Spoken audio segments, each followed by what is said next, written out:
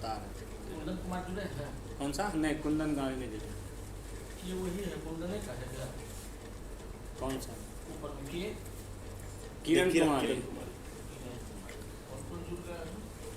Pankaj Kumar, Amit Kumar Gupta, professor Ashok Kumar Jha, Akash Kumar, doctor Nirmala Kushwaha और 2 student लग रहा है, आकाश कुमार और विनोद शाह और मुस्कान रानी। एक मैनेजमेंट प्रोग्राम से भी है बाहर। हाँ, एक मैनेजमेंट प्रोग्राम बाहर। सर आप सोच रहे हैं क्या, जो डिपार्टमेंट का प्रोजेक्टर का फैसिलिटी लेगा ना, एक दिन का 1000 रुपया था। ठीक है, लगा देते हैं। अपना डिस्टेंस है ना? हाँ, डिस्टेंस क्या है सर? फिर है ना, क्या नाम है, सेमिनार के नाम पे सीधे 50,000 रुपया मांग लेगा डिपार्टमेंट, हम लोग का मुंह बंद हो जाएगा।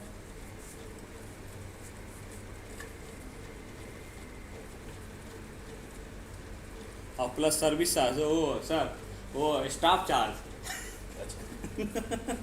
सही, आप यूनिवर्सिटी के सब बोल दिए होगा ना। हाँ, उन्हें तो सर एक जो ड्यूटी कहीं लगता है तो उसको रेम्यूनरेशन देते हैं ना। हाँ, मिलना चाहिए। वो सब कुछ तो काम मिलता है। हाँ, संजय जरूर नहीं देते यार, 400-500 रुपया कुछ तो दीजिएगा, बढ़ेगा।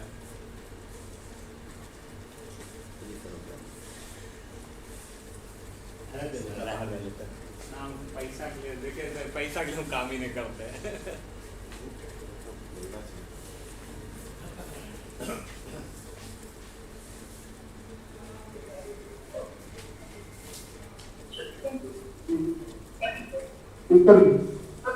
बता दो ऑफिस में क्या था?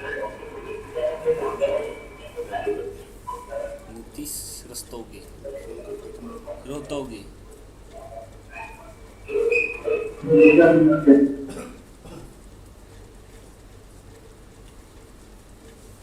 स्टूडेंट सब अपना ही है क्या?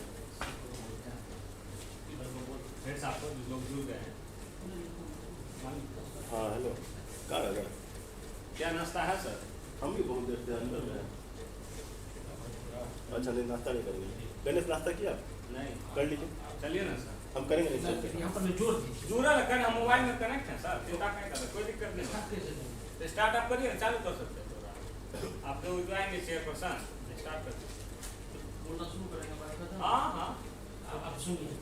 उतना सर्विस है सर, उतना भरोसा रखिए ना। चेयरपर्सन तो आप ही है क्या? चेयरपर्सन हमारे पास है। तो बैठाइए, स्टार्ट कराइए ना तो सर।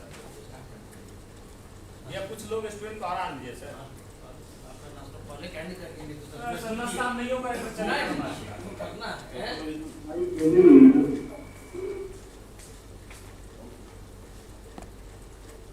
ये कौन है? Sir session just will be after 5 minute will be start sir. Hello hello,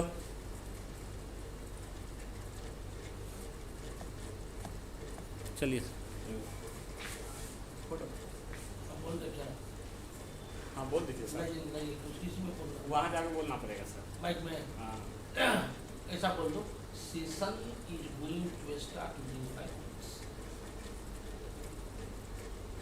hello everyone, session is going to start with in 5 minutes. हाँ सर, बोलिए सर, बोलिए सर, बोलिए सर, अब बोलिए। बोलिए आप बोलिए ना। गुड मॉर्निंग करते हैं। Good morning everyone, session is going to start with in 5 minutes. Thank you.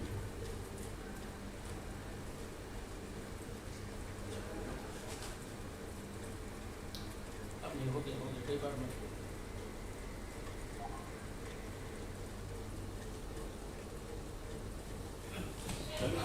पढ़ेंगे तब कर दीजिए।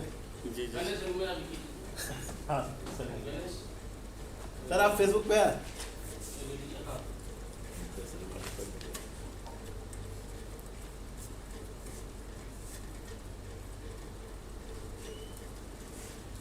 Morning sir.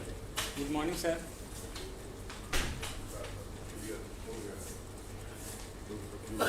हाँ सर, जो टाइम का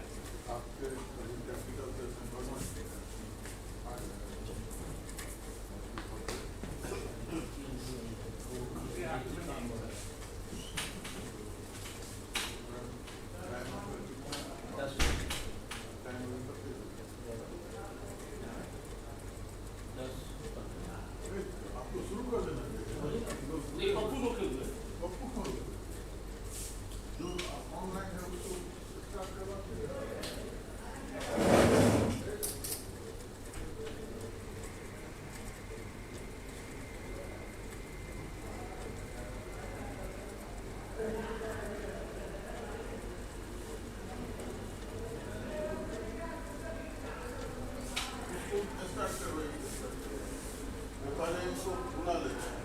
वर्मा साहब को बुलाओ।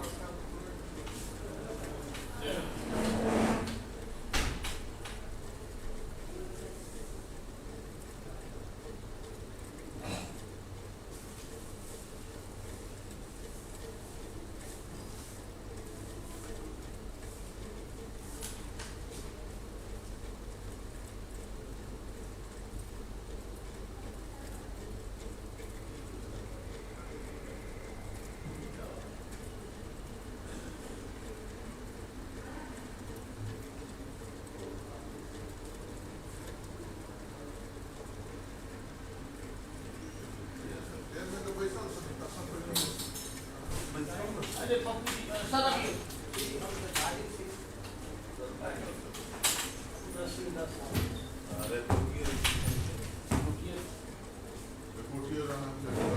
इसका मोड़िया चले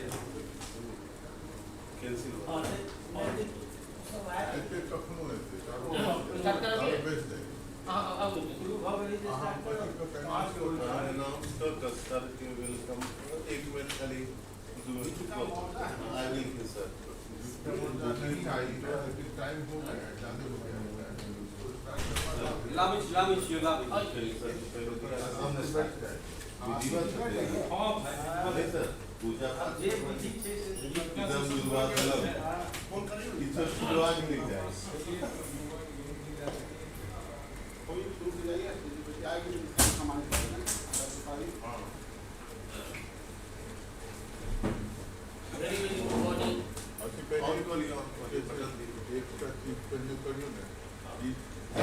Very good morning,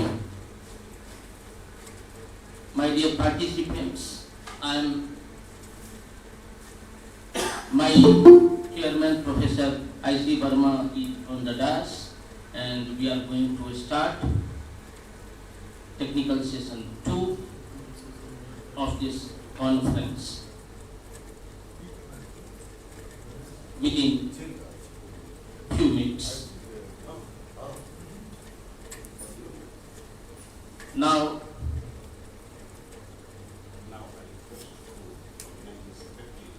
I request respected organizing secretary of this conference to honor Professor I.C. Verma, chairman of the session.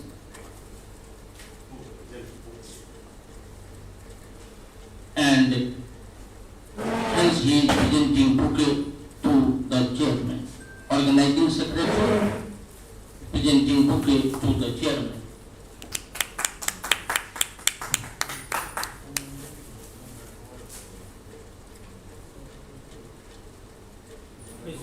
Now, organizing secretary of this conference is presenting the bouquet to our chairman, Professor I.C. Verma.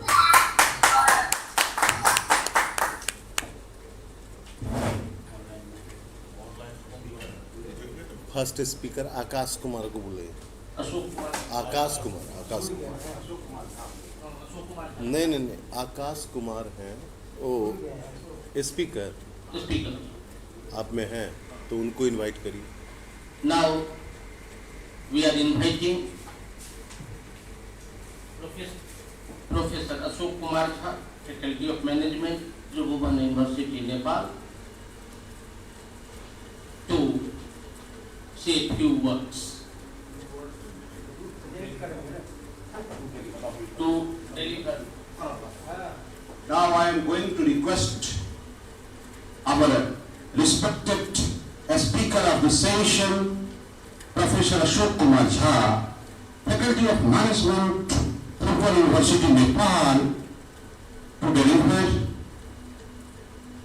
a speech about the theme of the session, to add the knowledge in the knowledge of our participants and delegates. Professor Ashok Jha, please come over the podium and deliver your speech. Please. Ashok Kumar Jha, Tripura University.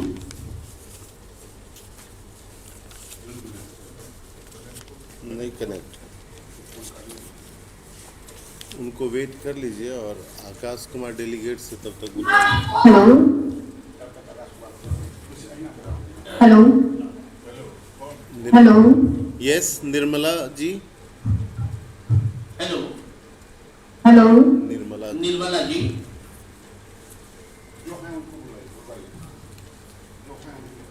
Doctor Nirmala Kushwaha, doctor Nirmala hello. Kushwaha, Hello. हाँ hello, please आवाज नहीं आ रहा इधर, बिल्कुल भी आवाज नहीं आ रही, उन्होंने म्यूट कर रखा है। हाँ, और वो इंस्ट्रक्शन भी दे रहे हो, मुझे कुछ भी नहीं सुनाई दे रहा। आस्क देम टू अनम्यूट ना। वॉल्यूम कम कीजिएगा। हाँ, Now my sound is I message. Now my sound is audible. Hello.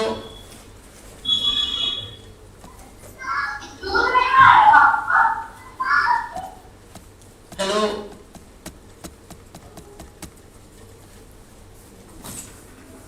Sound को control करो।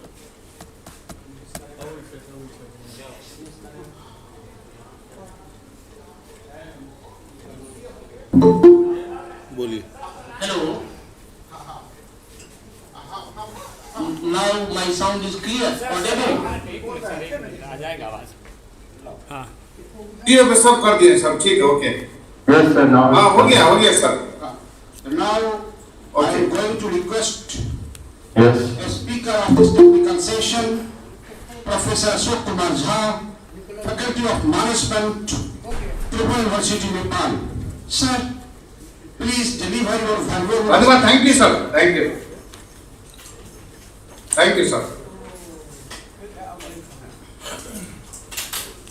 Now, may I start, sir, my speech? Yes, sir. Okay, thank you very much. The Honorable Vice Chancellor of Lalit Narayan Mithila University, respected the Program Secretary, Professor Dr. Ajit Kumar Singh, who is my respected guru also in my PhD guide, thereafter distinguished professors, faculty members, HOD, all my dear friends. It's a great pleasure for me to deliver my speech regarding with the e-commerce challenges and opportunity. Now, Mithila University, in the program of Mithila University, I attended so many programs previously, and fantastic, nice arrangement of the program were already settled. In this program, definitely we will get the detailed information and give the feedbacks to the government, state government, as well as central government, as well as the world concept. Nowadays, I am going to discuss about the theme of the paper. The theme of the paper in technical session second, e-commerce challenges and opportunity. Really, the world is facing a new type of challenge. We know very well, nowadays, the Corona, COVID, so many problems came in the world, and we already faced due to the e-commerce. Every type of payment transfer or remittance received, that's made available through the e-commerce. The importance and the validity of e-commerce cannot be neglected.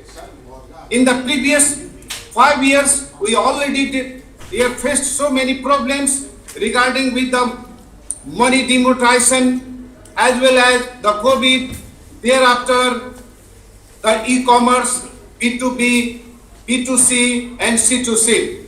Now everybody feel here relaxed with the help of e-commerce business activity. Immediately so many here international best platforms are available. They are providing us the best type of product, quality product, branded product. Now in spite of it, I would not like to discuss so many concepts about it because we all know the main problem here, challenges we are going to face here, that is the internet connectivity.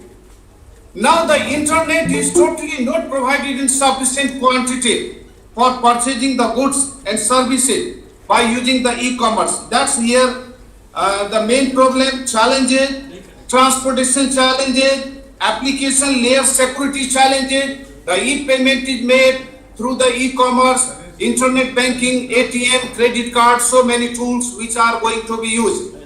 Now the problem here is how the money can be secured. The day by day, every banking institution here change. Whenever we are going to use the SBI internet banking, other banking, every month, every year, the technicality of the banking organization is going to be changed, and that creates problem to the consumer. That we have to think about the challenges. Likewise, payment security, insurance, rural assets. We know that the most of the people in Nepal, I am here belonging from Nepal, Tribhuvan University, already Honorable Professor Sahab already expressed. Most of the people of Nepal, not only Nepal, SAARC country, India, living in the rural area. How the e-commerce will be made, provided to the rural area also, that is to be here discussed. That is the research article paper. That is the topic which is to be discussed. Because the most of the people are in rural area, but that they don't know how to tackle, how to arrange, how to handle the e-commerce activity. That's we have to here give the voice how to solve this problem. The backwardness, rural infrastructure, these are the challenges. Likewise, we have so many opportunities also. E-commerce education, most of the people have no information what is the e-commerce, what is internet business, what is digital marketing, how it can be here sold. Because the main objective of the e-commerce is to enhance the academic activity. If the persons are not here going to care, going to tackle the regulating of the e-commerce, then it will not here be successful in everywhere. System advancement, another opportunity, genuine internet cost. The cost of internet is also very high, and due to the cost, the product cost will be one side. The product cost will be high. Another side, internet cost also make high. Even there is minimizing the different channels. We know that in e-commerce we may easily available from America, UK, Japan, Germany, even India, even in Nepalese market.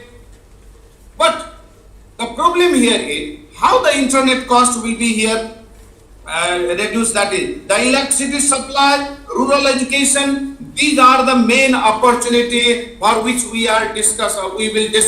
I think that this platform would definitely bring the new child, new discovery of the academic level about the potentiality of the e-commerce and give the guidelines to the stakeholder how to bring it in proper way. Lastly, I would not like to take so much time. We have been given the 10 minutes to 15 minutes to deliver my key speech. Lastly, I would like to again give to the authority, to the high level academic here, faculty, as well as Ajit sir, other dignitaries, persons are here, and hope that the program will definitely make success and will be useful for the Department of Commerce and Administration, Commerce and MBA of Lalit Narayan Mithila University. Students will definitely here get the most valuable chance and creating the new type of topic for doing the thesis as well as dissertation work. Thank you very much. Thank you, Professor Ajit sir. Thank you, everyone. Thank you.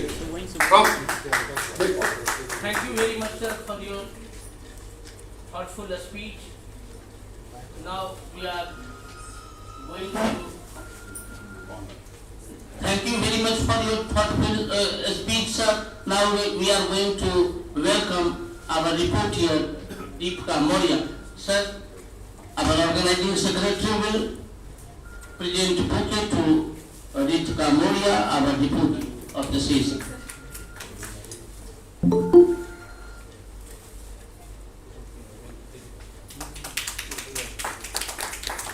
Organizing secretary is going to present momentum to Deepika Moria, our reporter.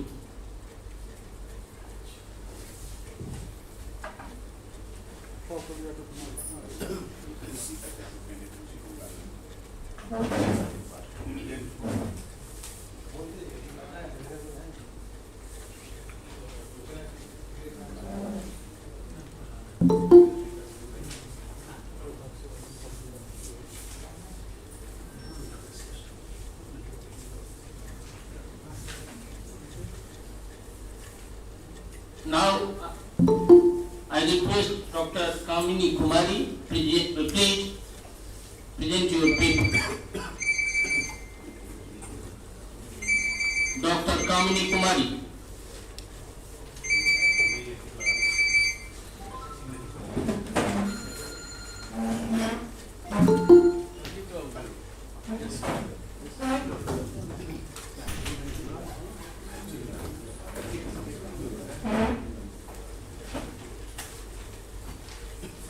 Now, I am going to request a speaker of this technical session, second of this mega event, international conference, Sri Kundan Kumar, examiner of patents and designs, Ministry of Commerce and Industry, Government of India. Sir, please deliver your speech. Sir, please deliver your speech and to add the knowledge in the area of knowledge of e-commerce, challenges and opportunities. Sri Kundan Kumar, examiner of patents and designs, Ministry of Commerce and Industry, Government of India.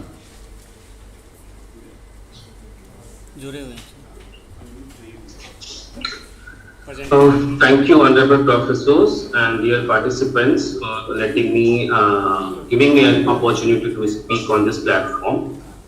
So, basically today I am going to cover with respect to intellectual properties and its implications on e-commerce. So, there are two terms. First is intellectual property and second is e-commerce. As far as e-commerce is concerned, I believe all of you are having good knowledge of e-commerce. E-commerce is basically about selling and buying goods electronically. It is a kind of boon in the pandemic. Like you don't have to go to anywhere. You place all the orders online and you get it delivered to your house. So we are going to focus on intellectual property and what are its implications on e-commerce. So what is intellectual property? Basically it is the creation of your intellect. It is creation of your mind. Right? And what can be the creation of your mind? It can be a product. If you see around you, you can find multiple products, starting from mic, pen, pencil, then you are holding the mobile phone. All of these are categorized under a product, right? Then we come to what can be other creation of mind is a process. So we'll take a small example. If we go at house and we like to have a cup of tea, we say कि एक चाय बनाओ, and we say कि उसमें थोड़ा अदरक डाल के बनाओ. So sometimes what happens कि अदरक डालने से पहले हमने चाय पत्ती डाला and we have boiled it for a longer time. So exactly the taste has gone. So this taste we don't like. So what we say कि आपका चाय बनाने का process ही गलत है. I did not like this. So there can be different optimum. There should be an optimum time for which the tea leaf should be boiled, and that will give you a perfect taste, right? So this optimum time is fetching a different taste. So you are tuning with process and you are ending up getting a desired result or desired product with a different taste. So this amounts to a different kind of process. Now let us come to a shape or pattern. Let us take an example. हमारे घर में 2-3 छोटे बच्चे हैं and we have about 2-3 bottles, and these bottles are of different shape. Some is of duck, some is of let's say character Dr. Rajendra Prasad or some other character. So there are different kind of users who are going to like different shapes, different patterns. So these are also a creation of mind. Somebody has created these shapes. Somebody has thought of these patterns. Now we come to one of the major category, that is symbol, name, slogans or images, through which you actually identify which company or which brand is providing with this particular product or service. If you flip your mobile phone, you can see either it is an Apple phone, or it is a Samsung phone, it is a MI phone. So there is some embossed writing there or some embossed symbols there based on which you are able to identify. So this is what all about symbols. Then we come to eatables, articles. These come from a particular geographical region. So if I tell makhana, so we all know this makhana is originating from our own Mithila, right? So what do we understand? Moment I say makhana, हमारे दिमाग में okay, somebody is talking about Madhubani, Darbhanga. So some geographical reason is coming to your mind. So this is what this can also be this is also exactly a creation of mind. Now literacy and artistic work, we all are aware about books, then journal papers, then music, CDs, etc. They all are also creation of mind. Then traditional knowledge, like आपके घर में किसी को चोट लगता है, you ask him कि थोड़ा सा हल्दी चूना लगा लो. So where did you learn this haldi chuna? Did you learn this from a doctor? No, this you have been learning through the generations. You have seen your own parent, they have seen their parent to use these things. So they are basically traditional knowledge, and this was also a creation of mind only. So what would a creator want? A creator always want that he should be having some incentives out of it. He would require some due recognition. And suppose a person is supplying some product of his own creation, then a person who is buying, he always wants a genuine product, and the person also wants nobody infringes his rights. So with this, I will introduce you to the intellectual property rights. We have seen different kind of creation of minds. So they are categorized as patents, designs, trademarks, geographical indications, and copyrights. So we'll be seeing these things in details in next slide. So what basically are these intellectual property rights, and what it provides you? It provides a creator an exclusive right for a limited period, not for lifetime normally, to make, use or sell or import such products which you have patented or get registered as design, trademarks, geographical indication or copyright. So you will be having exclusive rights on these things.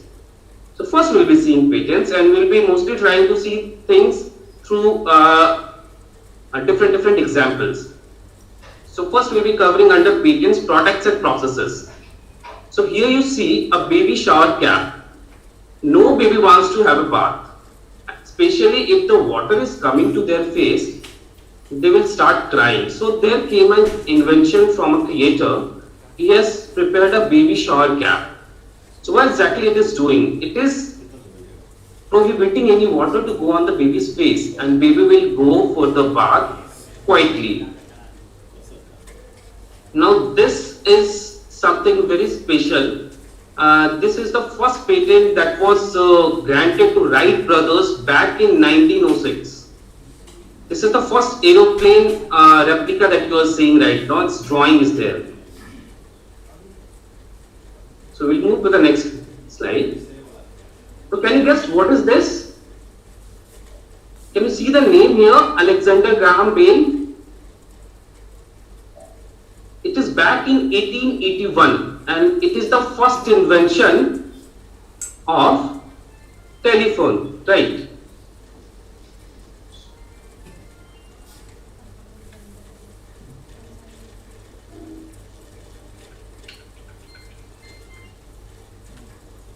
Now next is the first tape recorder that has come in 1985. This is one of the first. So it was called as portable combined cassette player, tuner, amplifier and speaker. So back in 1985, I am sure that you are driven by some nostalgic feeling right now.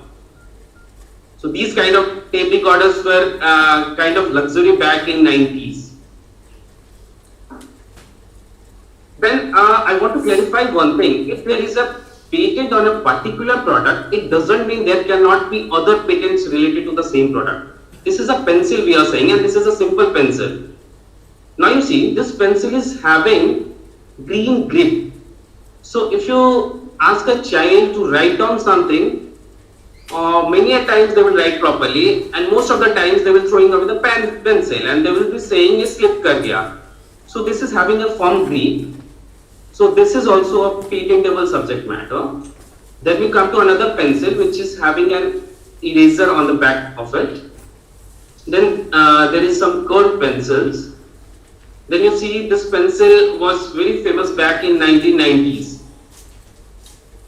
Then we see color pencils, and then again we see push pencils. If you keep on pushing, then the nib will keep on coming out, and as per your use, you can keep on changing it. So all these pencils are basically patentable. So, and this is a bulb that was patented back in 1879 by Thomas Edison. And now we'll see some of the inventions which were a big hit. This is a codice. If you see around you, there are a lot of wires that are going through nearby your leg and nearby your area. So arranging these cables itself is a challenge. So here an inventor came in 2012 with a codice, and that separates your wires and they don't get lost or tangled. Around 4 lakhs of the units of this particular codice was sold in 2012 itself.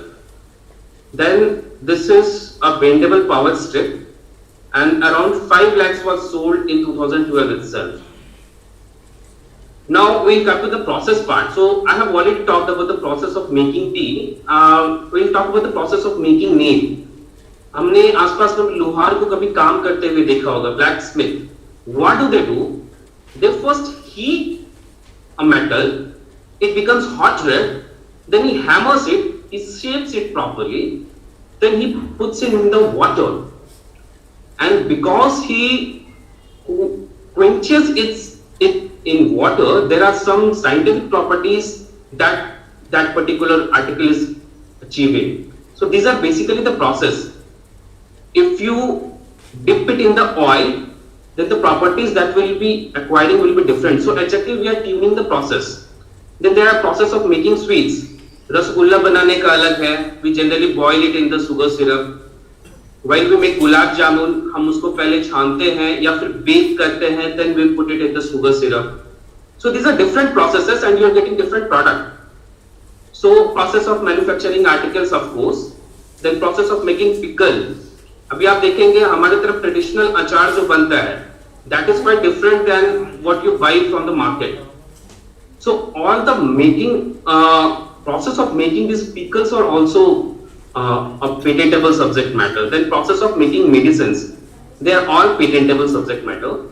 Normally a patent is valid for 20 years in India, and it is a territorial right.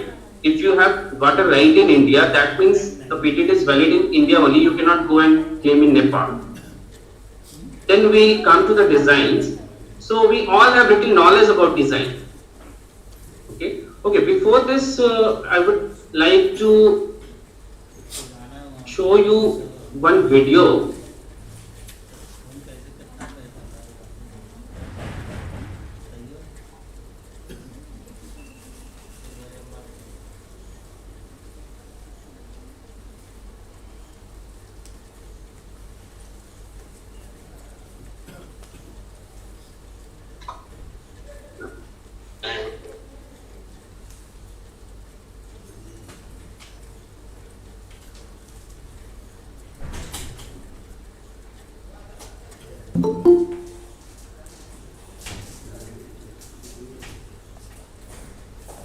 Buddy, Aaron here, and welcome back, or welcome to Tom Training if you're new. Today what we're bringing you guys is 20 of the most unknown and most useful inventions that you probably didn't know existed, and probably going to make you go to either eBay or Amazon, possibly purchase some of these yourself. So go and sit back, relax, and enjoy the video.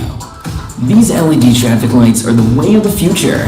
You can see the time tick down into the different color lights. Less accidents, less stress, and a whole new, better way to drive.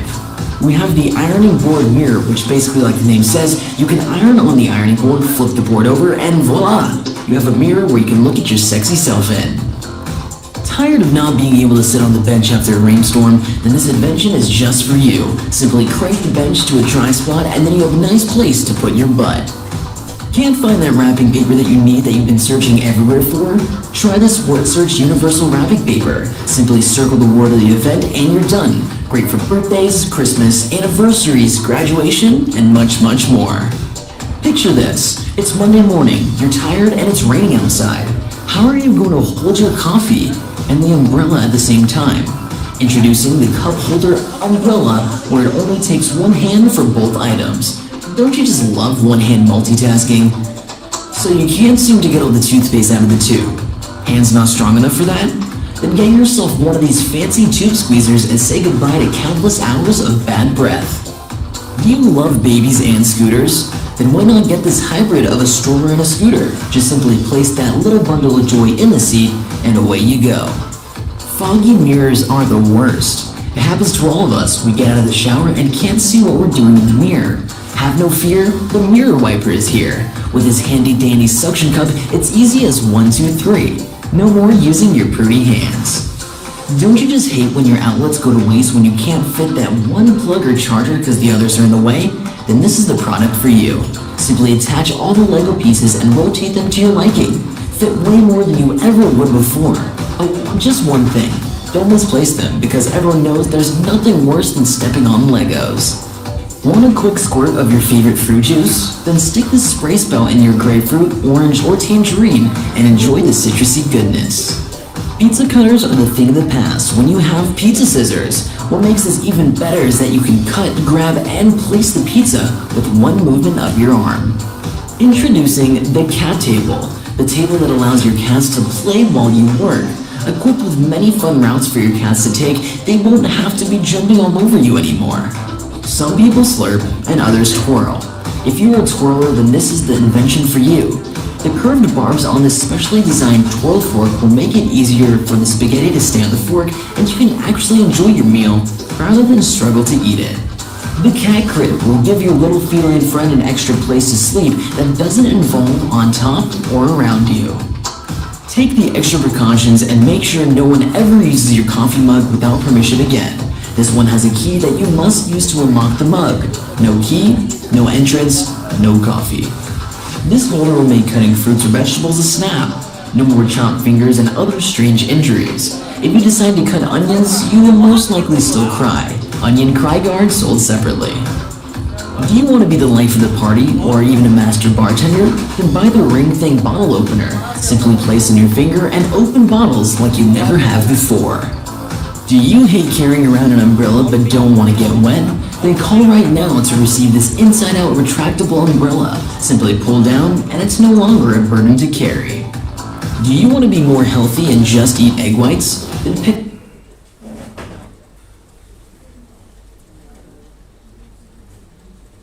Fine, we'll move ahead to the presentation once again.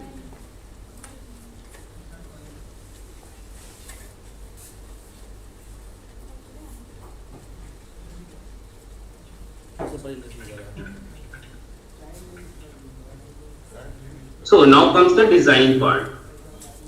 So basically designs are ornamental or aesthetic aspects that is applied to an article, and it is valid for 10 years plus 5 years.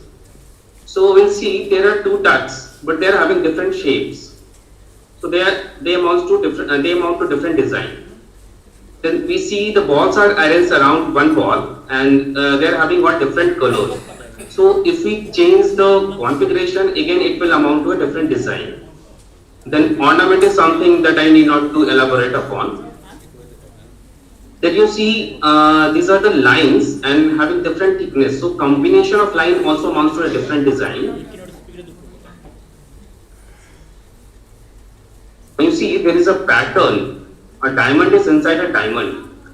So that is a pattern and it keeps on repeating. So this also amounts to a different design. If you see these dogs or ducks, they are exactly same, but they are having different color patterns. So there are also different designs. There are two ducks, they are exactly same, only the color difference is there. So that is also a different design. So all these designs can be registered. Then come the trademarks. So basically, what is trademark? A sign capable of distinguishing the goods or service of one enterprises from those of other enterprises. अभी हमको एक mobile खरीदना है, तो what would we like to have? We'll go for an Apple, or we'll go for a Samsung mobile, or like that. So trademarks are valid for 10 years, and actually this is valid for indefinite period. ये lifetime चलता है. This is one of the very strongest intellectual property right that a company owns. This is a trademark of Reebok, Nike, Adidas, Puma. If we see a sports, mostly we see these brands. And this is McDonald's, Pizza Hut, Domino's. So we are able to distinguish with these only. अगर road पे जा रहे हैं and we see this board, then we understand कि after few meters we can find an outlet of this McDonald's or Pizza Hut or Domino's. We can have some food there.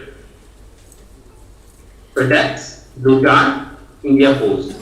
If you receive a courier at your home, and if you see these signs, you do understand किसने हमको service provide किया है.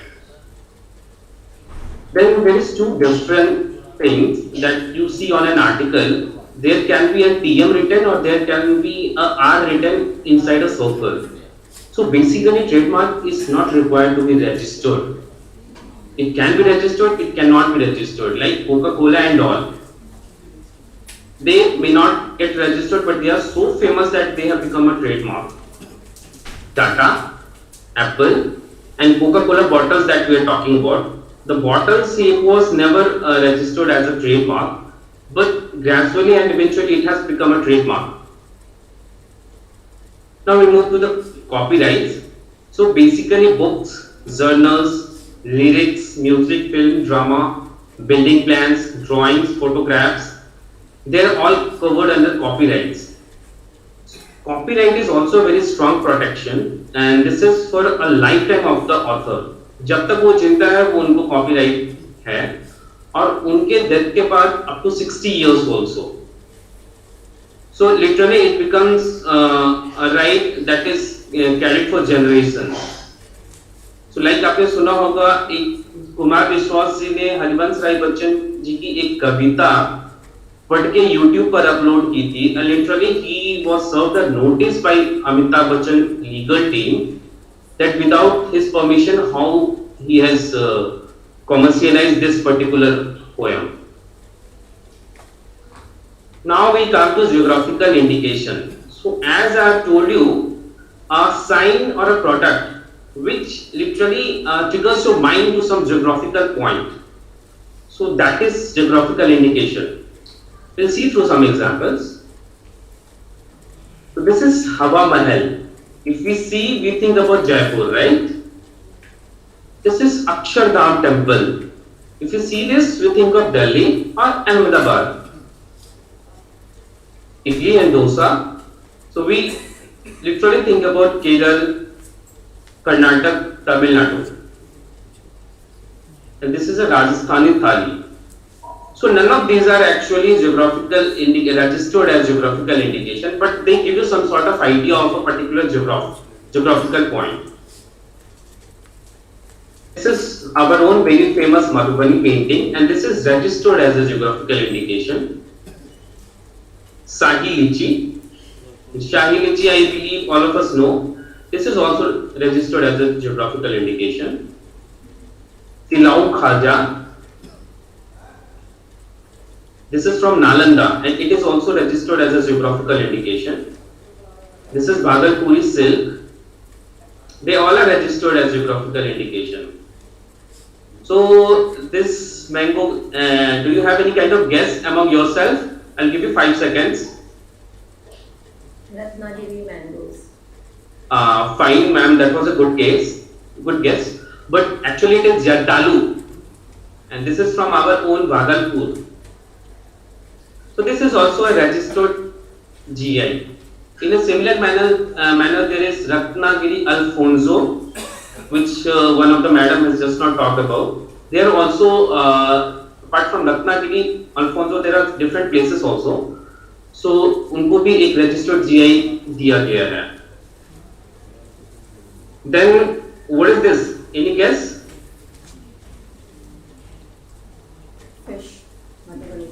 Mithila painting.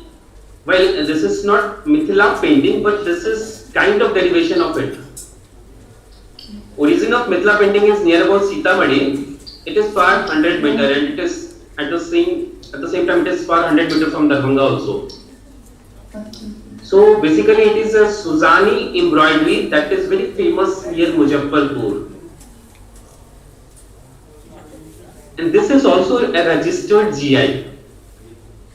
And one GI is valid for 10 years, and then if you keep on renewing it, it is for an indefinite period. The GI is not registered in a particular name, it is registered for a community. ऐसा समझा जाता है कि एक community है जिसमें ये origin हुआ है और पूरी community को फायदा मिलना चाहिए. It's not like a person will get benefited. Like Silau Khaza we have seen. So Silau Khaza के name से we can sell Silau Khaza in Nalanda only. We cannot bring Silau Khaza in Darbhanga by person like me and I will say कि ये Silau Khaza Nalanda का है और ये मैं बेच रहा हूँ. So that is basically an infringement. वो हम गलत कर रहे हैं. We have to take a license from the group in Nalanda, जिनके नाम से ये GI registered है. Then only we can sell Silau Khaza in Darbhanga. So this is a flower that we all know about, I believe. Any guess?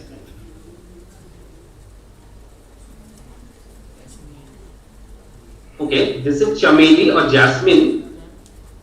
So basically there are 3 places for which the GI on this product, on this flower is there.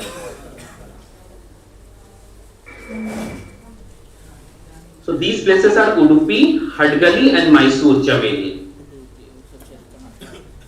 This is our own Rasgulla, but the geographical indication for this product is registered for Bengal as Bengali Rasgulla and Orissa. This is our own Makhana, right? But this is not yet as registered geographical indication, and this is clearly a revenue loss to government of Bihar as well as the communities in Bihar. So basically, why did I tell you about all this IPRs? So I have told you about if you are having these registered IPRs, you are having exclusive rights. If somebody else want to sell it, he has to take a permission from you. So while you are selling and buying goods electronically, you have to keep in your mind that you cannot infringe anybody's right. So the normal challenges in opening an e-commerce is getting an electronic platform. Like there are 3-4 browsers available. Microsoft ka hai, Firefox hai, Chrome and so many browsers are there.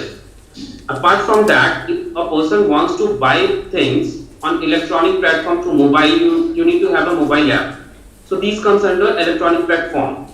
Then a domain name. Okay, and domain name is very interesting. We'll talk on this point because this attracts IPR implications. Then proper verification of customer is something very much required on e-commerce. Just hold on a second. Hello?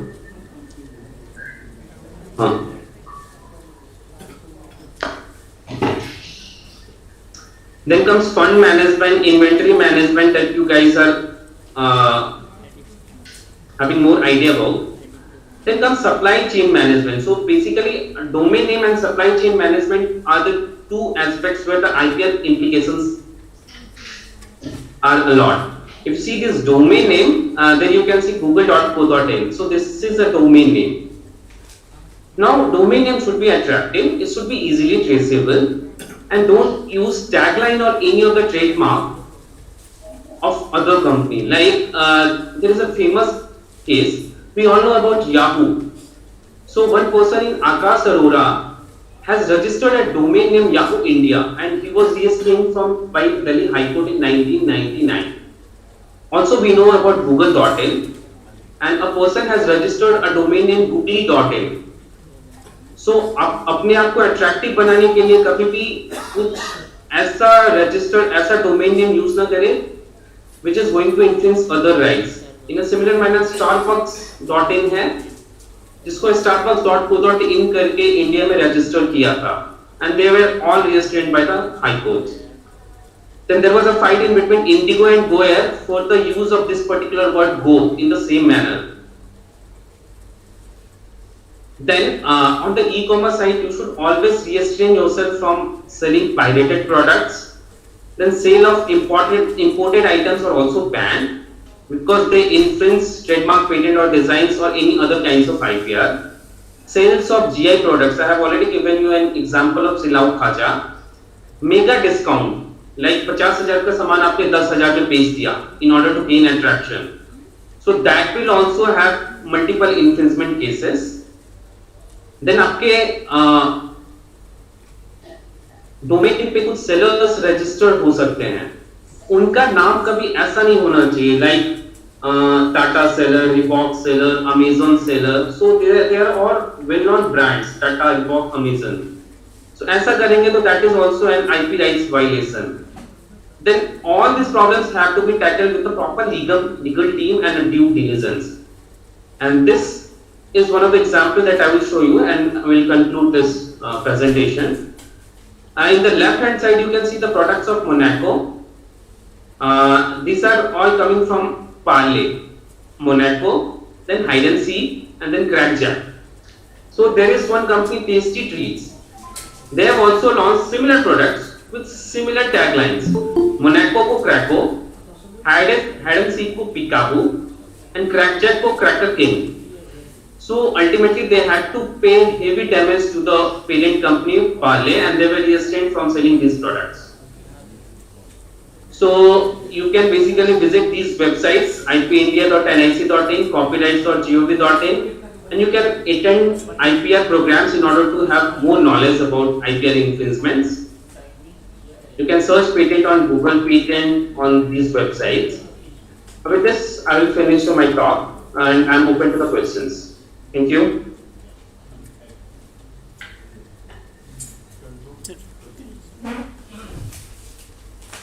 Thank you very much, Kundan. Yes, any question, please? No question, please. Thank you very much, our speaker, Kundan Kumar. Thank you very much for your Yeah, yes, please. Yes, good morning. Thank you very much for giving me opportunity to ask your question.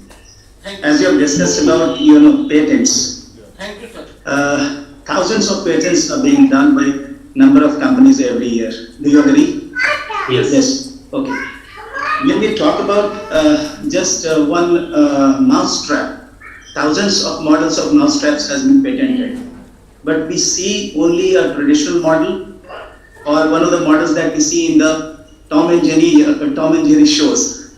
So why thousands of models are being patented, but very few are being demanded by the consumers and very few are being used by the consumers? So is it really helping the companies to just get their revenue back that they are spending on research and development of such products? Okay, I will tell you. I have given an example of different pencils, right? If you have seen those, so some of the pencils. Yeah, they are all having different features, and they are all solving different kind of problems. Like एक छोटे बच्चे को hold करना है, या फिर बच्चा बार-बार तोड़ता है, या फिर इरेजर और पेंसिल अलग-अलग नहीं रख सकते. We want them together, right? So different features are coming, and that's why people are getting different patents. Now the question comes whether these are helping the companies or not. So basically entrepreneurship is something that we always talk about, that we should always be aiming on what people need. So you can launch a product, you can fail as well as you can succeed. So based on this particular thing, company keeps on inventing, and they keep on product is going to be a hit. What do? They disclose everything in their specification when they go for a registration of the patent. So suppose दिखाएंगे मैंने ये किया. So if a person also reads that, so at one point he can have some idea कि अच्छा इसमें थोड़ा सा modify कर दे तो I can have a new product, and exactly I can go for a new patent. So this is what quid pro quo. You disclose something, you get it right, but you also let other researcher and other folks to have some knowledge to develop other products. So ultimately, it is up to the consumer to decide what they like, and the product is going to be accordingly. Okay, done. I believe somehow capture your. Thank you. Right.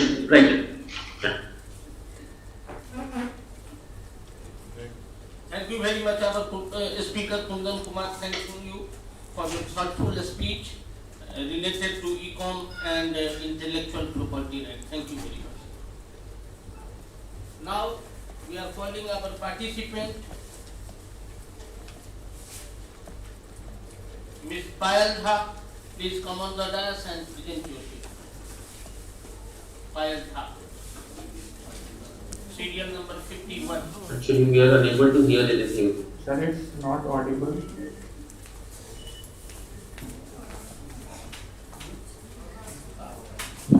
Nitish sir, you are supposed to unmute your mic. Nitish Rastogi sir, you are supposed to unmute your mic. Okay, thank you. Good morning everyone. I am Payal Jha, research scholar at Ellen Mitra University, and I am presenting my paper on, the title is A Study of Impact of E-Commerce on Retail Business with reference to COVID-19. 21st century is the era of science and commerce. Many companies, organizations and communities in India are doing business using e-commerce. Consumers are interested in purchasing retail products through e-commerce, and there is vital impact of e-commerce on retail business. A survey revealed that 54% consumers purchase clothes online.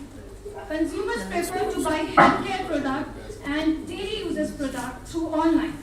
E-commerce is showing tremendous business growth in India. The revenue growth. May I request the distance education directorate to unmute their mic so that we can hear what exactly we are supposed to do the next.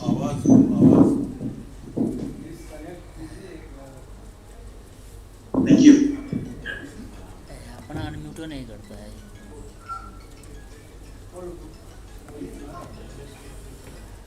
E-commerce is showing tremendous business growth in India. The revenue growth of e-commerce in India was 38.5% in 2020. The digital payment system has also helped the retail business to grow rapidly. Different e-payment methods are also on the rise, particularly through mobile money, although the cash on delivery remain prominent. According to the TechCrunch report, with cited data from National Payment Corporation of India, Google Pay has 540 million UPI transactions, PhonePe had 460 million, while Paytm saw 120 million charges. The challenges of e-commerce is basically in rural areas, where people are basically incapable of using the technology, as only 30% of rural India has the internet. E-commerce helps directly or indirectly in growth of economy. E-commerce is a way of doing business, became the prime need of the hour during the pandemic of COVID-19. E-commerce or electronic commerce means buying and selling of goods and products over the internet. Transaction of money, funds and data are also considered as e-commerce. Retail business is purchasing of finished goods from manufacturer and selling them to retail customers. The number of online shoppers in India for 2021 is estimated to reach 190 million compared with 150 million last year, and is estimated to reach 300 million shoppers in the next 5 years. The number of consumers purchasing online has increased gradually with the ban or purchase goods by going to the market. So e-commerce had made their life more convenient. The offline stores were closed due to lockdown. Consumers moved towards online shopping. A survey was conducted about the products ordered online in 2020. During the COVID-19, the study showed that 54% customers buy clothes online, 49% like electronic products, 47% customers order shoes, and 19% ordered healthcare products. And I'm concluding my paper by saying this study basically focused on impact of e-commerce on retail business during COVID-19 pandemic. And this research is used by collecting primary and secondary source of data. E-commerce is expanding steadily in the country. Customers have ever increasing choice of products at lowest rate. E-commerce is probably creating the biggest revolution in the retail industry, and this trend is likely to continue in the years to come. Thank you very much for your, thank you Payal, thank you very much for your topic, the study on impact of e-commerce on retail business with reference to COVID-19. Now we are calling Aditya Kumar. Aditya Kumar, Mr. Aditya Kumar. Not present. Then Akash Kumar. Please Akash Kumar come.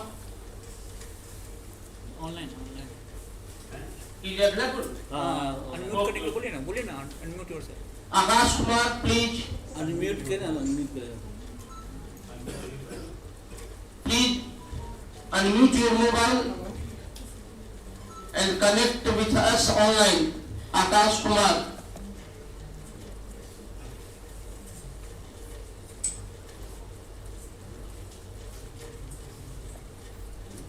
Is available?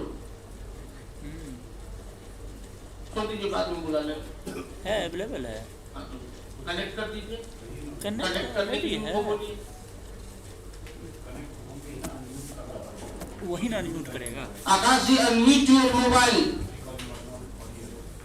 because you are not audible.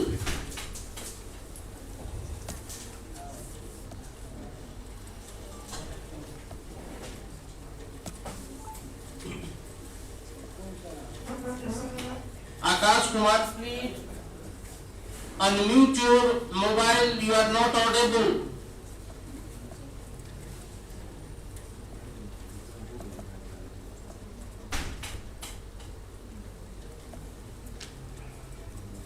आवाज ही आकाश जी की आवाज नहीं आ रही है, हम लोग आगे बढ़े। आकाश जी कनेक्ट विथ अस। अनम्यूट ही नहीं कर रहा उधर से तो क्या करें next one Amit Kumar Gupta. Yes, sir. Please Yes, sir. Come. Please connect with Yes, us. sir. Yes, sir. I have connected myself. Okay, Am I audible, sir? Yes, you are audible. Yes, sir. Please. Okay, sir. May I present the paper now? Yes, Amit. Okay, sir. Thank you so much, sir. Good morning to all. Good morning to all. Respected chairperson, members of the organizing committee, and my esteemed fellow participants. My name is Amit Kumar Gupta. I am an assistant professor in the Department of Commerce at St. Xavier's College, Sindega. The title of my paper is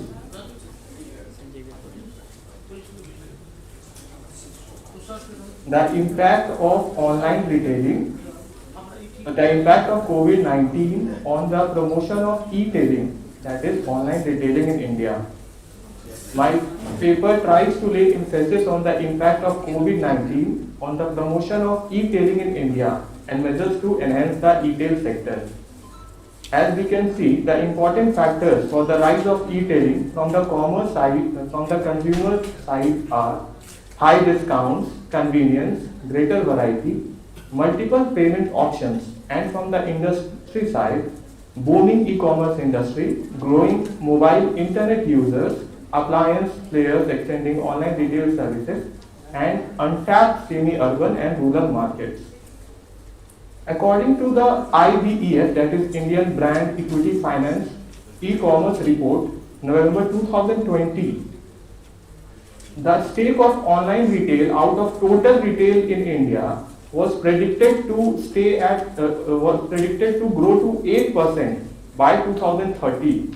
However, according to the latest May 2021 report of IBEF, it is now expected that it will reach to 10.7% out of the total retail in India by 2024 only. So we can see that there is a considerable shift, which has now it is expected that the online retail will take a major stake in the total retail in India, and it is rising year by year. Now, the COVID-19 has helped to establish e-tailing in India in the following ways. First, it has accelerated the acceptance of e-tail as a safeguard against the COVID-19 pandemic. Second, it has pushed online shopping to cope with the COVID-19 pandemic. It has encouraged retailers to adopt e-commerce practices. Also, the increase in smartphones during the COVID-19 period has pushed the e-tailing growth. Also, generation of employment at various points, since we are shifting to the online side. We are moving towards a paperless economy, and the COVID-19 has opened up the adoption of multiple payment options like cash on delivery, debit and credit card, internet banking, QR code system, and UPI. Some of the major initiatives which are taken by the government of India to advance e-commerce and e-tailing are government initiatives like Bheem, Umang, Startup Indian Portal. Also, the limit of FDI in e-commerce marketplace model to 100% in the business-to-business model. The government has sanctioned 100% FDI in the e-tail of goods and services through the automatic route. Also, the government has started online portals like Government e-Marketplace, e-NAM or National Agriculture Market for the farmers, and Mahila e-Hart for the women entrepreneurs. Some of the limitations along with their measures to strengthen the e-tailing sector in India are interactive and simple user-friendly websites, engaging an efficient digital team which will help to further in personalization of the website. Also, augmented reality should be in use in order to cater to a larger audience. Also, the delivery system needs to be a bit more effective, and the embezzlement during the delivery should be pushed to zero. The online sector should focus on rural areas also. Also, there is a need for 24/7 online reliable support and clear return and refund policies, social media and other channels of communication to be used. Because time is less and candidates are more. Yes, sir. Okay, sir. Now I am going to the conclusion part. India is the 5th major destination in the retail sector, and it ranks 63 in World Bank Doing Business report of 2019. Retail industry covers more than 10% of country's GDP and nearly 8% of the employment. The COVID-19 pandemic has, as we have seen, that it has helped to establish e-tail in India. Now it is accepted as the new normal that we shop online also. Thank you so much. Thank you, Dr. Amit Kumar Gupta. Thank you. Excuse me, sir. The word doctor should not be there as I am still pursuing PhD. So, sir, kindly remove that word. Okay. Thank you so much, sir. Now we are calling Amarnath Raj. Amarnath Raj.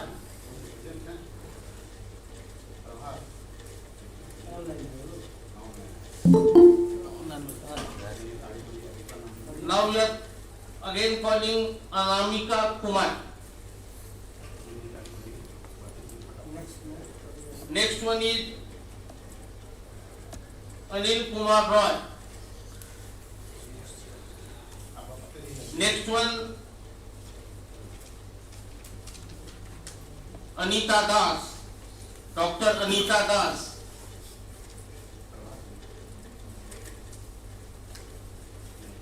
Absent. Okay. Then we are calling Anurag Kumar Jha.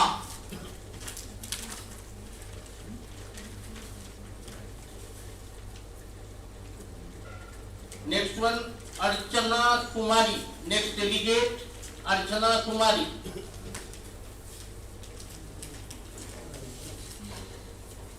Next one, Arjun Prasad.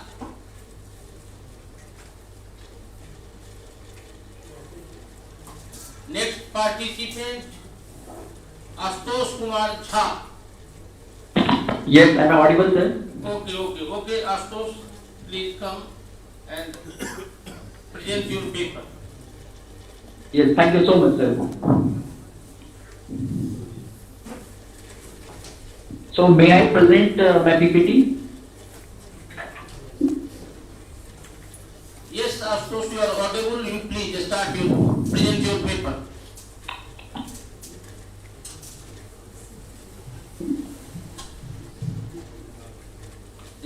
Good morning, everyone.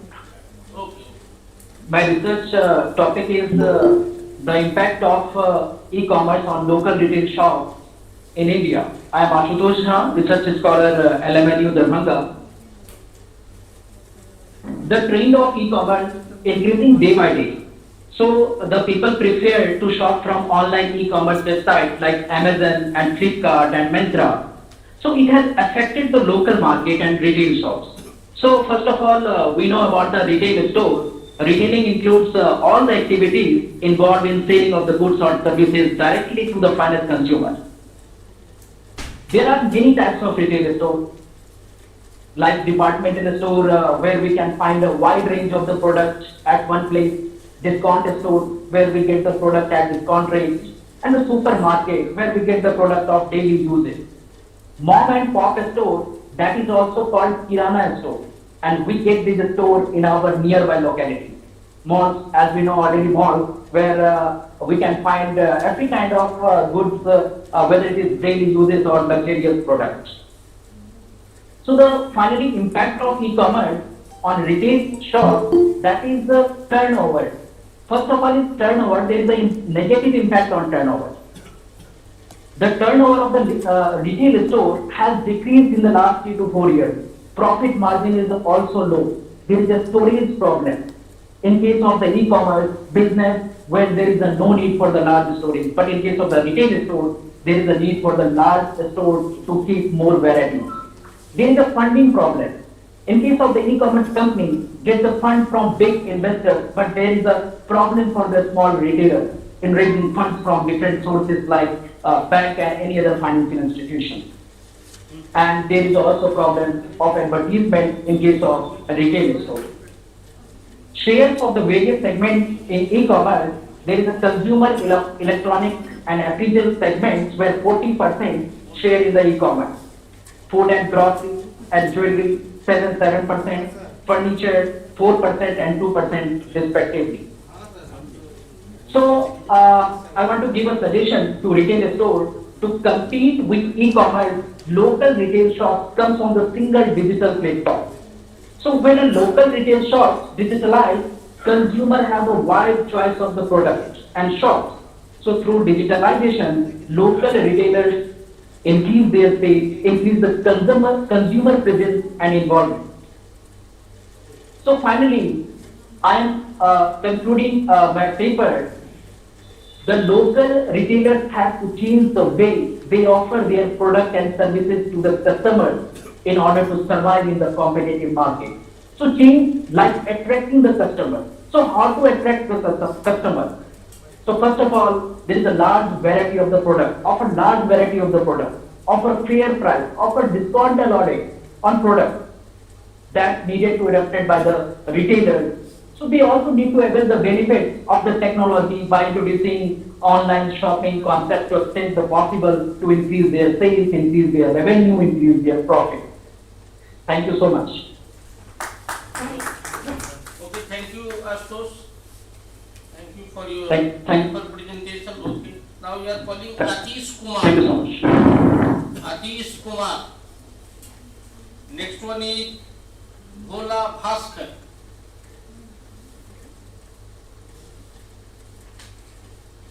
Next delegate is Biglesh Kumar Mahto. Biglesh Kumar Mahto. Vinay Shrestha, next one.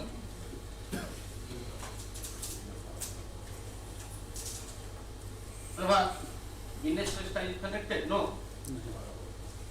Vinod Kumar Gupta. Next delegate is Vinod Kumar Gupta.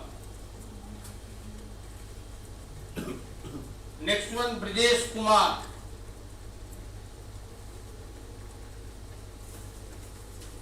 Chandrasekhar Singh, next delegate.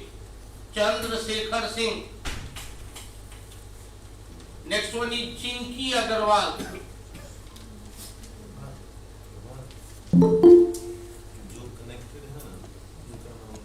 Chinky Agarwal.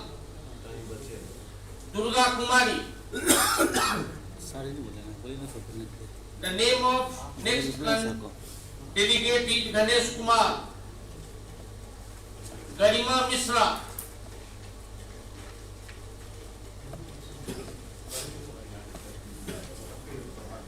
Gaurav Kumar Jalan. गरिमा मिश्रा है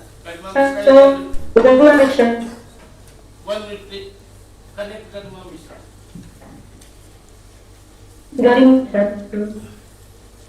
Are you audible, Garima? Can I start? Okay. Yes, sir. Okay. Then present your paper. Okay, One sir. thing bear in your mind that you Okay, please sir. take only three minutes because time is limited and the volume of candidate. Okay, sir. Okay. Good morning, all the respected core committee members of this call. I, Garima Misra, research from Bhagalpur University. My COVID-19 on the e-commerce market in India. E-commerce includes buying and selling of raw materials, products, and services through the electronic medium. The consumer retailer, whereas the e-commerce retailer is the exchange goods and services between all retail companies and consumers. Using active medium for access to market at the minimum cost and time for liberating the global supply chain and by role in teaching economic and social growth. Now, recent years, the worldwide spread of the COVID-19 pandemic has disrupted how people buy products, services, and how they perceive e-commerce.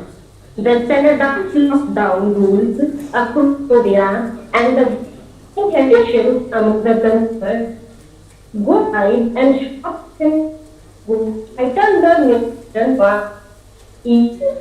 The pandemic has accentuated the push toward the greater adoption of social media and the growth in side and the market. The shift in consumer consumption habits have also driven in the force and now this pandemic is the e-commerce shops are important sales channel for e-commerce companies. COVID crisis has been associated with a change in the sales composition for more than 50% of them.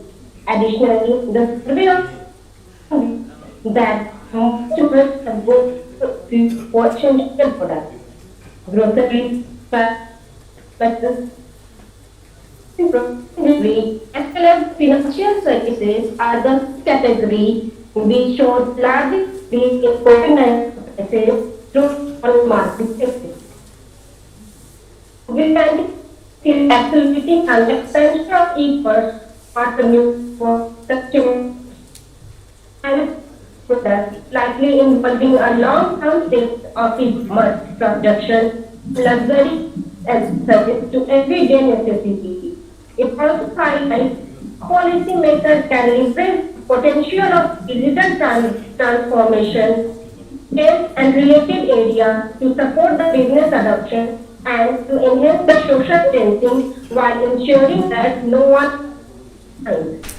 The impact of pandemic to the ecosystem influence of COVID-19 varies beyond satisfaction of those who are directly or indirectly involved in it. The pandemic has been a crack to great favor and service to e-commerce business community by offering them great business opportunity.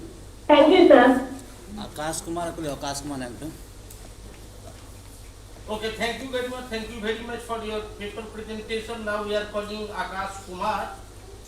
Yes, The sir. topic of his paper is cyber security. Serial number 2. Yes, sir. Okay. Yes, sir. Hello, sir. Okay, Hello, Akash, sir. present your paper. Okay. You are audible, Yes, sir. Akash. Yes, sir. First of all, sir, good morning, and respected sir, and good morning to all faculty, scholars, and students. So myself, Dr. Akash Kumar, Assistant Professor, Department of Commerce, JP University, Chhapra. Today, I am just very delighted to just invited to just meet. I here to represent just my very fascinating topic. The topic name is cyber security. The cyber security is the combination of policy and the practice to prevent and monitor computer, network program and data from the enterprise itself. Attacks that are aimed for the exploitation. The major areas which are included in the cyber security as follows.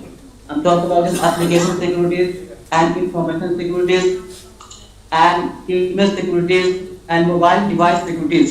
And I'm talking about also just web security and wireless security. And very important thing I'm talking about just cyber security is permanent and everybody just speak about. Just like an established contingency plan to respond the cyber security accident, established contingency plan and show our the cyber security. I'm talking about I have just a little time, that's why I come to this conclusion. What I'm talking about I have just especially I'm talking about hacker is a hacking is everywhere and that is a one problem. Just like this NTTL attack, full phishing attack, I'm talking about ransom attack and passport email and that is a national problem. And also the government is just about this safety security. Just like a National Critical Information Infrastructure and Protection Center. And if you put in the details of occur, and I'm talking about this is the criminal area, and I'm talking about punishment under the 2 years, and that is the main calculation. And I have just this time to thank you, sir. Thank you to all of you, sir. Thank you very much, Dr. Akash Kumar. Thank you very much. Now, Soni Mishra है. Yes, sir.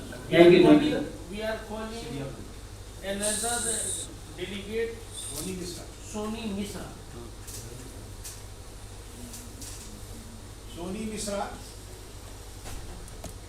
Thank you, sir. Actually, it is Soni Mishra. My name is Kumari Soni over there. So, first of all, a very good morning to one and all present over there. My topic of presentation is online education after COVID-19, opportunities and challenges. Yes, COVID-19, a public health crisis of worldwide importance, was announced by the World Health Organization in January 2020, and after it has been reported as a pandemic in March 2020. After March 2020, most of the schools and colleges remain temporarily closed, and face-to-face interactions between the students and the teachers is almost out of our reach. So what is the next option? So most of the colleges transform themselves from offline mode, that means from physical mode to virtual mode. So what are the opportunities and the challenges of this mode? Yes, every point having two aspects, and we want to discuss both the aspects of this online education. The first point in opportunities is keeps students regular and disciplined. We cannot avoid education for such a long period because pandemic doesn't came from 1 week or for 2 weeks or for 1 month or for 2 months. It's longer. It's actually completed 1 year and more than that much. So we have to shift. We have to look for some options, some alternative way of continuing our education. So a virtual classroom requires students to be present on time and join the class with an attentive mind. It has helped in recreating a routine for them so that they have a particular target for every day and they can indulge in something important rather than wasting time in something else. Saves students from exposure of infections. Why just students? It also saves teachers and faculties from exposure of infections because we know the protocol of this pandemic, that you have to use mask and you have to, the very important distancing. So some way this online mode of education and classes provide us a better escape from physical mode of education and protect us from the danger of getting infections of COVID-19. Now the next one is convenient and flexibility. Yes, it is convenient and it is flexible. Why it is convenient and flexible? It is a major advantage, I can say, because you don't need to travel, you don't need to go somewhere to just catch up the classes of your favorite teacher or something like that. You can attend these classes of any location of your own choice. Additionally, online lectures can be recorded, archived, and it can be referred for by students for their future references whenever they wish. So it is a major advantage for the online education. Yes, reduces cost. If we see it from the students' angle, if they are living in hostels, then the missed cost, hostel charges, and the traveling costs all are get saved. And if you see it from the college point of view, most of the overhead costs like electricity bill and maintenance costs, and most of these costs can be easily cut down. So it reduces the cost itself. And then last but not least, unlock the learning opportunity. If you want to learn French, Spanish, you cannot find the trainer nearby your neighborhood, but this online option actually opens, and it is this the sky is your limit, you can say like this. But now we have to discuss the challenges as well, because it is not free. You know, these are the advantages, but these advantages come at the cost of something. What are these costs? First of all, technological issues, which we are right now facing in this online seminar as well, online conference as well. Sometimes the voice is cracking, sometimes the internet issues, the poor internet connection. These are the actual technological issues, and the developing countries is facing it more than the developed countries. So it is required to be fixed for the full-fledged effectiveness of the online class. Please, the second one is conclude. Yeah. Yes, please Just give me 2 minutes more, sir. I will conclude. The next one is abnormal screen exposure, which damages our eyesight.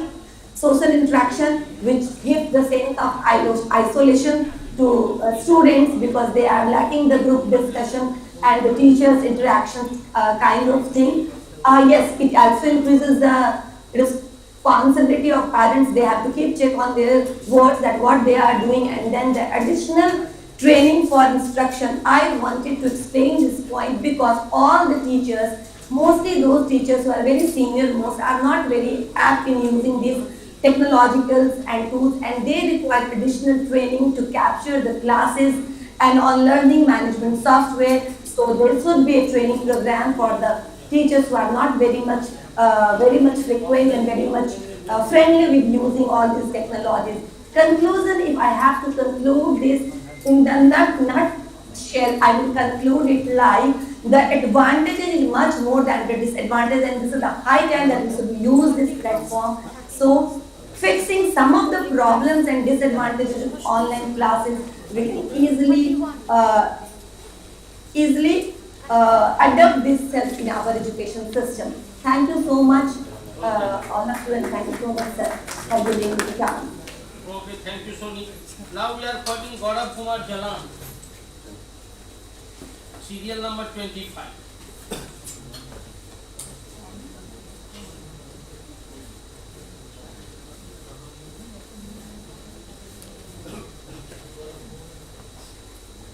Please, Gaurav, present your paper.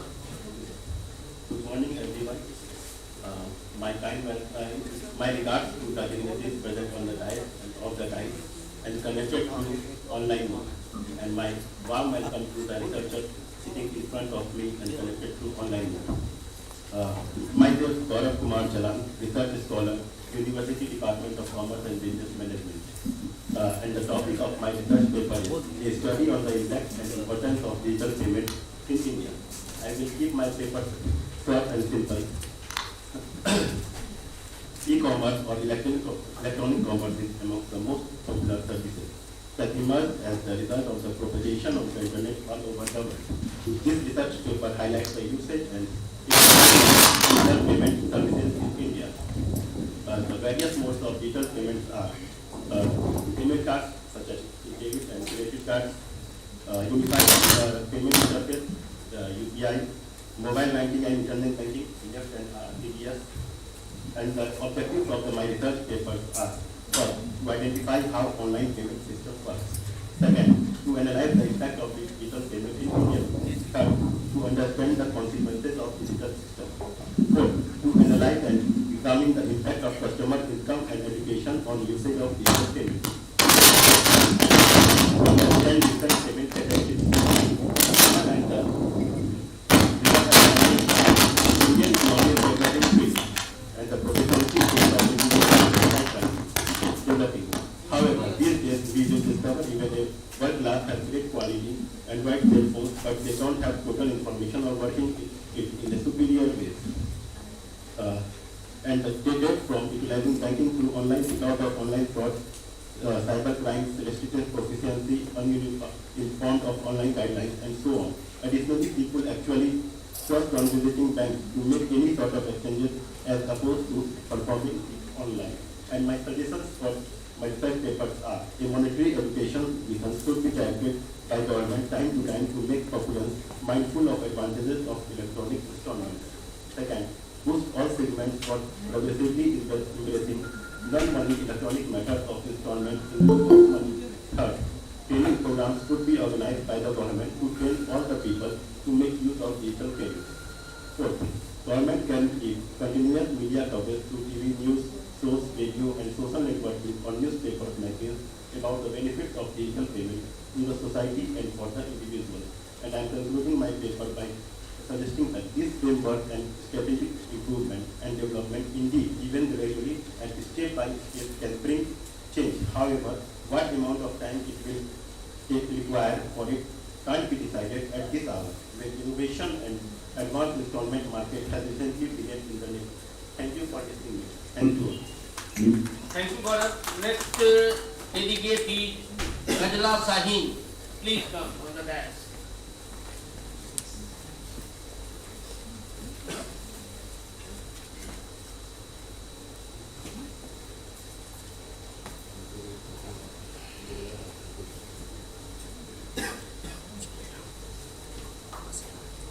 A very good morning all of you, respected son and my dear friends. Myself Gajla Sahin, research scholar, PG Department of Commerce and Business Administration, NLU Dhanuka. My topic is after COVID-19, the potential of e-commerce in Indian economy. Electronics commerce or e-commerce is a business model that lets firms and individuals buy and sell things over the internet. E-commerce can help lower prices and expand the variety of products available. E-commerce is also convenient, enabling people to shop online from any location and at any time of day. E-commerce in India can be broadly categorized as studies potential of e-commerce in Indian economy after COVID-19, how COVID-19 impact e-commerce business and change in demand and buying behavior of consumer all of a sudden. The objective of this paper is to identify and examine the factors responsible for the e-commerce boom in India based on historical trends. A set of strategies have been recommended to the policymaker using which the growth of the sector can be accelerated. Thank you, sir. Okay, thank you, Gajla. Now we are calling another delegate, Khushbu. Please, Khushbu, come. 31 इसी पे Yeah, Khushbu Simran. Yes, Khushbu. We are calling Khushbu Simran. Please. After the speech, clapping the hand will increase our delegates.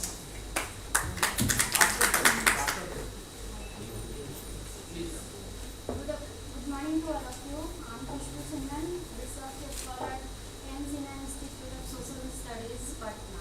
Today I'm going to present my paper on e-commerce are challenges for women of the PC community. as fishing communities are marginalized and they are illiterate, they face lots of challenges in this business.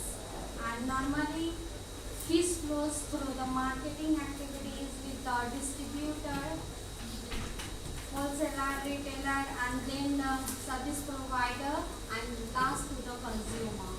And it will be carried out online through online platform. The consumers may be not provided with the fresh fish, and the fresh fish is most important food of the this region, as the people do not allow to eat processed fish. Mostly women are engaged in small scale fisheries. They are unloading, loading and cleaning all the fishes and then provided to the consumer. And there is a challenges because of lack of interest of fisher community through the online marketing. They are marginalized and illiterate. They have also problems in registration with the websites due to unskilled. And they thought that there is an additional cost of packaging and shipping to the consumer. As this is a traditional occupation mainly occupied by the fishing community, they have limited marketing channels. They mostly sell their fish near the street or local markets, especially women. There is a challenges for comply with the legislation during delivery to the final consumer, because producer needs to be deal with the perishable products, convenient transit, proper handling and paperwork. They are not skilled with that paperwork. That's why it's a big challenges for them. And there is also a seasonal limitation of fish business, because the daily catches are only for the 4 or 5 months, and there is an adverse weather condition which do not allow them to sell their fish online. Thus, online fish demands a level of flexibility from customers in order to obtain the desired products. Thus, there is a pressure of offset by producer autonomy in establishing the prices. Thank you. Okay, thank you very much. Now we are calling Prem Lata, serial number 93. Please come.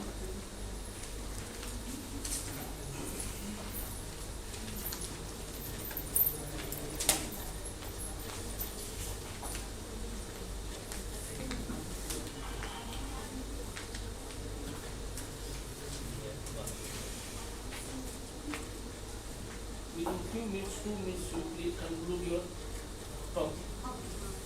Honorable Chairman of this technical session, I.C. Verma sir, respected reporters of this session, Ritika ma'am, I am Prem Lata, a student of 3rd semester. A very good morning to all of you.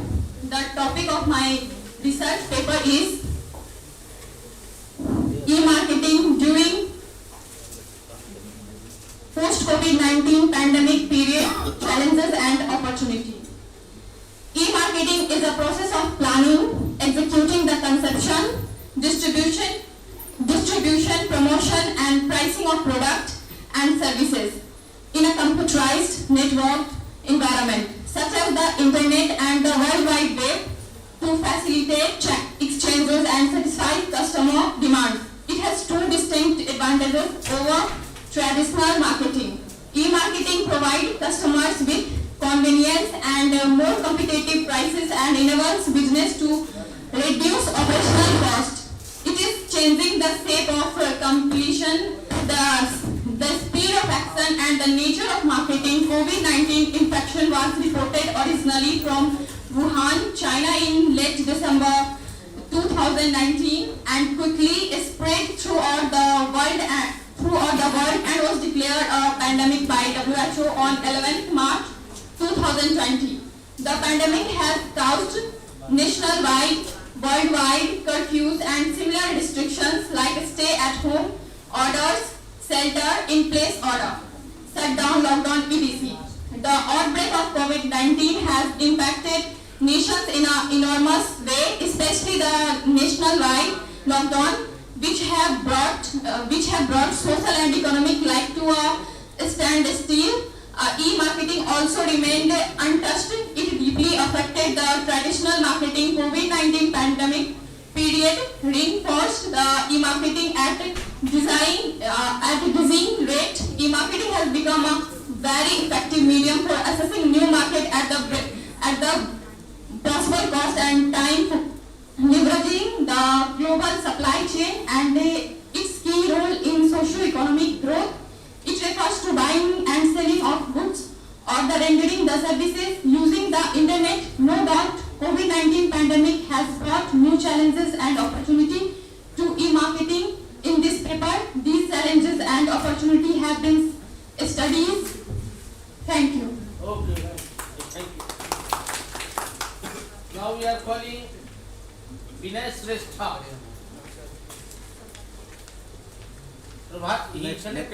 Next. Vinod Kumar Gupta. Vinod Kumar Gupta. Am I audible, sir? Okay, Vinod, you please present your paper. The topic, Thank you, sir, very much. topic is e-commerce, My topic is- Nepali scenario. My topic is e-commerce, the Nepali scenario, sir. Yes. E-commerce has attained global sales of $3.5 trillion last year, which indicates its worldwide inclination towards.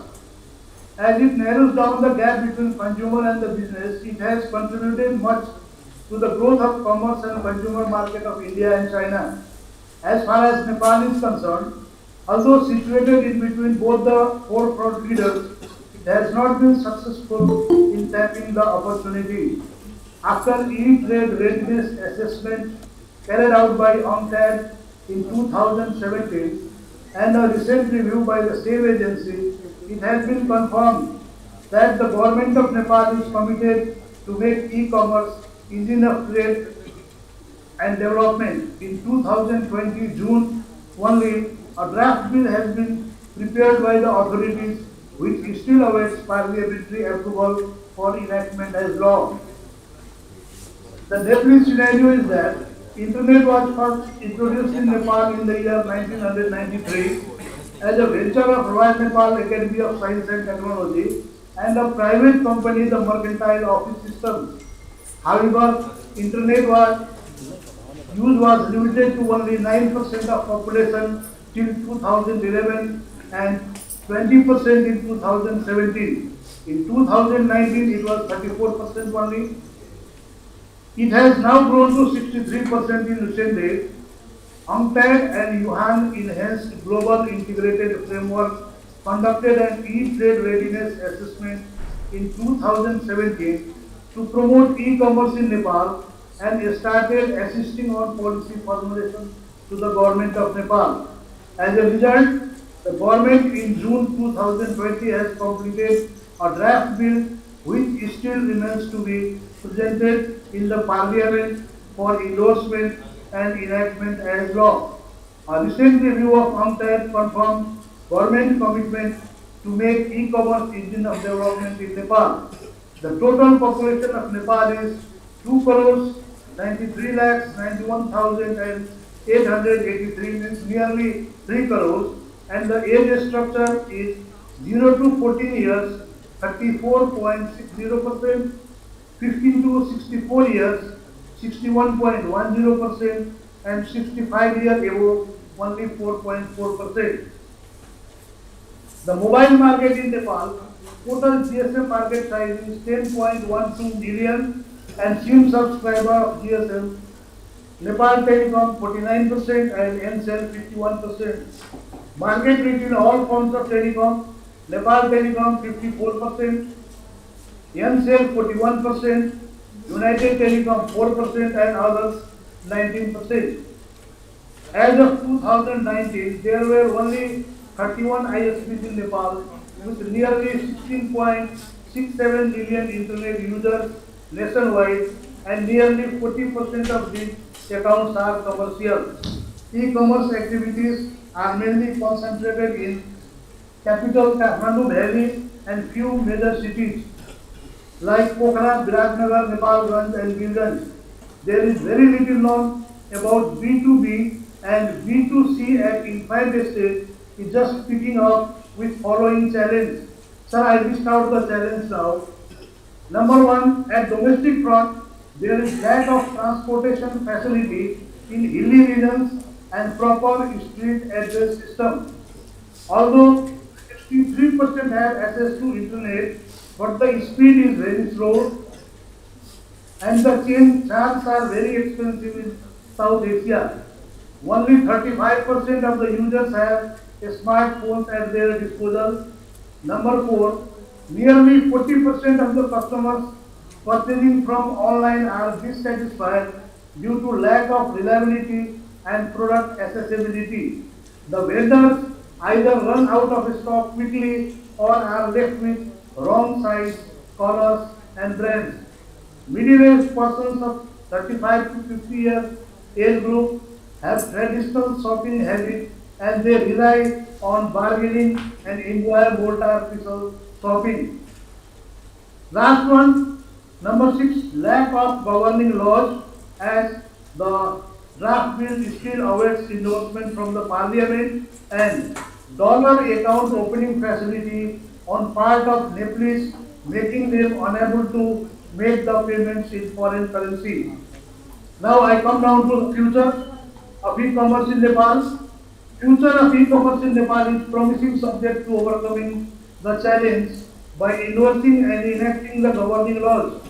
Online houses are also upgrading their system and learning ways to improve customer satisfaction for market expansion.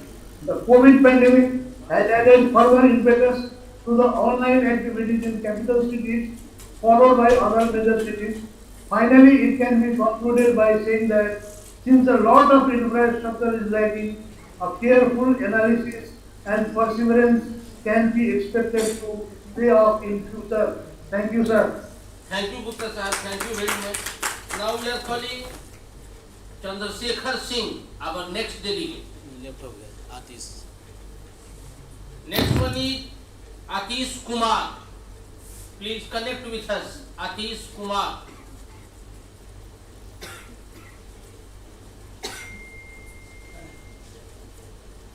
ये भी delegate है.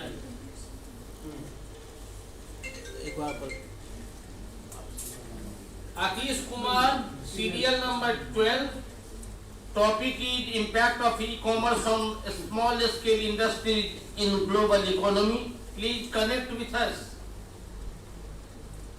नहीं next चला गया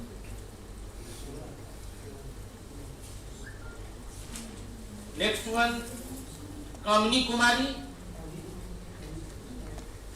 Kanchan Kumar, please come.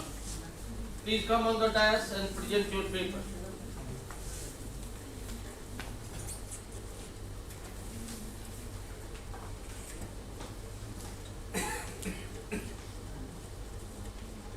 In 3 minutes, don't take much more time. Good afternoon, dear sir, sitting on the dais and off the dais, and all the delegates participating in this conference. I am Kanchan Kumar, now from APU, participating in this conference. My paper is Impact of E-Advertisement on Consumer Buying Behavior. E-advertisement is that uses the internet and other forms of digital media to help a business promote and sell goods and services. The purpose of using electronic advertising is to reach a wider range of potential customers by connecting with them over the web. A major advantage of online advertising is quick promotion of product information without geographical boundary limits.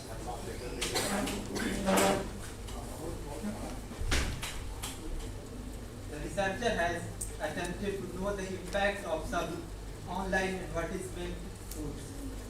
The customer has responded that price discount factor impact more than other factors. 37% respondents said that they are attracted by more price discount. The second factor which influences respondents more is quality of the product. approximately 40% replied that they give quality related aspect of the product. After it was observed that health related aspect also influence, 18% respondents said that the purchase of the product useful for health. And the last one factor in this process which researcher has observed is celebrity endorsement in advertisement. It was observed that approximately 15% respondents said that they are influenced by advertisement in celebrity endorsement in advertisement. And the other aspects of this study is respondents' response by watching TV and seeing the ads.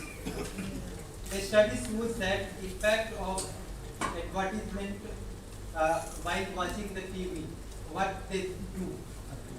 The researcher has categorized change this channel, do nothing, switch off the TV, annoyed with the organization, informal. The 54% respondents said that they change the channel when advertisement displayed. 15% said that they inform others. 8% said that they switch off the TV. And 11% said that they remove the channel. And other aspects of this study, social media. This is not surprising when one looks at the massive social media user base across India. As of January 2020, Facebook had an advertising reach of around 260 million users across India. This was the largest audience base reached via advertising in the country that year, followed by Instagram and LinkedIn with reach of 80 million and 62 million users respectively. So long as social media platforms continue to facilitate a wider audience, reach advertisers will launch towards them for higher return on investment. Conclusions. The study concludes that internet advertising influences purchase decision of the customer to a moderate extent, as only nearly half of the respondents were influenced. The survey like conducted, the internet advertising has a significant relationship with purchase decisions. Thank you. Thanks a lot. Okay, thank you, Kanchan. Our next delegate, Kavita Kumari. Sir. Okay, please, Kavita, you please come, connect with us and present your paper. Yes, sir. Okay, sir.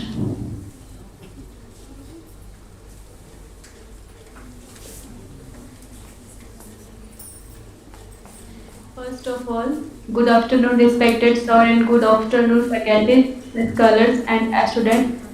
I would like to thank to organize for their invitation towards me to enabling me to participate in this wonderful forum. This is Kavita Kumari. I am basically from Chhapra. Currently, I read in the PG first semester from Rajinder College, JP University, Chhapra. Today I am here to represent my very fascinating topic. जो कि मेरा topic है कोविड-19 और mental health. दिसंबर 2019 में चीन के Wuhan शहर में कोरोना नामक एक वायरस ने कहर बरतना शुरू किया। वहां से यह बीमारी देखते ही देखते प्रतिदिन हजारों की संख्या में लोग मरने लगे। इनकी भयावहता को देखते हुए 11 मार्च 2020 को विश्व स्वास्थ्य संगठन WHO ने इसे महामारी घोषित कर दिया।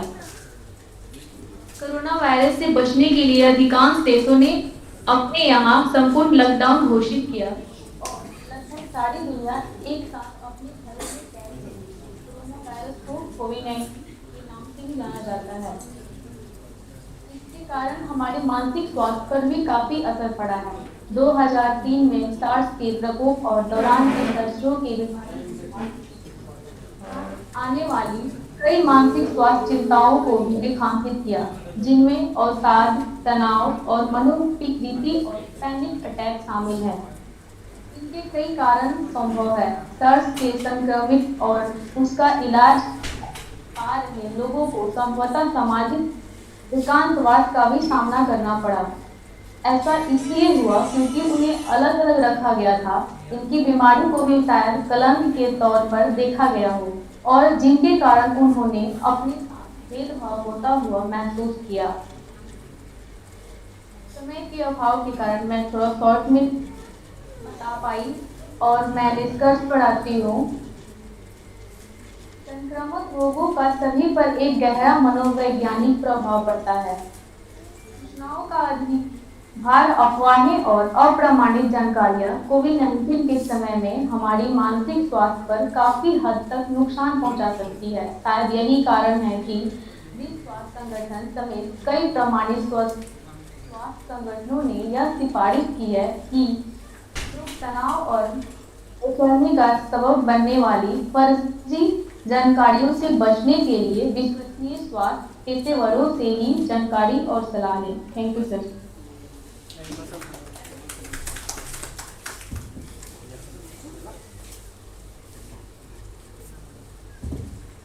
श्वेता कुमारी, CLM 84।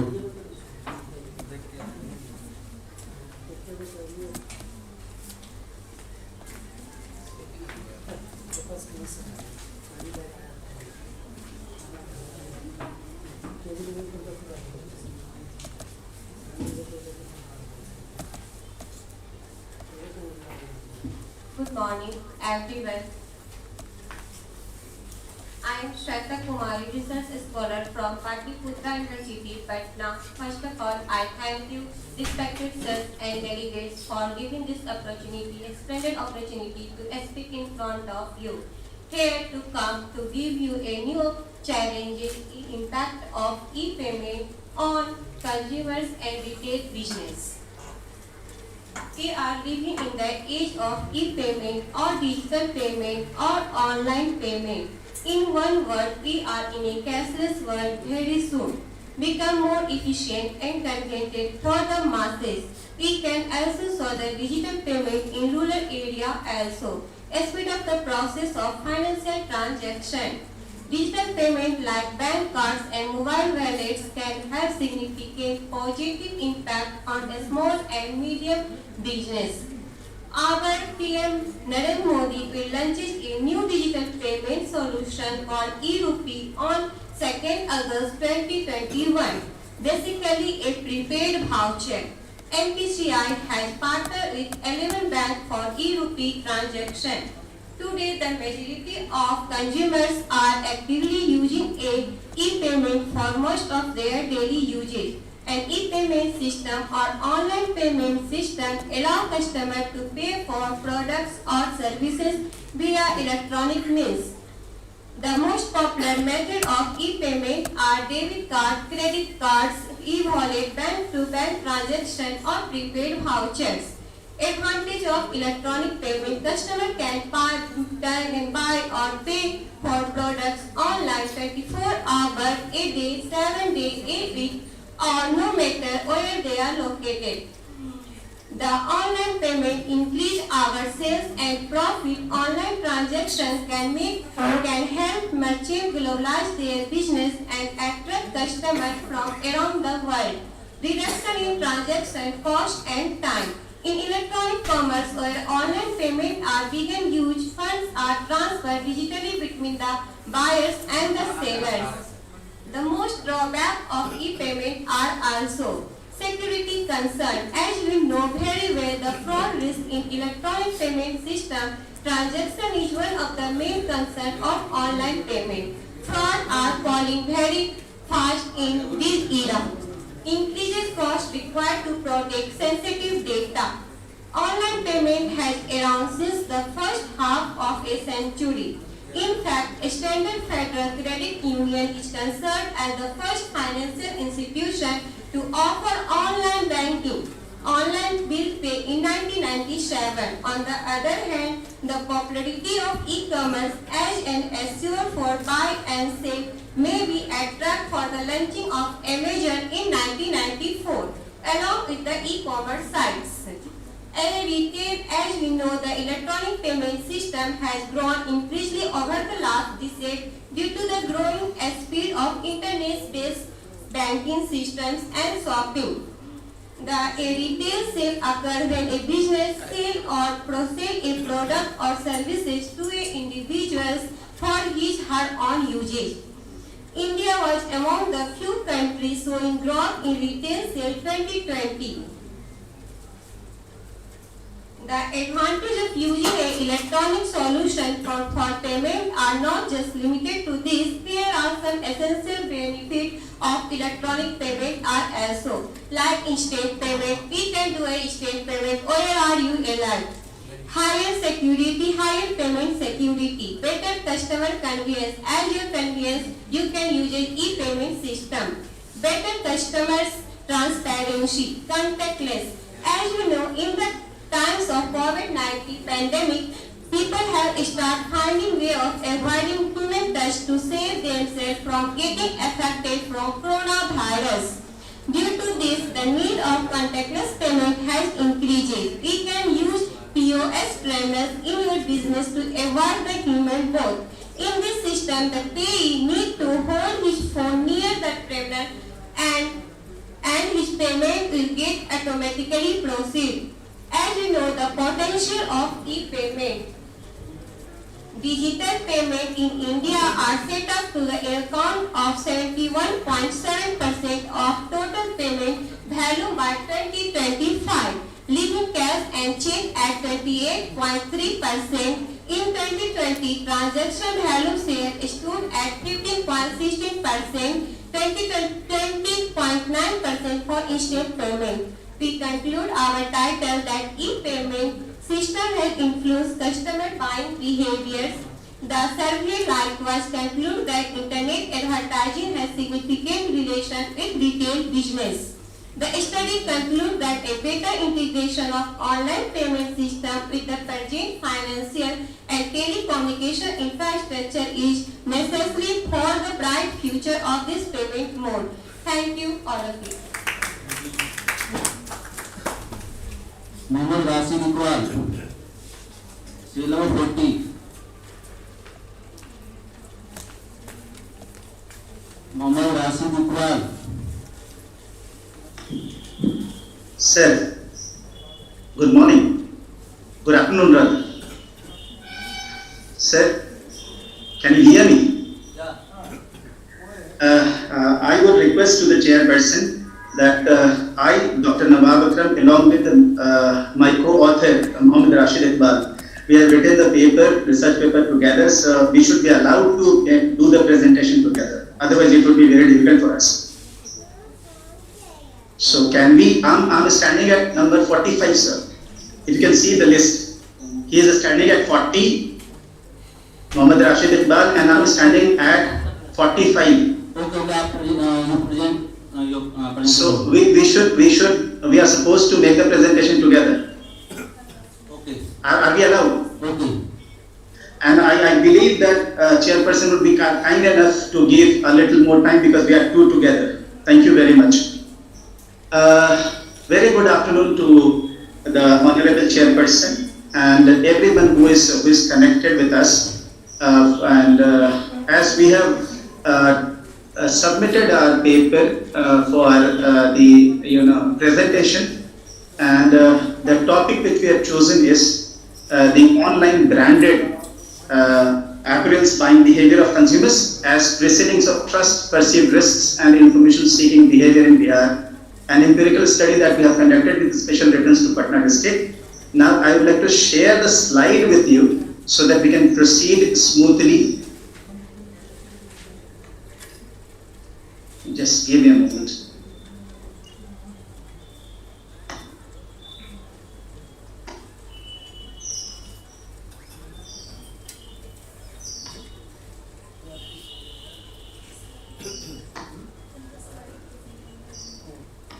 Is it visible to everybody? Yes. Yes. Okay. Thank you very much. So this was the topic which we have considered for our research that I have told you just now. So in the beginning, just as we started our research, we just considered few things as the part of introduction. First, we tried to find out what is the trend related to number of internet subscribers in India and Bihar. And we have considered one of the reports which was published by TRI on 21st of January 2021, in which they have considered or they have talked about the Indian Telecom Services Performance Indicators, July-September 2020, in which we found that the number of subscribers, internet subscribers, has really increased from 687.62 million in September 2019 to 776.45 million in September 2020. Thereafter, we attempted to find out what is there any impact of the same, that is internet subscribers trend in Bihar. Also, we found the same in Bihar as we got 0.75% growth. It is mentioned in the report which has been submitted by or made public by the TRI only. They have mentioned that 0.75% growth is there in Bihar just in one quarter, that is from June 20 to September 20. And other than that, we attempted to find out what is the trend related to wireless data consumption.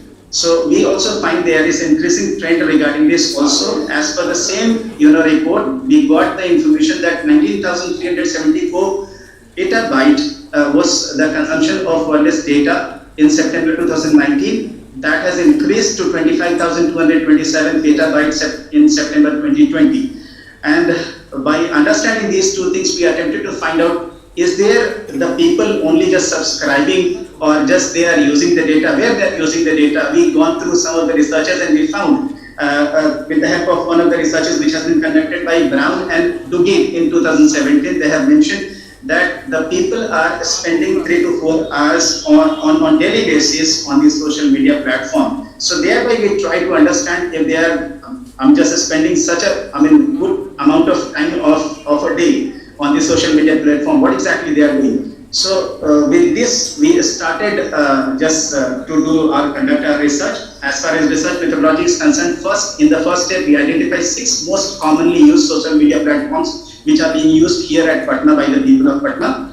Thereafter, in the second step, we attempted to find out we identified the elements of online buying behavior through the literature review. And finally, we considered that the recommendation given by the Mathpik in 2008 regarding trust, and then Hassan's recommendation regarding perceived risks factors that has been recommended by these two. And lastly, we have considered the third element, that is information seeking behavior of customers on our own, because we thought that we are trying to seek the information through the social media regarding different products before buying or to take the just wise buying decision.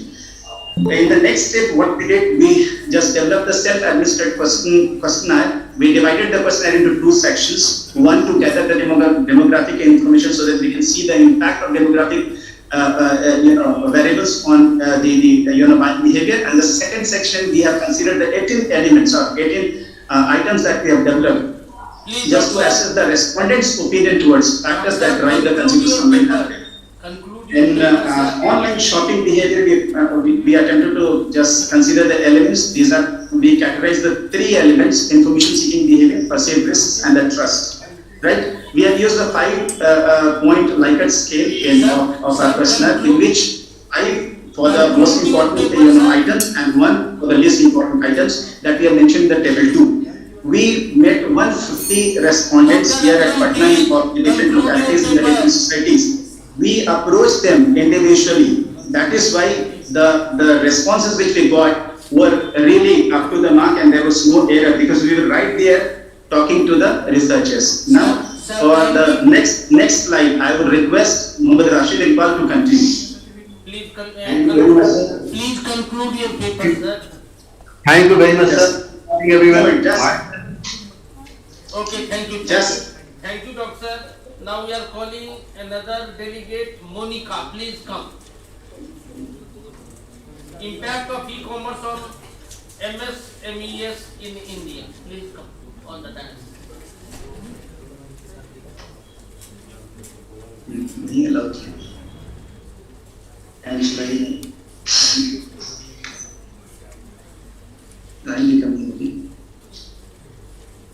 Good afternoon, everyone. So the topic of my paper is impact of e-commerce on MSMEs in India. And as we all know that MSMEs have been the backbone of Indian economy. It contributes approximately 30% of GDP of India, and it provides opportunity for self-employment as well as in job creation for others also. To sustain in long run and to compete in the global era of MNCs and big giant companies reaching out general public easily nowadays, the importance of e-commerce cannot be ignored by MSMEs also.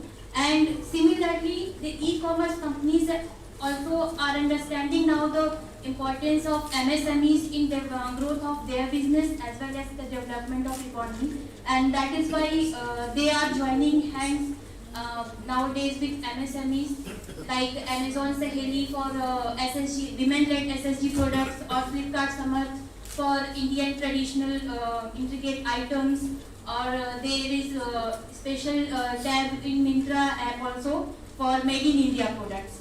So this paper is, in this context, is a study of 437 reviews posted by customers for this kind of products of MSMEs and SSGs product by customers.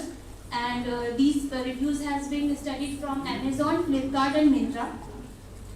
Objective of this paper is to assess the impact, actually the positive and negative factors important for MSMEs from the point of view of customers. So first of all, I am giving the positive factors. First one is e-commerce provides global reach to showcase the product outside the local reach of such kind of MSMEs or SSGs, to showcase their product even in foreign markets without expending much infrastructural expense, etc. And they share the marketplace with big giant companies, with MNCs, in very cost-effective manner. Secondly, the MSMEs which are on these e-commerce sites, they are able to make their brand image sooner as compared to their competitors who are not adapting with this e-commerce business. Third, it provides better visibility for the products of MSMEs who are posting their pictures and are doing business online. So these are the positive impacts of e-commerce. Negative factors which I have pointed out from the reviews posted are, firstly, the pricing of product. So 37% of the feedbacks were about pricing, that the product is not worth the price like this, because there are various options easily available on e-commerce site from other brands. So pricing is an issue. Secondly, the size and quality of products, that is 34% of the reviews were about size and quality not matching with the pictures posted on site. So there should be better photos and better details posted on sites. Thirdly, the packaging and transport. 29% of reviews were about bad or rough packaging, or product got damaged in transport. So it is a concern for MSMEs, because other branded companies pack their product very effectively. So this is a concern. Now lastly, I would suggest that as from the negative factors, it is very important for MSMEs not only to pay attention to the quality of the product, but also the packaging of product, transportation, as well as the pricing of the product, so that they can survive in this competitive era with MNCs and big giant companies. So three concerns are there: pricing, packaging, transportation of product. Thank you so much for listening. Okay, thank you, Monica. Now we are calling Seema. Please come.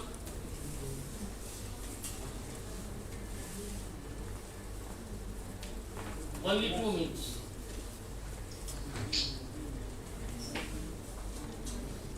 Good afternoon, everyone. My paper is marketing of SSG's products in India, problem and prospects.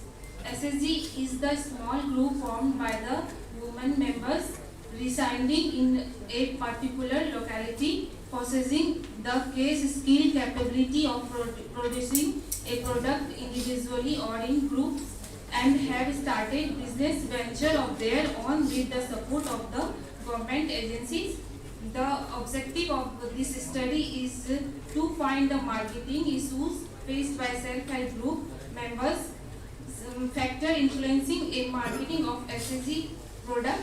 First, low cost, as there are no overheads of a shop, showroom and the related infrastructure, flexibility and convenience in choosing right products.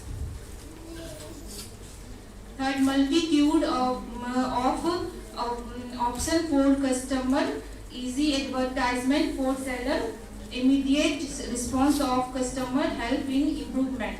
Problem of online marketing faced by SSGs, the lack of feel of touch and see inspection factor and trial, the question of the trust factor of unknown and individual seller, the lack of a physical and visible redressal grievances, sale, reluctance to pay before the receipt of the product, bargaining habit for non-branded and local product, lack of technical knowledge in SSG's member suggestion.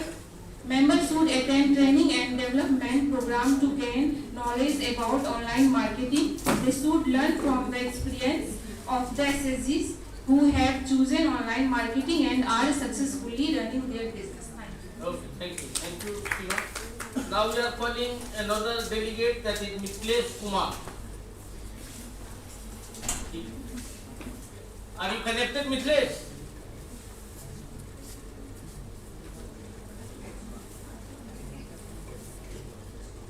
Okay, next one is Muskan Rani. Hello. Muskan, are you hearing me? Am I audible? Hello sir, is it audible? Okay, Muskan, you can present your paper now. Okay. Thank you so much sir. Good morning to all. It is a great pleasure to be here today. I am Muskan, research scholar from Lalit Narayan Mittal University in Management Program and Mr. D.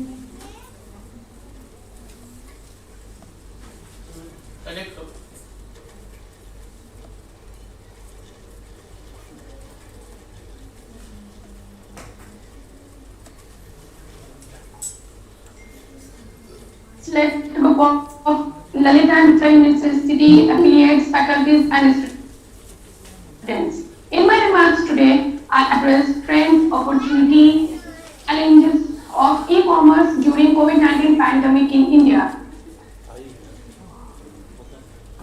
The coronavirus intentionally transformed global trends. This variation has related to the high engagement and the secondary funds that reflected for this virus. In this article, we determine the e-commerce trends in coronavirus as how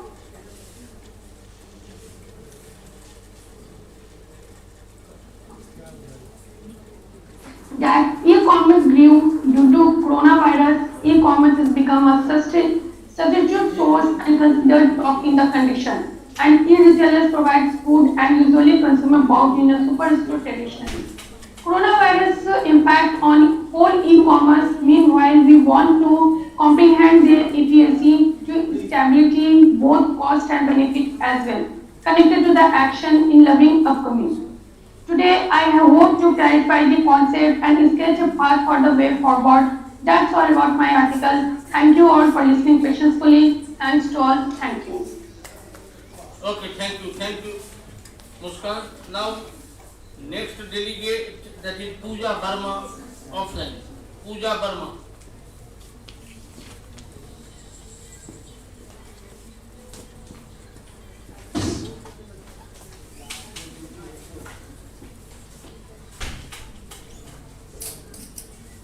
Good afternoon everyone.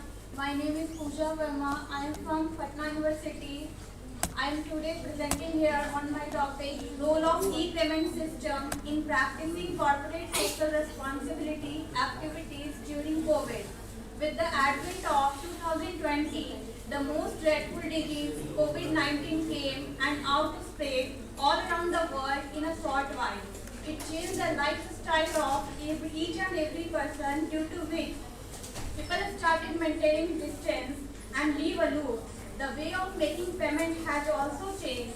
People inclined mainly on e-payment system as it was the need of the hour. E-payment system is a system in which people as well as any organization make monetary transactions without the help of paper. This sort of pandemic affected the lives of people socially, economically and physically. So it is high time for the corporations to step forward and help the mankind in reducing the impact of this pathetic situation through CSR activities. CSR is an ethical way of contributing towards the society. Earlier, corporations used e-payment system mainly for their business activities, but in the era of COVID, e-payment system was widely used for practicing their CSR activities. E-payment system facilitated corporations to support and aid mankind to get through from this hazardous time. The Ministry of Corporate Affairs has announced that the amount spent for funds on measures such as disaster management, relief, rehabilitation and reconstruction activities to tackle the COVID is an eligible CSR activity of firms. Moving on to the objectives of the study. This study has been carried out with the two objectives. The first one is to identify how helpful the e-payment system was for corporations to do something for the welfare of the people. And the second one is to know the contributions of some companies in PM CARES Fund during COVID. Some of the biggest CSR contributions for COVID from Indian companies are Coal India Limited contributed 221 crore, ICICI Group 80 crore, National Stock Exchange 26 crore, NBFC 26 crore, state-owned NBFC 200 crore, Reliance Industries 500 crore, JSW Group 100 crore. The contributions made by all the above said corporations in PM CARES Fund were through e-payment system. It was only possible through e-payment system to transfer a large sum of money from one account to another with safety, securely, conveniently and expeditiously. At last, I would like to conclude my topic. In a modern world, e-commerce has changed a way of doing business. The e-payment system is considered as the backbone of e-commerce. E-payment system are important mechanisms used by individuals and organizations as a secure and convenient way of making payments over the internet. In the era of COVID, organizations as well as people widely use e-payment system. Various companies contributed different sum of money for the well-being of the people by using different mode of e-payment system to overcome from this pathetic situation.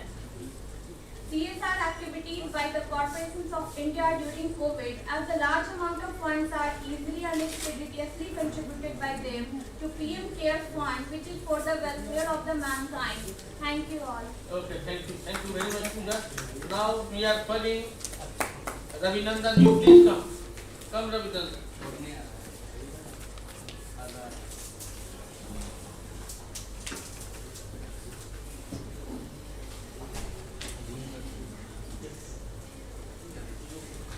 In only 2 minutes, please conclude. Good afternoon, all of you. My name is Ravinandan Kumar and my research topic is e-commerce in India.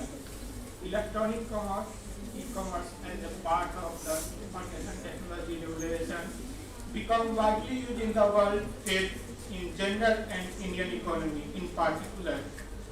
With advanced trade in technology, there has been changes in the methodology for business transactions.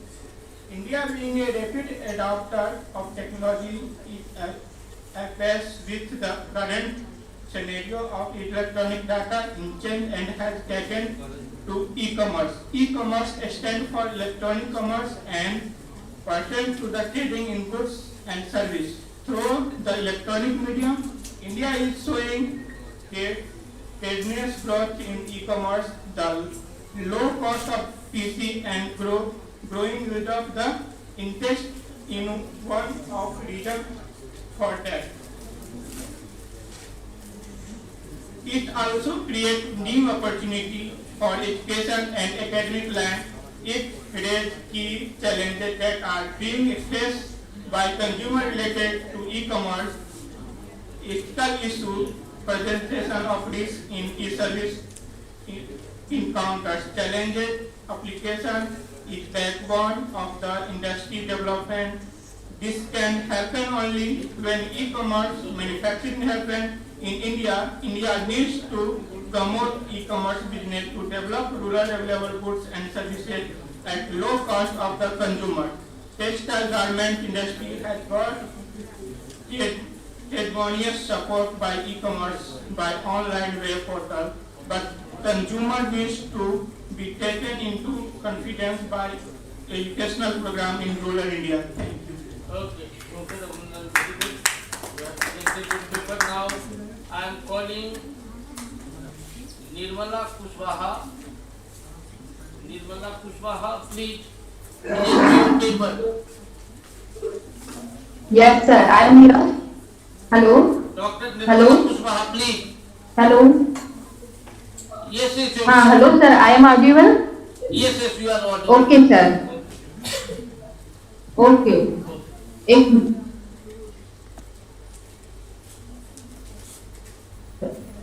Screen दिख रहा है sir हमारा? एक minute तुरंत. Hello. Yes, now all right. Hello. Yes, ma'am. All right. Okay, sir. Good afternoon to one and all. I am Dr. Nirmala Kushwaha, Assistant Professor, Department of Commerce at BRB College, Samastipur, Bihar. Today I am going to present my research paper on topic Survival Strategies of E-commerce Businesses During COVID-19.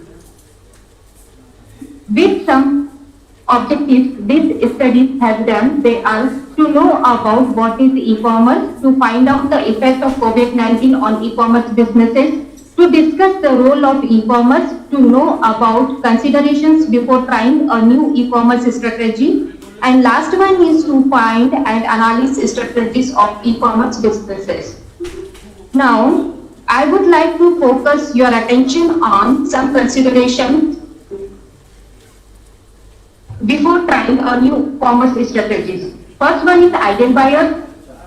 We know very well that the customer is the god of business and he has the supreme power to make the business strong. All businesses activities center around the customers only. Therefore, firstly, we should know about our target customers so that we can build our marketing and build strategies concerning their challenges and pain points to make our marketing materials and strategies more compelling. Second one is customers' need. To make effective e-commerce marketing strategies, the commerce businesses cannot afford to ignore the needs of the targeted customers when formulating and developing products and putting together the marketing plans. And last one is channels or interaction points. It is very important to know the channels or interactions point because by this platform, the customers are browsing through our products on social media or e-commerce websites. Now we move on e-commerce strategies. Here are some e-commerce strategies. First one is create effective website. The first step of the e-commerce strategy is to create an effective website. Original content should be created for the purpose because creating high quality and original content will create a true image of the businesses in the target customer's mind. And second one is content marketing. After launching a website, you should promote content marketing. It is content especially geared to attract the customers and is promoted to get their attention. And now, Google Shopping Ads. This is one of the effective and more popular strategies for online businesses. And fourth one is optimized for voice search. It is the biggest tool for e-commerce making strategies. Sometimes when the users do not have the interest or patience to search for products by text, then voice search is best for them and it helps to make decision of purchasing. And fifth one is make lots of relevant videos to make fruitful strategies for e-commerce businesses. Making relevant videos can play a vital role. And next one is email burn, and next issue coupons and provide post purchasing services. And last one is offer more payments options to them such as NEFT, RTGS, IUPS and delivery on cash. Now we will discuss about its future aspects. This research does not end here. It has many ideas for further research, such as to find the result after implementation of these suggested e-commerce strategies, how many other different strategies for various products, and can every e-commerce businesses adopt the same strategies for their own businesses, how we can relate e-commerce strategies to new technology, and last is also we can study about buying behavior of e-commerce businesses customers. So this research makes some big sense in the field of research, future research. Thank you very much for lending me your valuable time, and thanks to Commerce Department of Lalit Narad Mitra University for giving me this opportunity. Thank you once again. Thank you, ma'am. Thank you. Next, Nitish Kumar Rathodi. Serial number 49. Nitish Kumar Rathodi. सबको पता है ना अगर कोई question वगैरह अपना ले ले। हेलो हेलो हाँ सर बोलिए, प्रेजेंट कीजिए। Hello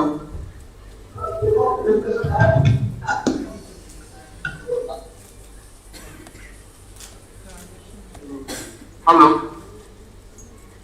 Yes sir, please present your presentation. Yes, it's very good afternoon to all and the chairperson sir and all the fellow delegates. My paper is on the problems and prospects of EHRM practices. Hello. So, continue sir. Am I audible sir? Yes, continue.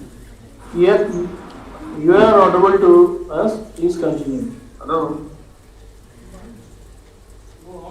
Sir, am I audible? Yes, sir, continue sir.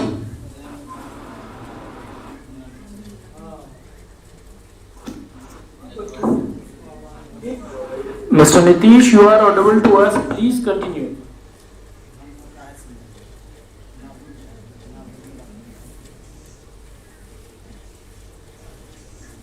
Hello. Please continue sir. Hello. Sir, am I audible? Yes sir. Yes, you are audible, sir. Hello. Please continue, sir. अब क्या होगा? बहुत मुश्किल. Sir, 8 minutes. Give me some time. I am just arranging.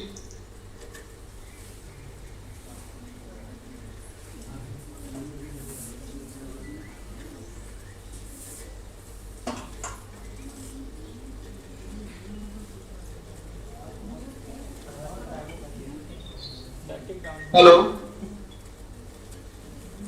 Sir, am I audible now? Yes. Thank you, sir. Sorry for inconvenience. My topic is problems and aspects of EHRM practices in India. Basically, human resource management is an integral part of the modern commerce system. And it has not been left out by some of the advent of the information communication technology, that is ICT. So the problem area upon which I am addressing this research paper, the human resource in India is characterized by the lack of innovative HR practices caused mostly due to uncooperative attitude and resistance to change from the part of the organization. With the advent of the electronic reporting system and internet facilities playing a major role, EHRM is gaining popularity. So in India now, we are also focusing upon and trying to make sure that how can we bring about EHRM more popular and the acceptance of EHRM practices in the corporate sector of India. My paper is concentrated upon identifying in this research work. So technology pulls cost. Technology always pulls cost. In implementing a technology-based HR system, a huge initial investment is required. Once implemented, it reduces operational cost. A large organization may install HR portals, packages, while it is difficult for a small or medium-sized organization to hold them. And in India, a majority, almost 50 to 60% of India's organizational structure is under unorganized systems, and therefore it is very difficult for them to establish a very systematic and electronic HR portals and packages. Digitization of HR functions leads to dehumanization of HR functions. Almost all the services being delivered on digital platform, the HR function becomes more IT-centric rather than people-centric.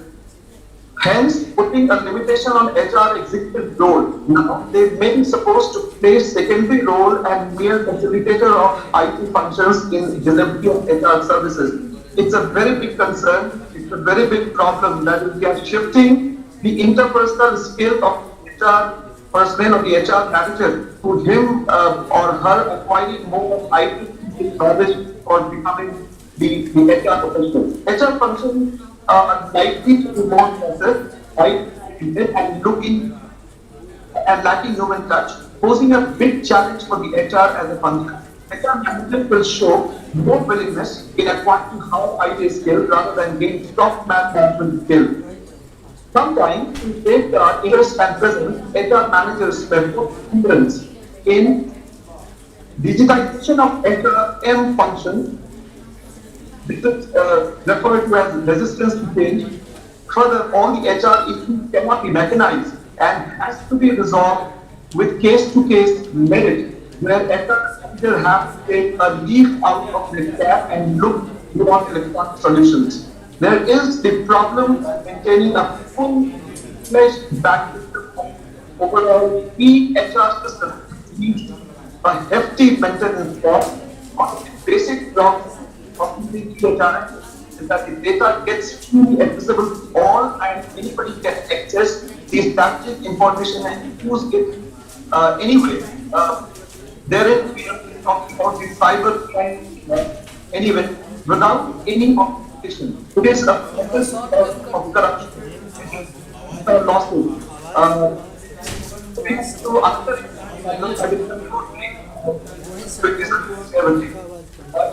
information between the workers and the department develops due to the practice of paper. Sir, conclude your paper. Time is limited. Finally, what I'm trying to say is the electronic tools in HR and practices has played a major role, but it has got some of its problems. But the truth of the fact is, if we want to grow and develop, we have to live by it. We have to ensure measures to see to it that the HR practices through electronic medium is more result-oriented rather than hassle-creating devices. Thank you, sir. Thank you very much, sir. Now we are calling another delegate, that is Pankaj Kumar. Pankaj Kumar, please come. Pankaj Kumar, connect with us. इसको हटा देना, इसको हटा देना. Not available. नहीं है.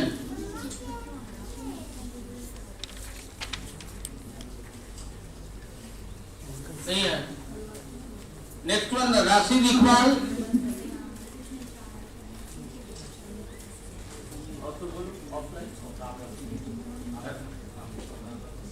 Ram Lakhan Singh, please come on the dais.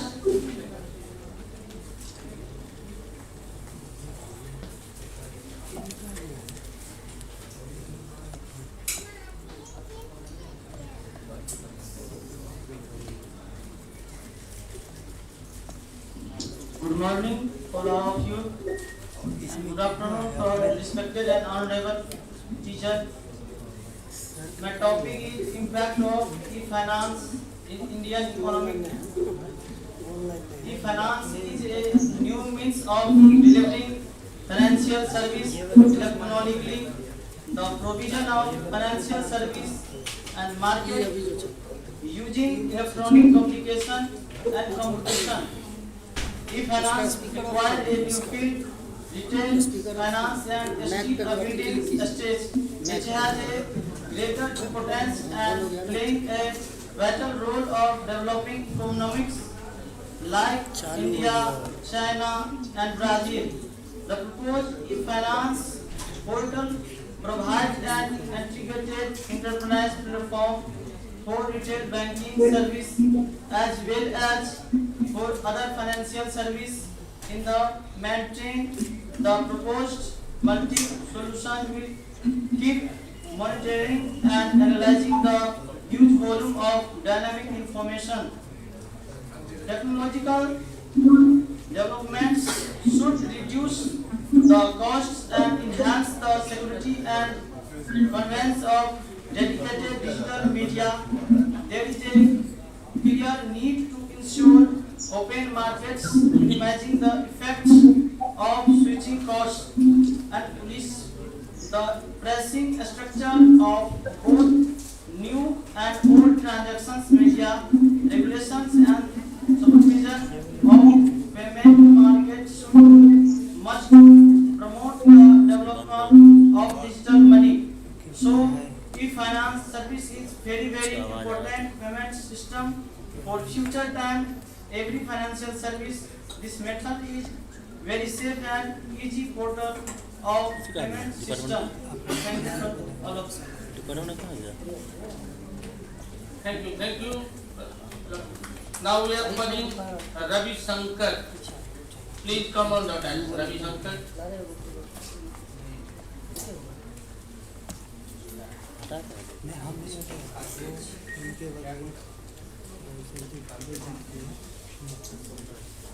Good afternoon to everyone. My name is Ravi Shankar Kumar and my topic is COVID and e-marketing perspective. The business of marketing has changed profoundly during the COVID-19 pandemic and it will be transitions against being a new normal. While challenging times like this require marketers to be nimble, they also call for an actionable plan to the path forward to optimize marketing performance. We can see the term of e-marketing developing very fast in recent decades. E-marketing has few unique advantages such as provide varieties to both sellers and buyers, burden of the market and facility transaction within geographical boundary. So e-marketing has developed in recent decades, usually and in COVID period, where social distancing and avoiding crowd marketplace become the mantra of the safe life. E-marketing emerged as a safe way of the marketing. There are some features of the e-marketing. Marketing from home. Deploy company typically from a house, collaborate across team and keep marketing engaged with apps. Engage customer with impact. The customers use real-time data to better understanding their current situation and needs. Now I conclude. During this crisis, we discovered the company moved through the stage of the response. First of all, stabilize the company, response the workplace, and eventually when we emerge from this crisis. Thank you. Okay. Thank you, Ravi Shankar, Ravi Kumar. Now we are calling Dr. Divya Sharma.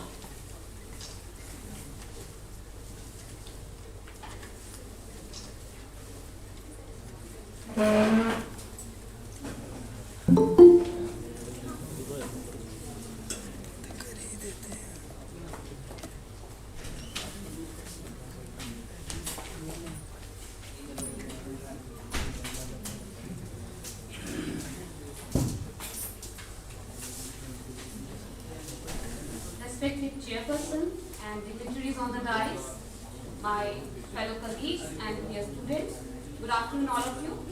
I am Dr. Divya Sharma from State College and my topic of presentation is strategies to tackle COVID-19 by the leading e-commerce companies.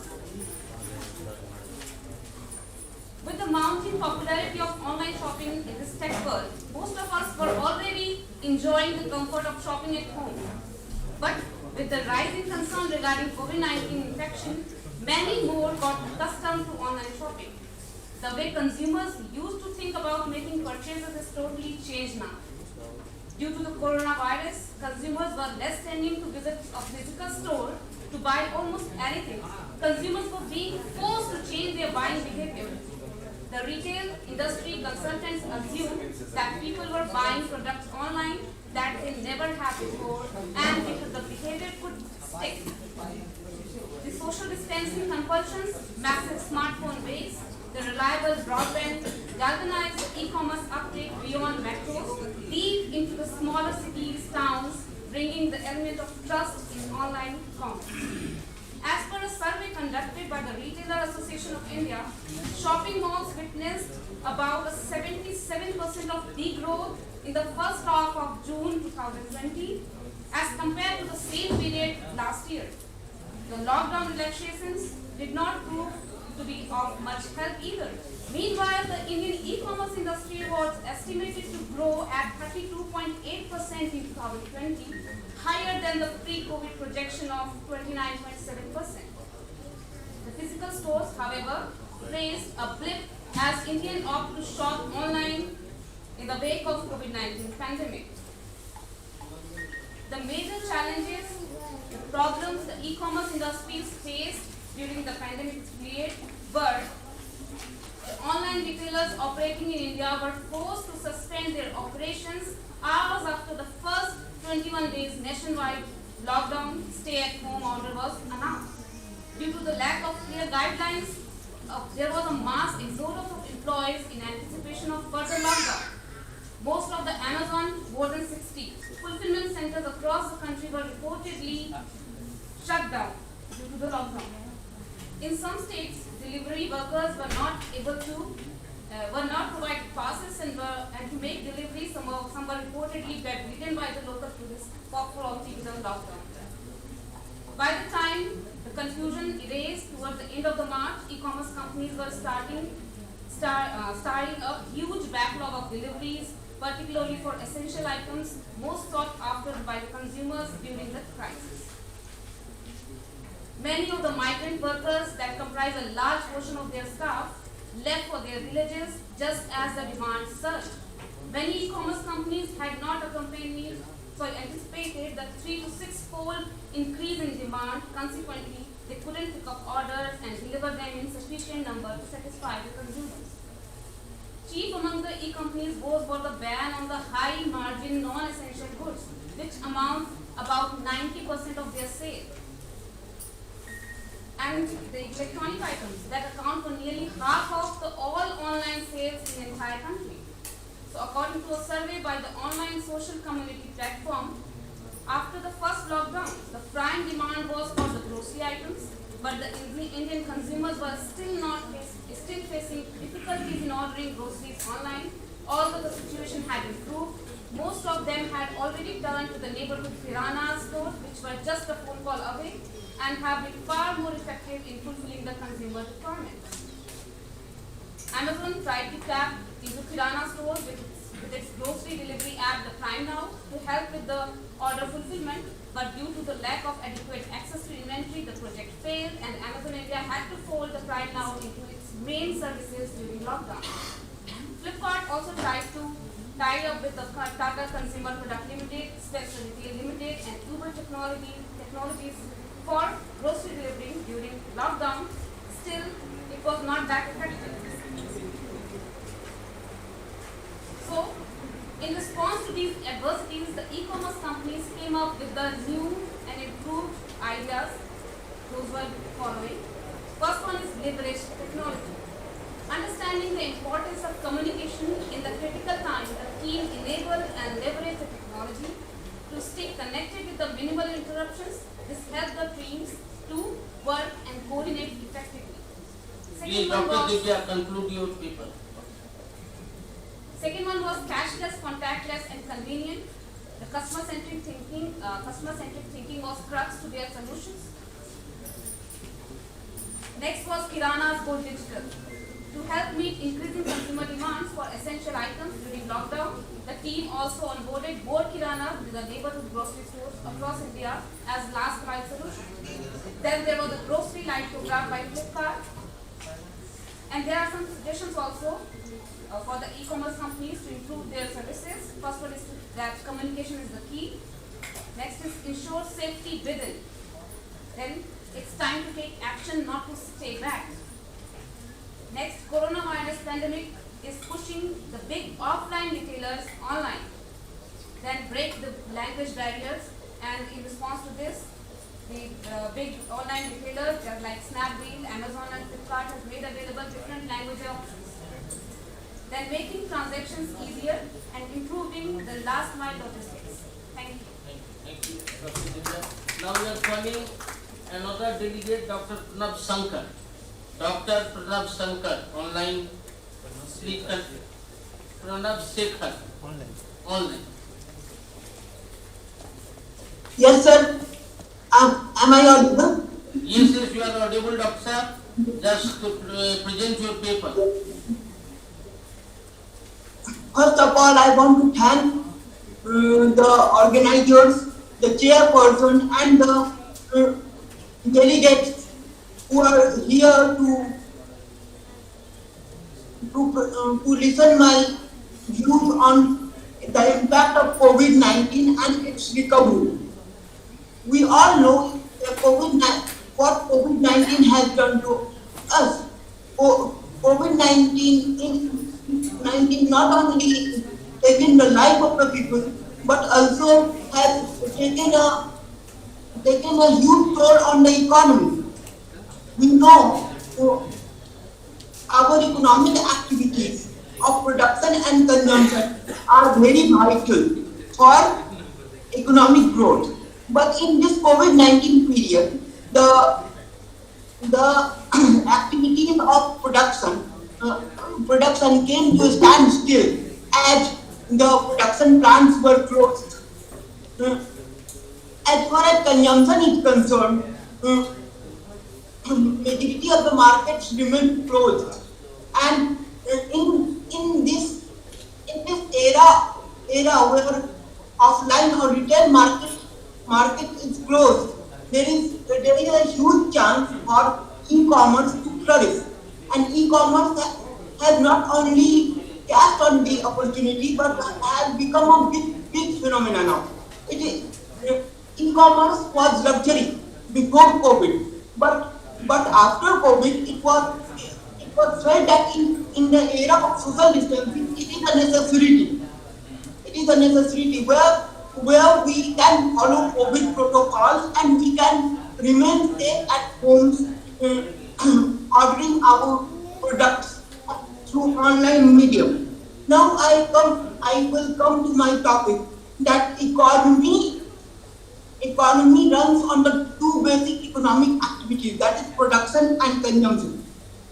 We see that production plants are closed, so production can't happen, economy came to a standstill, and as far as consumption is concerned, the aggregate demand in the economy was badly hit.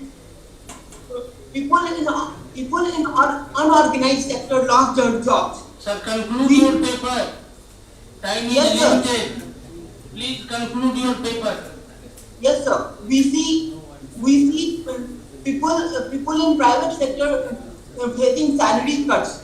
Now I come to the conclusion, and we can have many points, but due to shortage of time, I am coming to the conclusion that government can. We have seen reverse migration. Government can run a program like universal basic income, because in the universal basic income phenomena, the laborers or the migrants who suffered a lot can survive with few pennies in their pockets. Finally, I want to thank organizers for giving me this auspicious opportunity to present my paper. Thanks a lot. Okay, thank you, sir. Thank you. Thank you very much. Now, we are calling Priyadarshini Amrita online. Priyadarshini Amrita. Yes, sir. Yes, sir. Good afternoon to all of you.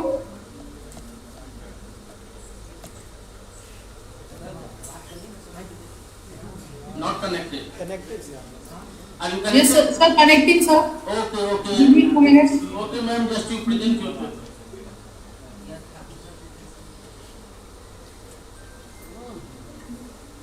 Hello. Hello. Yes, sir. 1 second. Yes, yes, ma'am, you are audible. You please present your paper.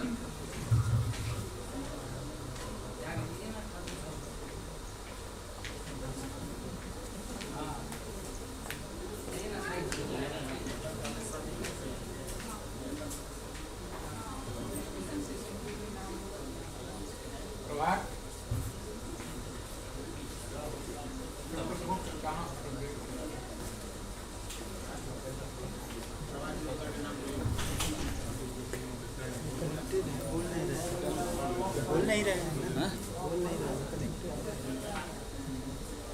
ठीक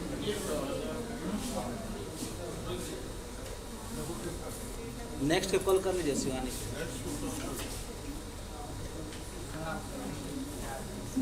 Sir, can I present after next?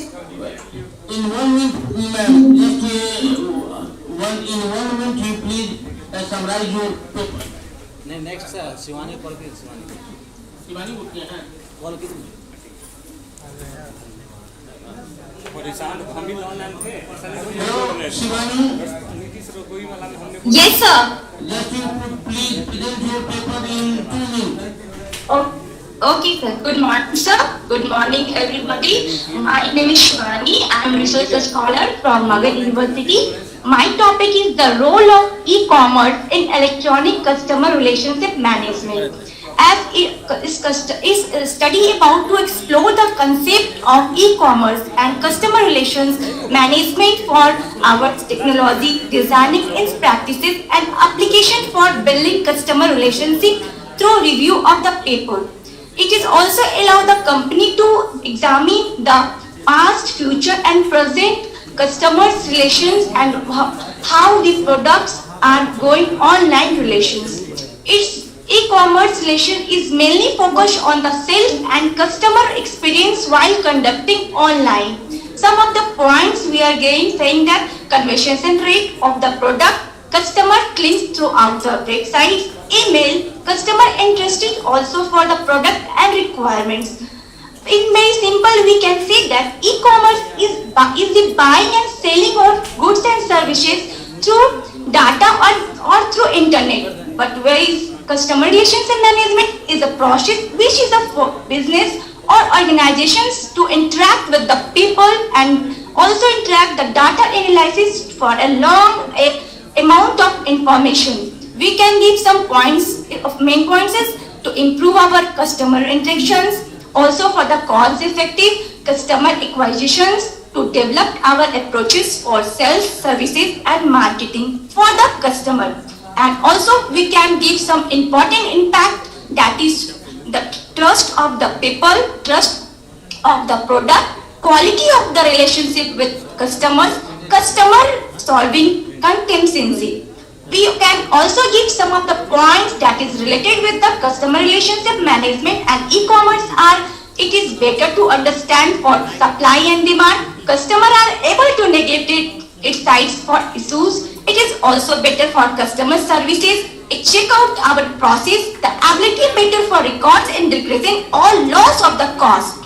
Its also advantages of e-commerce are it access the speed, around the clock activity, amounts and services, goods for the consumers. Also, e-customer relationship also provide facilities to discovery for the new customers. And I would like to conclusion. The conclusion is that we have to find out the customer relationship management strategy for the better way application e-commerce industry and to analyze the model for e-commerce information technology behavior uses conduct to successful e-commerce and e-CRM capability. Thank you, sir. Thank you, everybody, for listening me. Thank you very much. Thank you, sir. Now we are calling Sunil Kumar Bharti. Sunil Kumar Bharti. Sunil Kumar Bharti.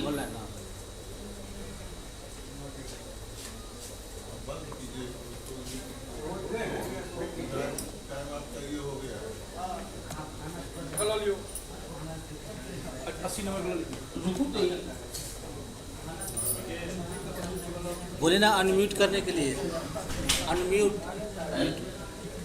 Sunil Kumar Bharti, please unmute your connection and connect with us.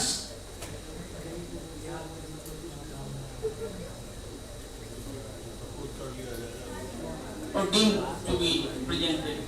Last one is Sasikala. Sasikala.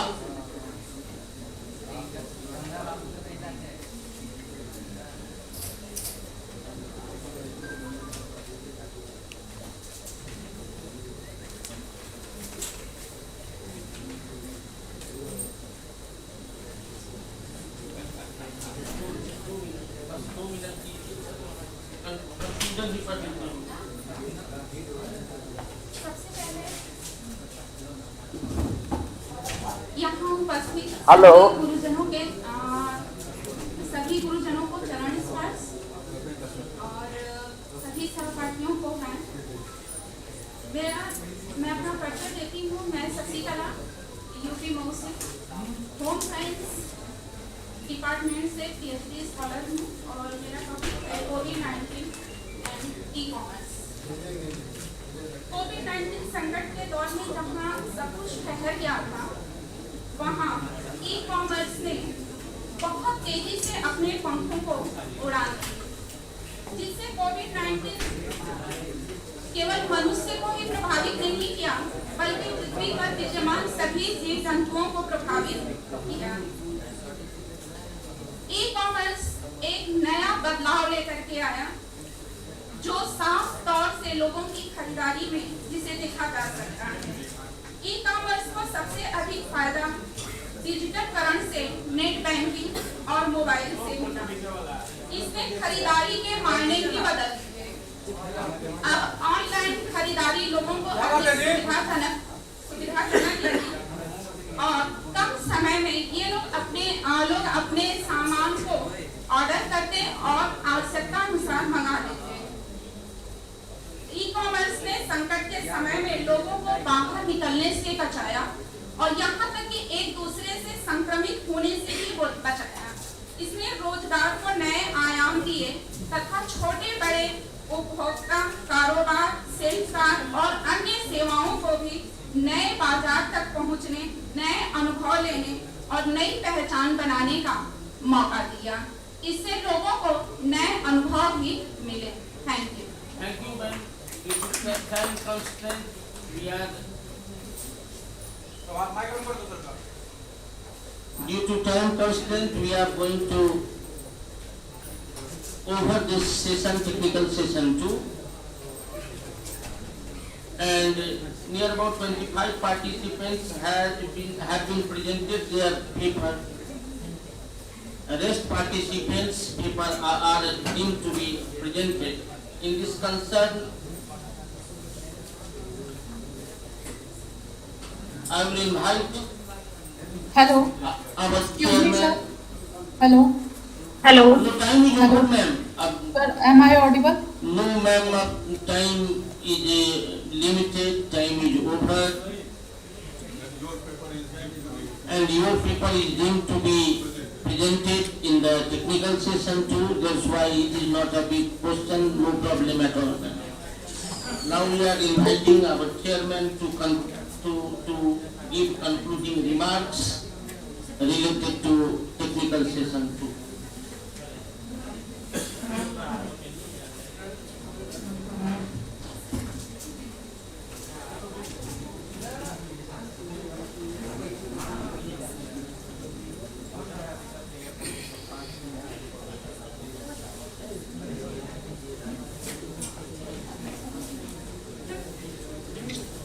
Hello.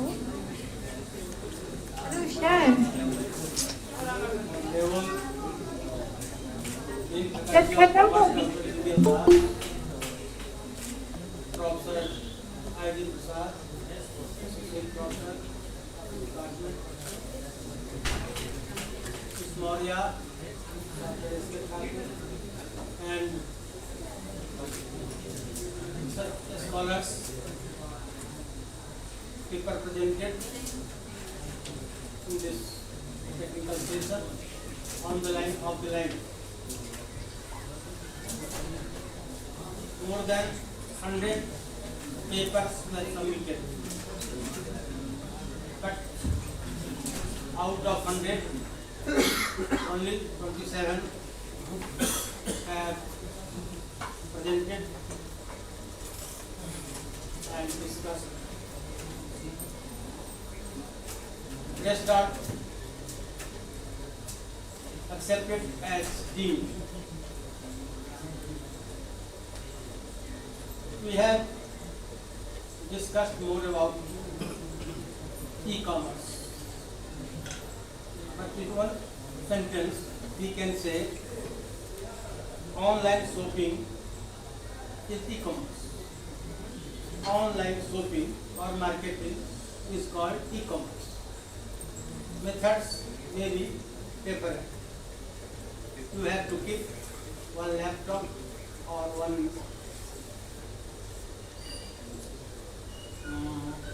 tablet, what you say is mobile उसको हम लोग mobile कहते हैं, तो mobile and it should be connected with them. 3 types of services are given by e-commerce. First, digital product marketing of digital products, marketing of digital products, and other types of services like advisory services, legal advice, technical advice, educational advice, etc. Now there are so many problems. The problems are discussed in detail by this point. But there are some important problems which must be mentioned. The first, we are living in a country of villages. More than 70% population live in villages. So it is not possible to include, to avail the facilities of e-commerce or e-marketing to all the people living. A particular section is maybe repeated, living in the urban area. We have seen in this COVID period that people living in our mohalla, they have ordered some things for important materials, for important goods, and they get. But they are very, this type of process is not available to all the people. Now the problems are some problems that we deal here. First problem is we are not touched. We can't touch the product, not see the product. इसमें है जो हमने order दिया पर चुन लिया, order दिया, payment किया, सामान आ गया, सामान तो आ गया, तो मैंने उसको देखा, उसको पढ़ा, तो उससे सेटिस्फैक्शन प्राप्त किया, तो ये सबसे बड़ी समस्या है. This is the main problem. It should be removed. Now not removed. We can't remove this system. Self satisfaction की जहाँ तक स्थिति है, we are not satisfied. जब तक हम उसको देखेंगे नहीं, पढ़ेंगे नहीं, तब तक satisfaction तो होता नहीं. तो ऐसी स्थिति में प्राप्त कर लिया, अच्छा लगा तो ठीक है, नहीं अच्छा लगा तो उसको रख दो, पैसा गया, यह सोच उत्पन्न होती है. इसका नो टेक्निकल नॉलेज, जैसा मैंने कहा, जो हमारे यहाँ इतनी आबादी है, हम ही लोगों में से हम भी खुद उसको नहीं जानते how to operate. smartphone, organize marketing through mobile. नहीं जानते, तो जो नहीं जानते हैं उनके लिए ई मार्केटिंग करना, ई कॉमर्स की बात सोचना, हमारे जैसे व्यक्ति जब नहीं उतना जानते हैं तो फिर इतनी बड़ी आबादी की उम्मीद करना। और यहाँ तो मैंने देखा है तो जितने भी पेपर प्रेजेंट किए हैं उसमें से एक शशिकला जो आई है यूपी से, उसने अपनी भाषा में इस बात को रखा, नहीं तो 99% लोग अंग्रेजी में ही, अंग्रेजी बुरा नहीं है लेकिन जिसको हम आसानी से डाइजेस्ट करते हैं, समझते हैं, बोलते हैं, वो अच्छा है। इसलिए 99% बुरे नहीं, एक आदमी ने भी तो कम से कम इस बात को रखा, तो मैं इस बात को अप्रिशिएट करता हूँ। तीसरी स्थिति है लैक ऑफ कस्टमर सर्विसेज जो इसके अंतर्गत होती है। हमने माल मंगा लिया, कोई गड़बड़ी हो गई, अब उसको सुधारने के लिए बड़ी सारी समस्याएं उत्पन्न हो जाती है, तो इसका अभाव होता है।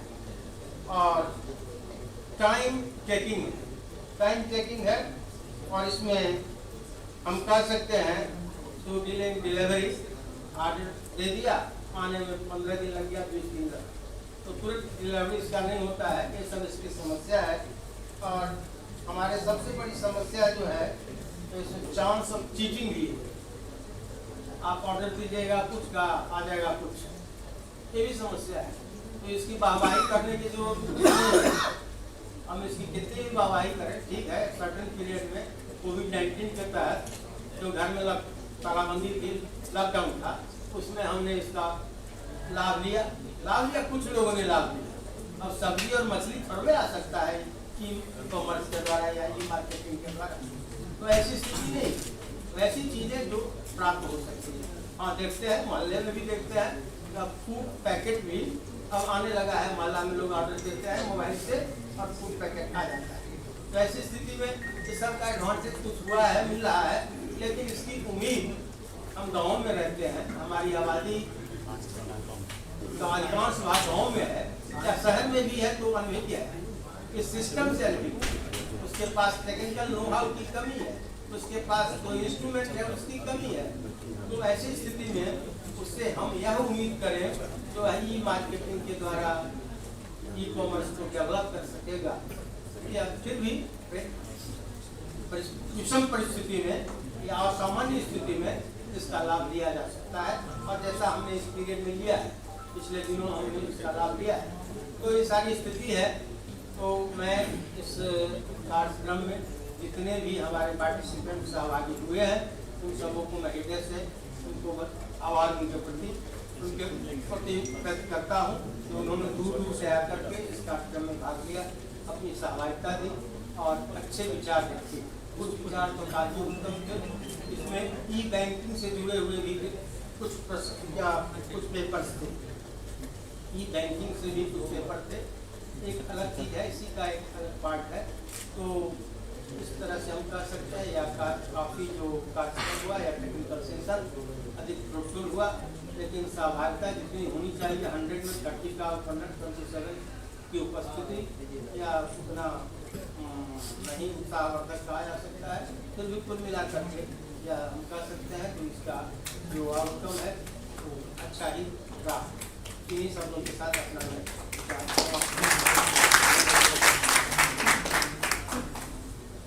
Thank you, Chairman, sir. Thank you very much. Now,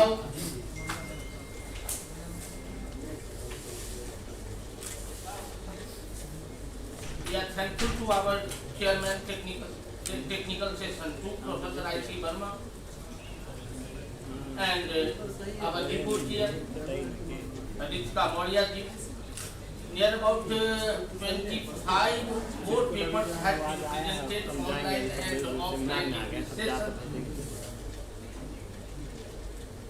And the papers of other delegates will be treated as deemed to be presented.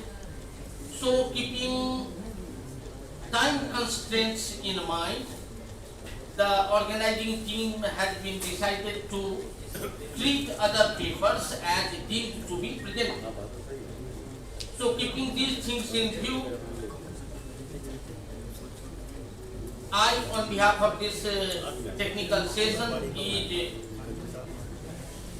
giving you a big thanks to all the delegates online and offline for presenting paper and maintaining peace and silence in the session, and your disciplined activity in this session. I am also thankful to chairman of this session and the reporter of this session. Now this session has been over. आप लोग lunch ले लीजिए और lunch के बाद जो inductive session होगा उसके बाद हम लोग प्रेजेंट कर देंगे आपका सर्टिफिकेट। सो आप लोग खाना खा लीजिए और उस सेशन के बाद आपके सर्टिफिकेट्स को दे दिया जाएगा जो अवेलेबल है उनको। और नहीं आप लोग जा सकते। सर हम लोग अपना सर्टिफिकेट फिर कब कलेक्ट कर सकते हैं?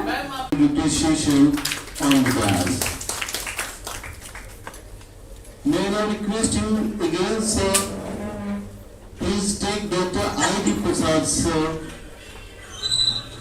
convener of this international conference on the dais.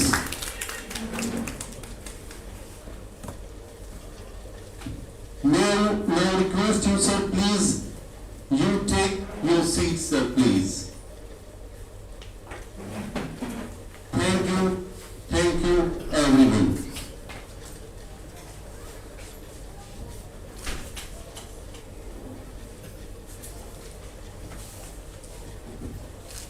May I now request Honorable Organizing Secretary, sir, to present bouquet to Chief Guest of this valedictory session, Professor S.M. Jha, sir.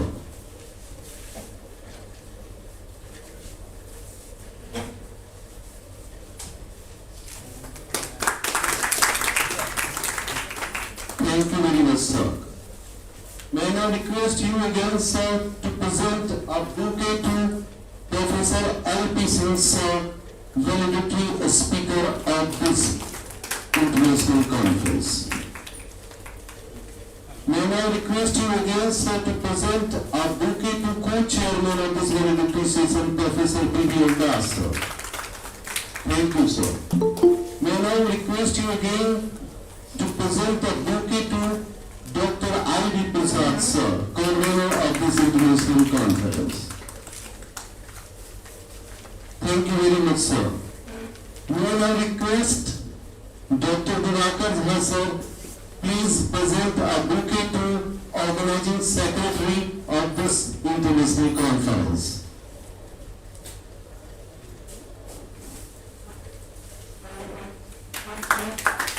Thank you very much, Dr. Jha, sir.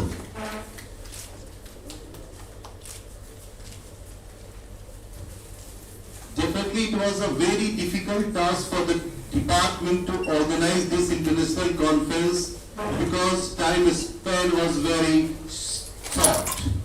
But by the effort of each and every member of this department, teaching as well as non-teaching staffs, they have put their best effort to make this international conference a grand success. So our organizing secretary has decided to greet each and every supporting member of this particular event one by one. So I'm requesting Professor H.K. Singh, sir, please come, and I'm requesting you, Organizing Secretary, sir, to present a bouquet as well as memento to greet him.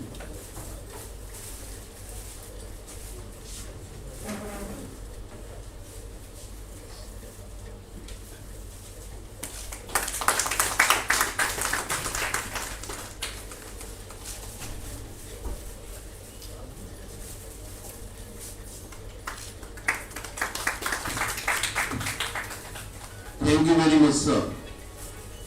May I now request you, sir, to please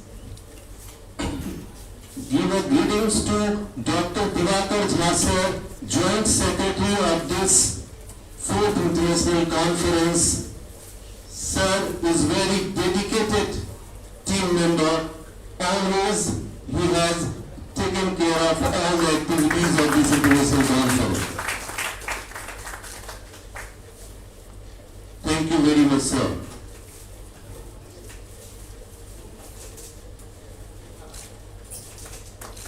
May I now request you, sir, please present a bouquet and memento to Dr. S.K. Jha, Treasurer of this international conference.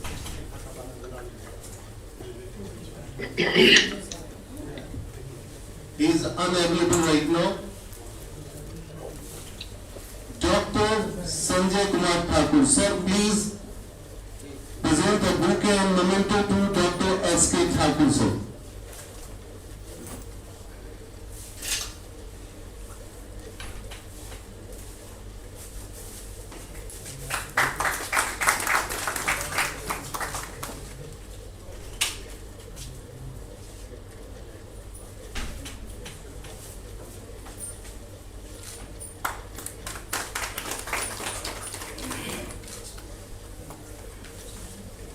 May I now request you, sir, to present a bouquet and memento to Mr. Syam Kumar, Coordinator of Valedictory Session as well as IT Facilitator.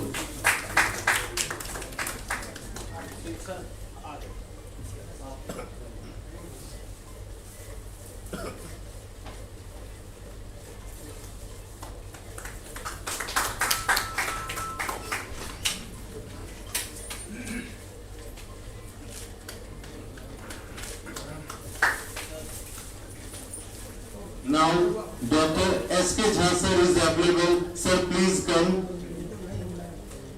May I now request you, sir, to present a memento to Dr. S.K. Jha sir.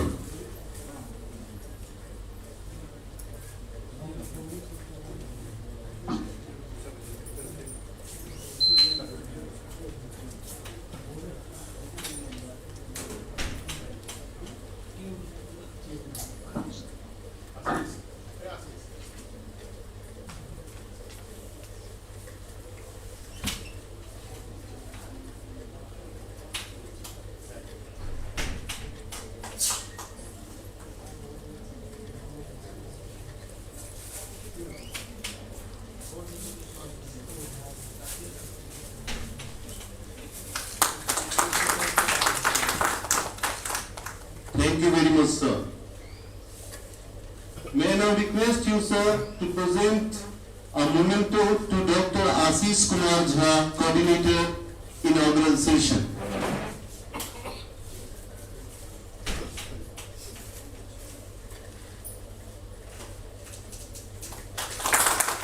Thank you very much, sir. May I now request you, sir, to present a memento to Dr. Prabhat Kumar, IT supporter. Consistently, he has been devoting his precious time to support this mega event.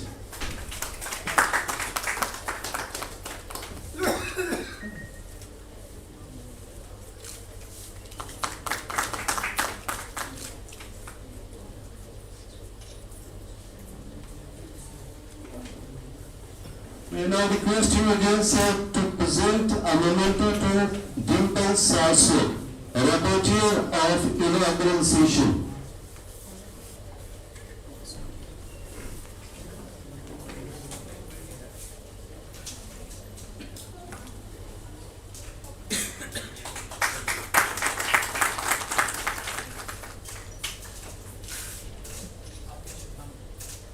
May I now request you, sir, to present a memento to Mr. Krishna Murari, IT Manager of this conference.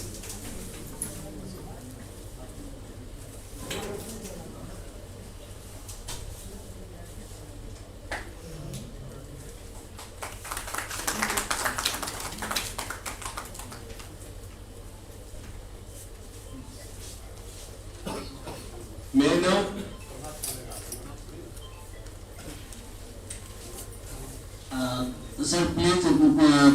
urgent memento to Dr.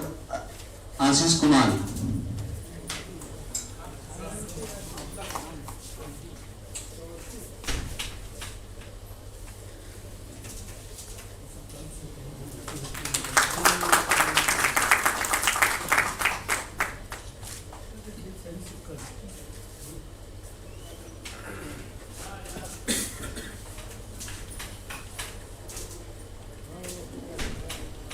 Thank you very much, sir. May I now request you, sir, to present a memento to Mr. Ashish Kumar, Financial Manager of this conference. Two research scholars, really both of you supported well this international conference. Ms. Payal. Sir, please present.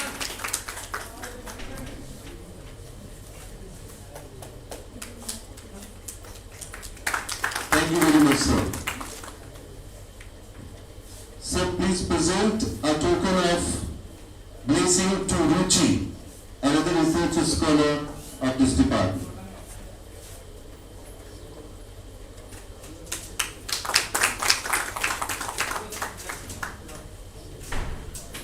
May I now request you, sir, to present a token of blessing to Mr. Ashish Kumar.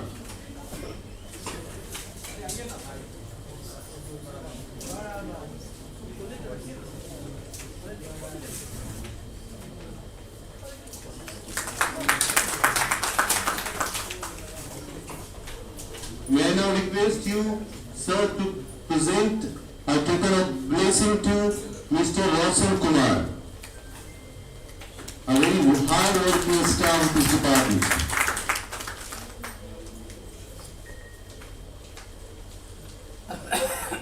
May I now request you, sir, to present a token of blessing to Ganesh Kumar, a technical support. Without him, it was likely to say impossible task to arrange such a mega event.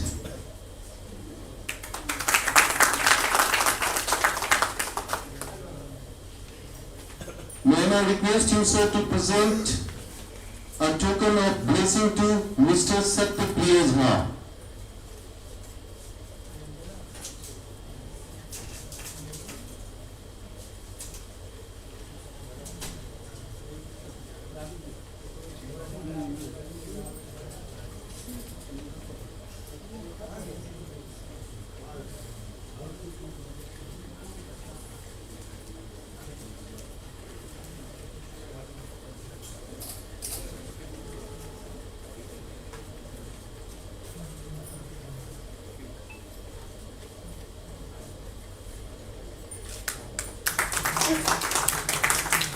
Thank you, sir. May I now request you, sir, to please present a token of blessing to Mr. Satish Kumar Singh.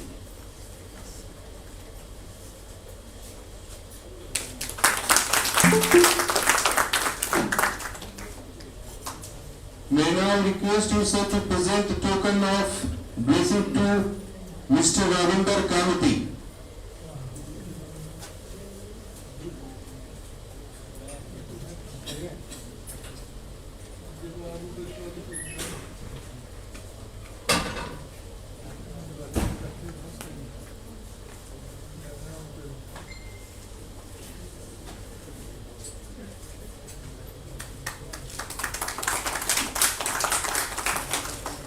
Anil Kumar.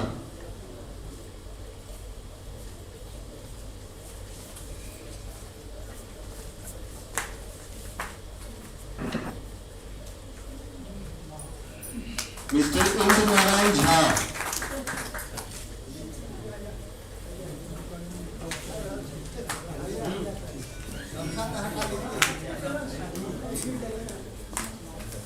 Mr. Ravi Rai.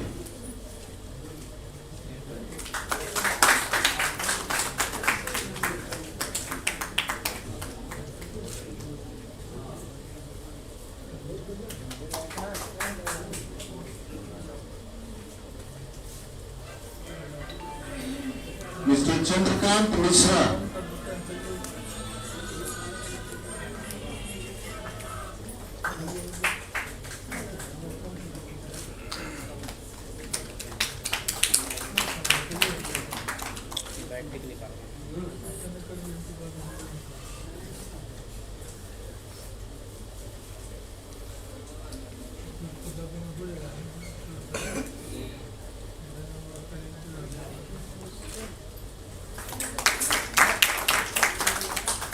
Mr. Bittu Kumar Gupta.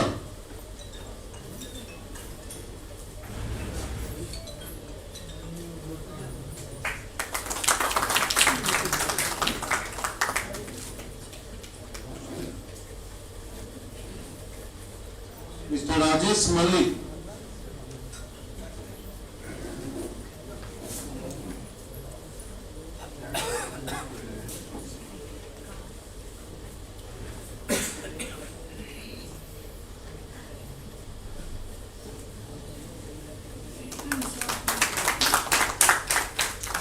Mrs. Samola Devi.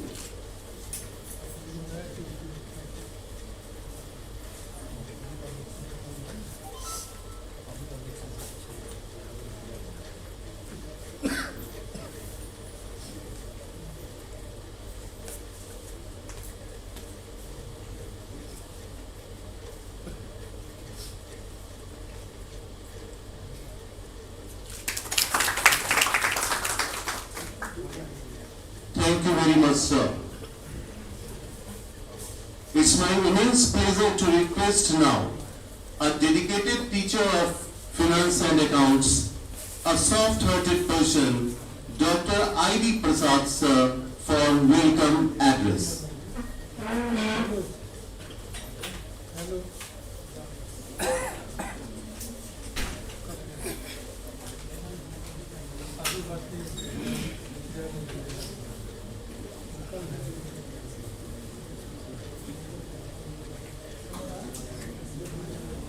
Vice Chancellor, Professor S.P. Honorable Vice Chancellor, Professor Dolisi, Madam, respected chief guest, former Vice Chancellor, Professor S.M. Jha, valedictory speaker, former head and director of this department, Professor L.P. Singh, guest of honor chairman, Sankta Group of Institutions, Jaipur, Dr. Sant Kumar Chaudhary Sahab, Diplomat, Embassy of Ukraine in India, Professor Ivan, Drilling Engineer, Kuwait Drilling Company, KSC, Kuwait, Engineer Deepak Chaudhary, Associate Professor, Department of Management, Islamic University, Bangladesh. Dr. Dhananjay Kumar, Head and Director of this department, and Organizing Secretary, Professor A.K. Singh, Dean Faculty of Commerce, Professor Gabriel Das, former Head and Director, Professor H.K. Singh, younger brother, Dr. Diwakar Jha, Dr. S.K. Jha, and management faculty, Dr. Ashish Kumar, Dr. S.K. Thakur, Sri Shyam Kumar, Dr. Prabhat Kumar, people from media, all the delegates, participants present in this auditorium, connected online. I, Indradev Prasad, as the member of organizing team of this international conference, welcome all of you from my core of heart. I am thankful to all the foreign delegates and participants also who were live in the previous sessions of international conference. The entire conference has been conducted in altogether 4 sessions. Besides inaugural and valedictory sessions, 2 technical sessions were held. I welcome all the speakers of technical session 1 and technical session 2. Professor Ashok Kumar Jha from Tribhuvan University, Nepal. Sri Kundan Kumar, Assistant Controller, Patents and Design, Government of India. Dr. Deepak B. Bhandari from Pokhara University, Nepal. Dr. Manish Kar, Head of Business Development Administration, Adani Power Limited and Adani Green Energy Limited, Gurgaon. The Chairman of Technical Section, former head and directors of this department, Professor I.C. Verma, former Dean Faculty of Commerce, Professor D.P. Gupta, and foreign guest Dr. Hassan Afar. Luxor University, Egypt, Mr. Kumar Abhishek from Atlanta, USA. I again welcome all of you. Swagatam, Swagatam.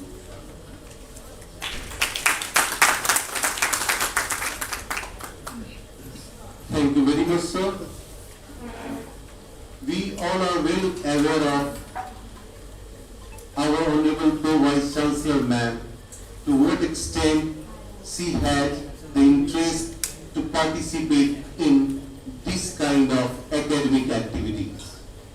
But today she is very engaged. That is why she has decided to send an audio message, a token of blessing to bless this function. So I am just requesting you, Ganesh, please start the message that already ma'am sent to you.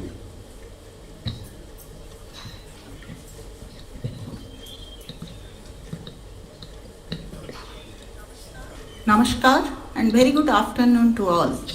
Respected dignitaries, participants, faculty members of the University Department of Commerce and of various colleges, members of organizing committee, representatives of press and electronic media, ladies and gentlemen, and my dear students.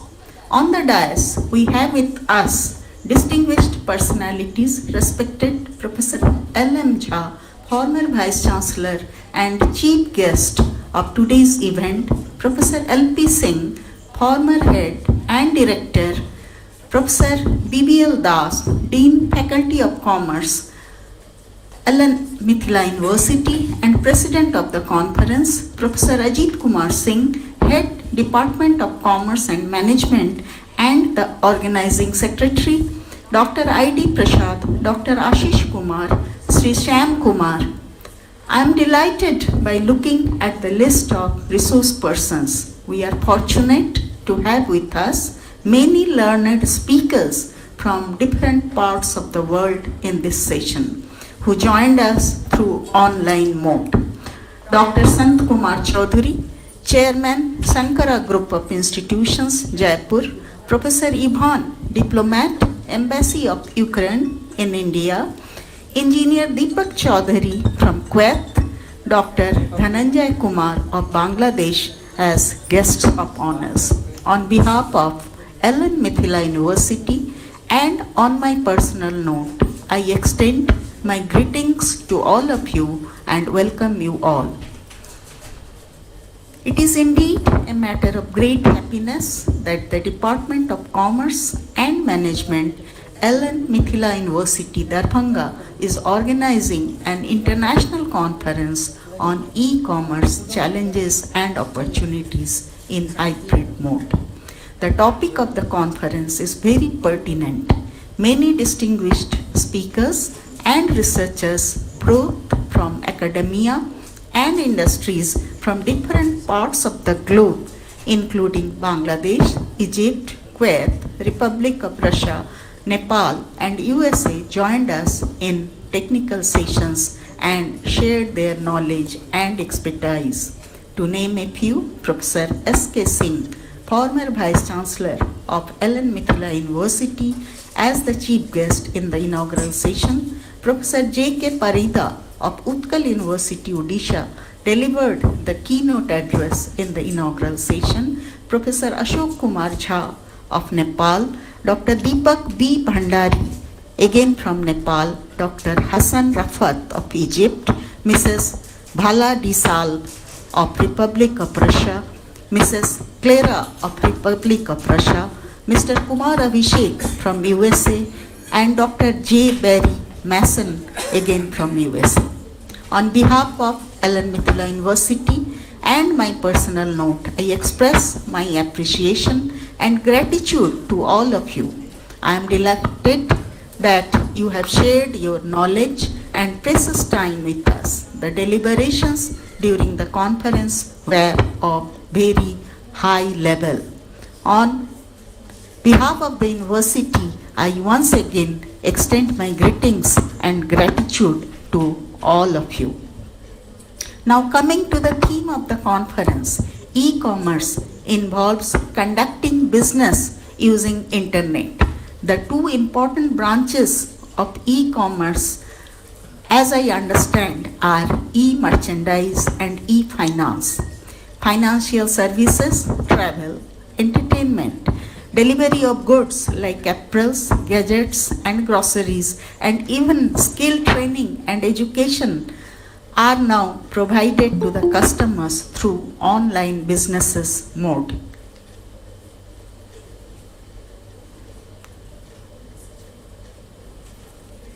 E-commerce is the execution of any form of business transactions or information exchange using information and communication technology between the company or the service provider and its clients or customers. The benefits of e-commerce are many, including its round-the-clock availability, the speed of access, the wide availability of goods and services for the consumer, easy accessibility, and wider reach, including international level, most of the time at a reduced cost. We have witnessed the huge growth of digital commerce over the last decade, which was further strengthened because of the prevailing COVID pandemic situation during the last 2 years. It is observed that the COVID pandemic has in fact accelerated the digital transformation efforts in most of the existing organizations and business houses all over the world, and so in India. The exponential growth has created a world of opportunities. Many new entrants are also joining every day. However, along with this, e-commerce is also facing several challenges.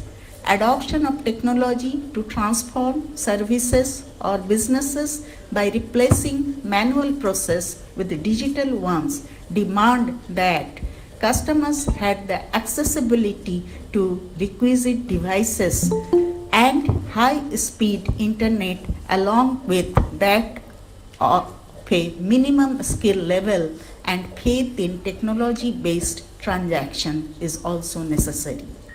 People do not yet sufficiently trust paperless and faceless transactions. In India, for example, cash on delivery is the preferred payment mode. Most of the people prefer to pay cash on delivery not because of low credit card diffusion, but low trust in online transactions. Not like electronic payments, manual cash collection is labor intensive and quite perilous. With the vision to transform the country into a digitally empowered society and knowledge economy, Digital India, a flagship program of Government of India, was launched in the year 2015. The main objective of the program is to provide digital infrastructure as a core utility to every citizen, empower them to handle digital tools and provide good governance and services on demand. The reach of internet penetration has also increased tremendously since then, and now even in rural areas, ICT infrastructures are created, narrowing down the digital divide. Growth of startups are fueling digital economy, and India currently has the world's third largest startups ecosystem. Digital application in business transaction is expected to raise efficiently by saving costs and time. The uptake of e-commerce also brings along associated challenges. To me, the cyber security threat being the most critical of them. The threat of hackers and fraudsters attacking the host server and not just infecting with viruses but more threatening is stealing the confidential data of both the business house as well as registered customers. We get the news of breach of credit and debit card often. Such lapses directly affect the trust of the consumer. Phishing is yet another threat where hackers pose as businesses and ask for sensitive information from their customers. Several users are increasingly concerned about the e-commerce website's capability to effectively shield their personal identity as well as the security of the transaction details. E-commerce houses thus need to ensure effective security and solution to such challenges. Security should be the priority for every business operating in the digital mode to retain the reputation of the brand and create its own customer base. Some steps to safeguard the data of the business and its customers include switching to HTTPS protocols using credible third-party payment processing system as well as obtaining a payment card industry data security standard PCI DSSS accreditation. Firewall software and plugins shelter from SQL injections and cross-site scripting are also an effective solution to evading suspicious networks while allowing only reliable traffic on the website. Cybersecurity is thus one of the greatest issues to overcome in the e-commerce business, and it is certainly one of the biggest nightmares of every e-commerce owner. The opportunity of e-commerce are indeed many, and I understand that the learned speakers have deliberated in details about the many challenges and their effective solutions too during the technical sessions. I am very sure that the faculty members and a large number of student participants have been hugely benefited and academically enriched by the high quality lectures and deliberations by the distinguished professors, researchers, and business executives from various parts of the world during the two-day conference. The credit of organizing the conference of this level goes to Professor Ajit Kumar, Head Department of Commerce and Management, and his team of faculty members, research scholars, and PG students. I appreciate the effort of all members of the organizing committee and all those associated with it, the faculty members, the research scholars, the staff members, and the students wholeheartedly, and congratulate them for successfully conducting the conference. I would have loved to be here to listen to the learned delegates, but due to some other urgent engagement, I have to leave now. I therefore request the organizing committee to kindly excuse me. Professor B.B.L. Das, the Dean, Faculty of Commerce, Ellen Mithila University, may kindly be entrusted to chair the valedictory session on my behalf. Thank you all. Many thanks to Honorable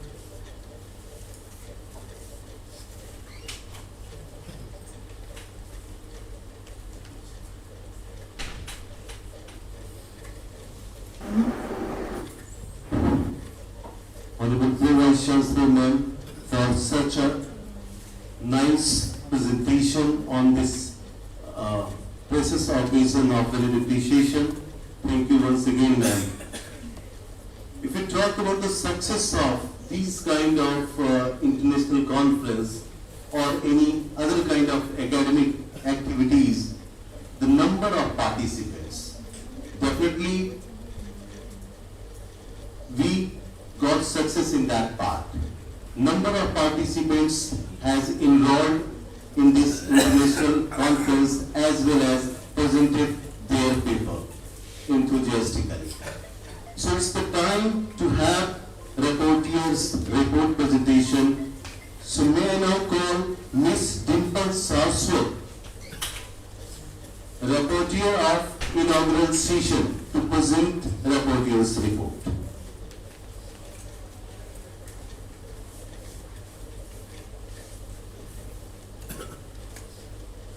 Thank you very much, sir. And a very warm good afternoon to everyone present here, all the dignitaries and the delegates. So I'm here for my reporter report of the inaugural session on e-commerce challenges and opportunities. International Conference on E-Commerce Challenges and Opportunity was started with a formal announcement made by Organizing Secretary of the Program, Head and Director Professor Ajit Kumar Singh sir. The bouquet was presented to the Chief Guest, Chairman, Co-Chairman, Guest of Honor and to the keynote speakers of the program. Then the program was directed towards a ritual ceremony of lighting of ceremonial lamp with the presentation of Kulgi. Further, the welcome address was started by Organizing Secretary of Program by doing Abhinandan to all, where he welcomed all the invitee guests and the delegates, research scholars, teachers and the students by welcoming Honorable Vice Chancellor Professor S.P. Singh sir, former Vice Chancellor and the Chief Guest of the program, Professor S.K. Singh sir.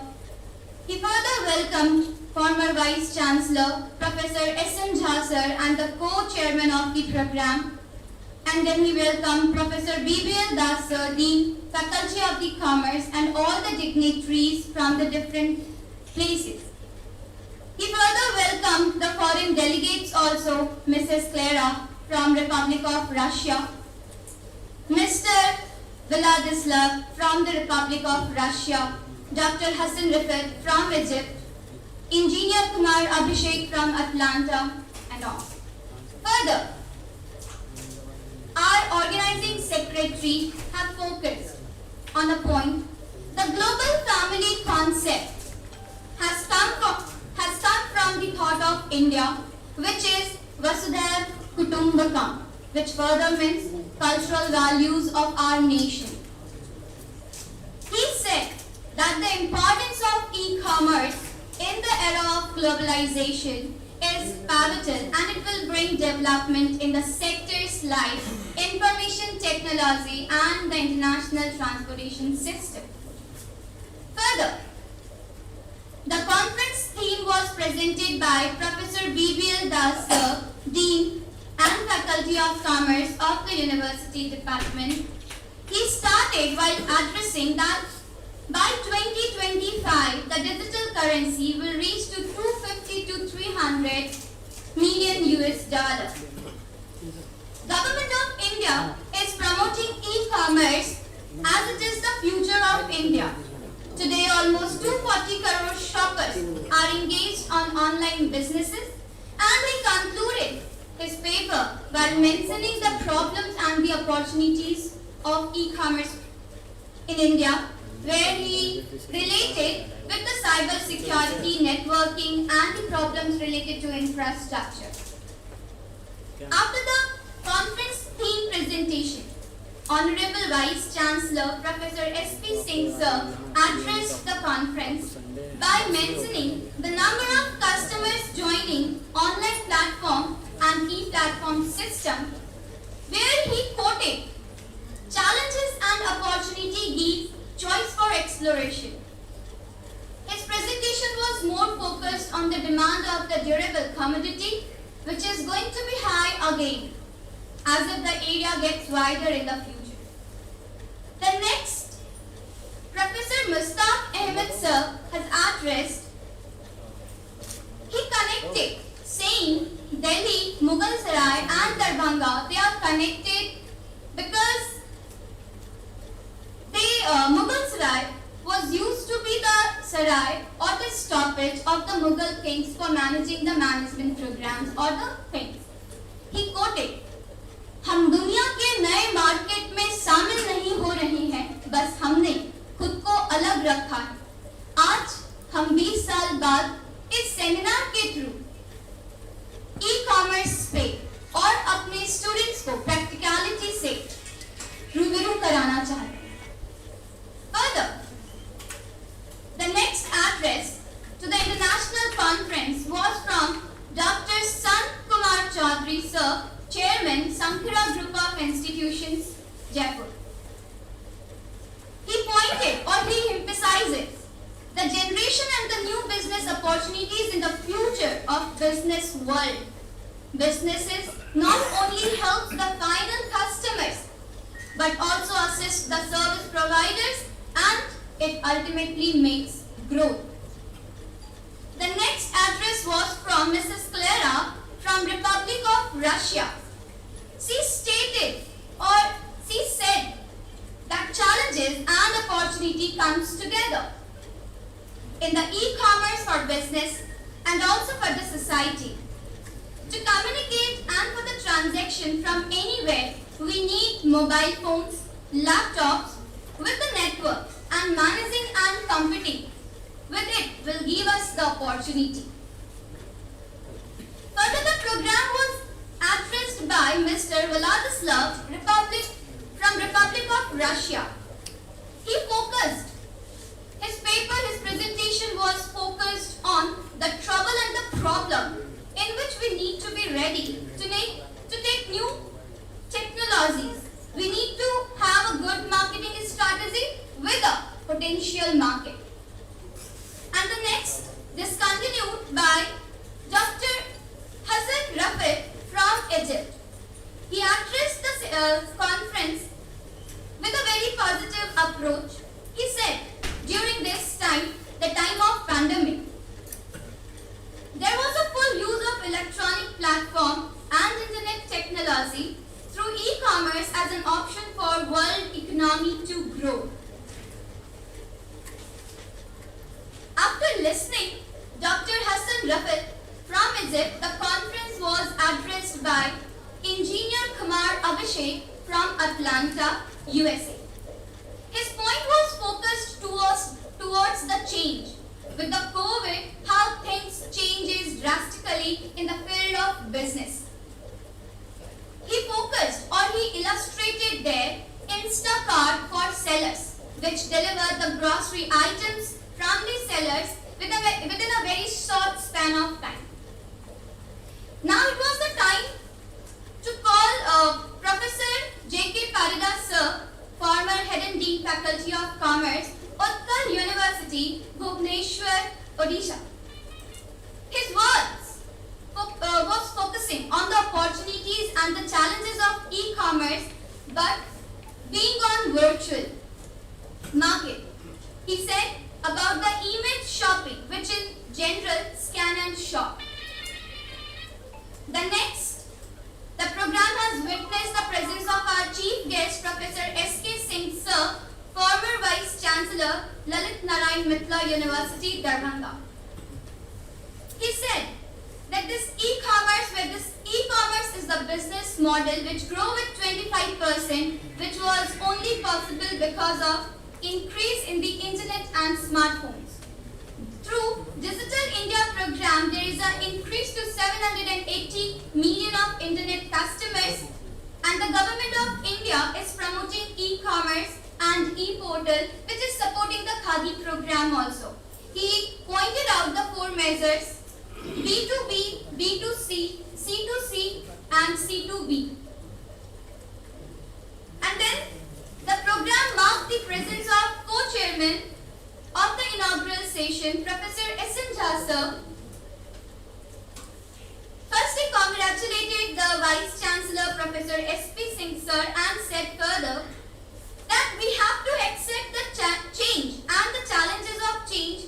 For the formulation and designing in the policy, Government of India should notice that the challenges are multi-dimensional for the economy. So we have to accept online devices, but we are not supposed to say goodbye to offline market in Indian context. His presentation was more on earn more, spend more, as it will increase the scope for online business, and further, he focuses the problem of the demography being optimal, which bring the optimal mix that he strongly advocated in favor of change in policy for both online as well as the offline. Where the world is moving towards the digitalization, so we should. Now the program has come to an end where after the addressing of all the dignitaries, Dr. S.K. Thakur sir, management faculty was invited to propose vote of thanks to the audience. And finally the program was concluded with the national anthem. Thank you so much.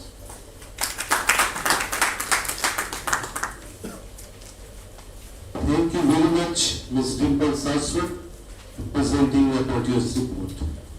May I now call Rapporteur of Technical Session 1, Assistant Professor, Department of Commerce, KS College Lahariya Sarai, Mr. Arun Srivastava, to come and present rapporteur's report.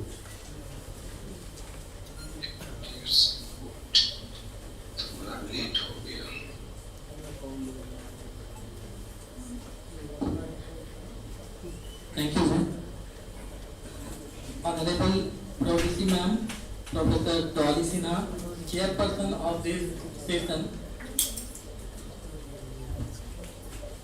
respected Professor S.N. Jha, former Vice Chancellor and Chief Guest of this session, Professor L.P. Singh sir, former Head and Director of this department and valedictory Speaker of this session, respected B.B.M. Das, Dean of the Faculty of Commerce and Business Administration, respected Professor Ajit Kumar sir, Head of Department of Commerce and Business Administration, Professor I.D.P. Prasad sir, convener of this session, convener of this international seminar, and all the respected dignitaries on the dais and off the dais. Myself, Avini Srivastava, Assistant Professor, Kuvasin College, feel very proud and honored to present rapporteur's report of Technical Session 1. The theme of Technical Session were challenges and opportunities of e-commerce and e-commerce in India. The first technical session on the two-day international conference was chaired by Professor D.P. Gupta, Sir, Head Department of Commerce, EM College, Darbhanga. Dr. Ashish Kumar Sir was the coordinator of the session, while keynote speaker of the session was Dr. Deepak D. Bhandari, Registrar, Pokhara University, Nepal. He introduced the theme of the conference. He explained how, amid slowing economic activity, COVID-19 has led a surge in e-commerce and accelerated digital transactions and transformation in India. As lockdowns becomes new normal, businesses and consumers increasingly went digital, providing and purchasing more goods and services online, raising e-commerce share global retail trade from 14% in 2019 to about 17% in 2020. We have another keynote speaker, Dr. Manish Karan, Head Business Development, Adani Power Limited and Adani Green Energy Limited, Gurugram. He explained renewable sources including hydropower, wind energy and solar energy. He highlighted that by the year 2075, entire coal mines will be extracted and we will not have any coal for future and further use. He suggested use of ethanol-based petroleum products was to be focused, and it is one of the great solutions to reduce our dependency on coal. Total 104 participants across the country participated enthusiastically in this international conference through online and offline modes. Due to overwhelming response from the participants and due to paucity of time, only 30 participants got the opportunity to present the paper in the technical session, and remaining were supposed to be presented in absentia. Rahul Bhardwaj from Banaras Hindu University, Varanasi, in his online presentation highlighted his finding on measuring service quality and customer satisfaction of the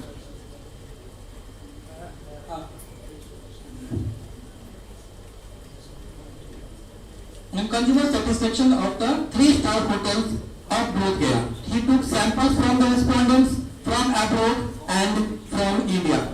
He concluded and suggested that 3-star hotels can improve their label by concentrating on ambience, location, food and beverages, safety measures, etc. We had lots of contribution in this international conference. I am just mentioning the name of the contribution by our eminent scholars. That includes Arjun Prasad from Department of Applied Economics and Commerce, Patna University, Patna, Bhola Bhaskar, Dheeraj Kumar, Hema Kumari, Prashant Kumar, Research Scholar of this department, Ashish Kumar Chaurasia from Ranchi University, Ranchi, Dimple Saraswat, Research Scholar of this department, Akhilesh Kumar, again Research Scholar of this department. Rakesh Kumar also presented his article on RBI for e-commerce system and its impact on Indian economy.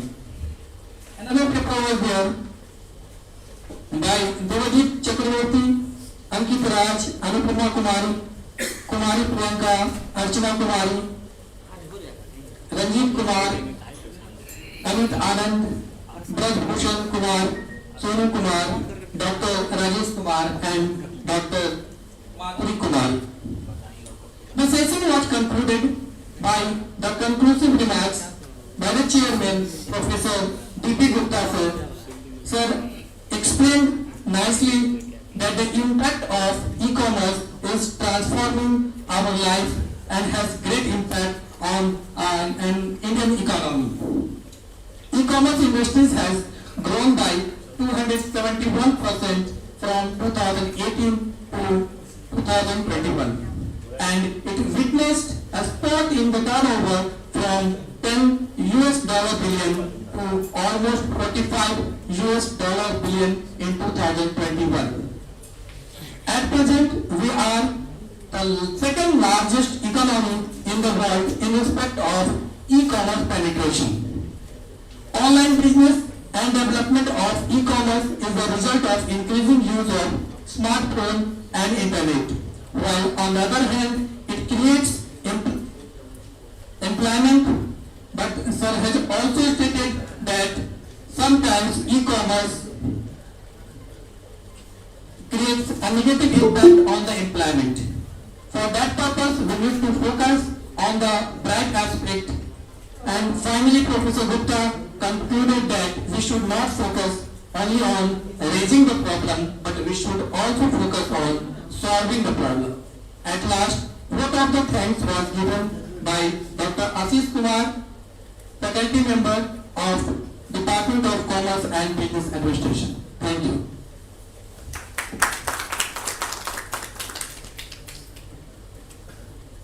Thank you very much, Mr. Vince Srivastava, for presenting a brief about your report.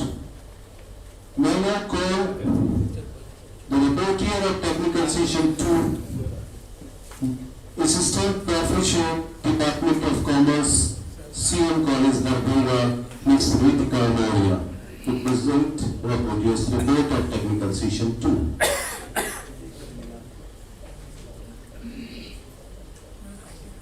Thanks for calling me upon the dais, sir.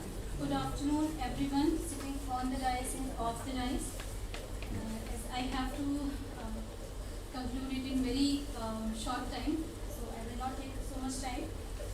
As you all know, I am Ritika Moya, the rapporteur of second technical session.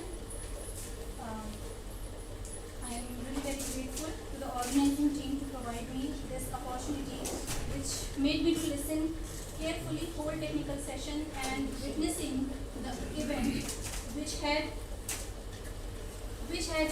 added another feather to the cap of the department I am a part of. The theme of this second technical session was e-commerce in global economy and impact of COVID-19 on e-commerce. The session was chaired by Professor I.C. Verma sir, former Head and Director, Department of Commerce, Business Administration, Lalit Narayan Mehta University.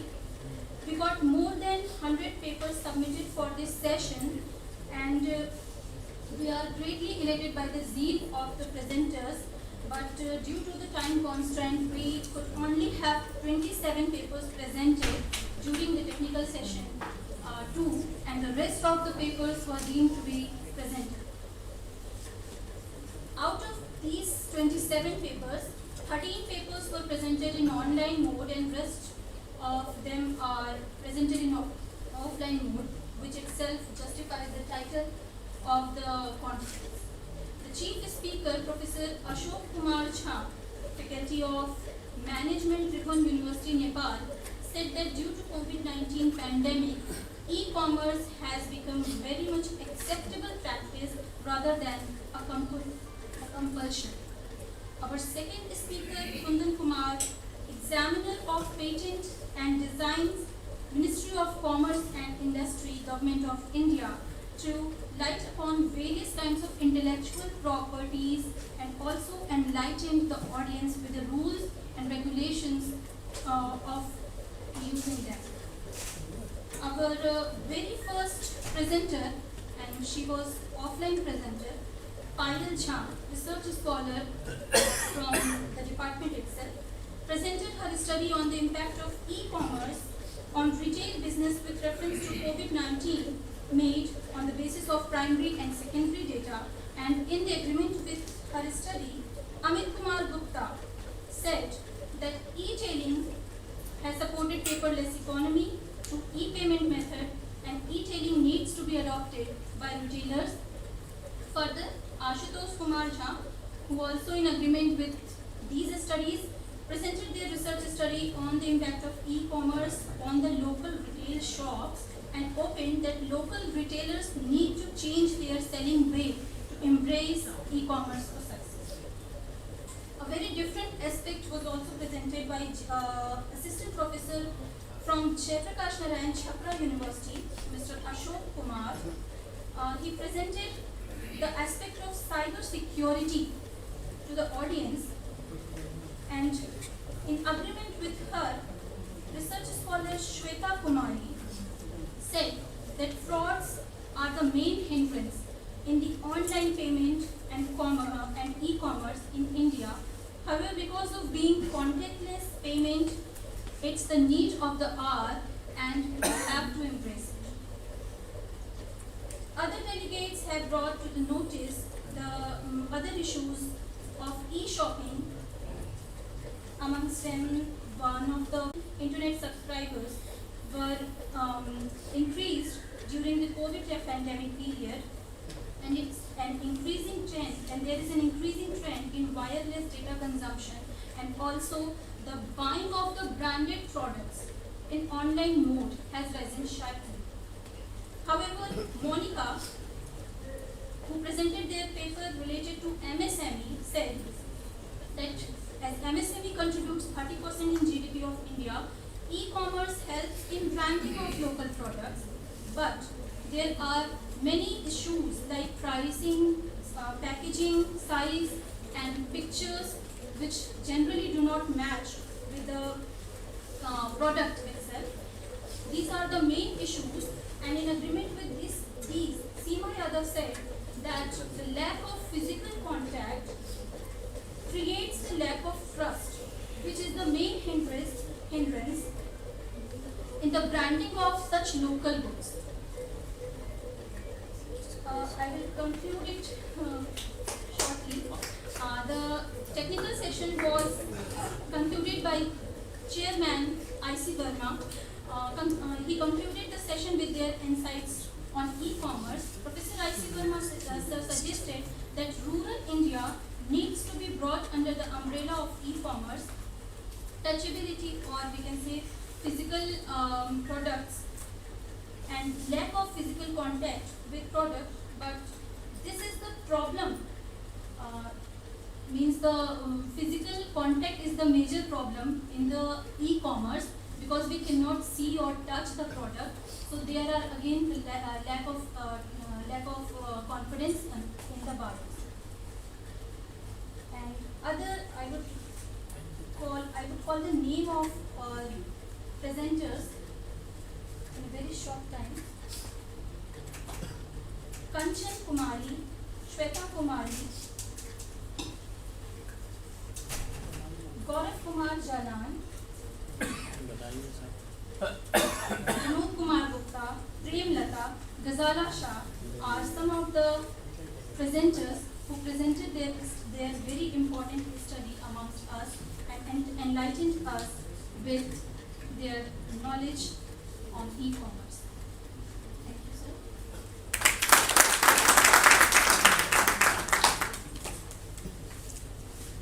Thank you very much, ma'am, for presenting such a brief Rapporteur's report. It's the time to get the feedback from the side of the participant. In this way, we now call Akhilesh Kumar, a research scholar. Please come and share your feedback.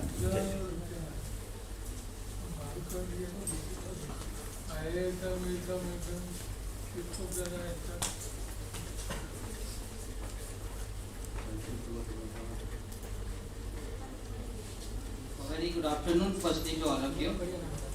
This is Akhilesh Kumar. I am one of the research scholar of this department. Firstly, I would like to thank the organizing team of Department of Commerce has done the tremendous work to organizing the 2 days international conference. The participants are from different parts of country, as well as the 11 participants has participated from abroad as well. The 11 participants have also joined this webinar through online mode from abroad, and this property diversity of India the provide platform to them, and the provide interaction and exchange their knowledge with each other through the online mode as well.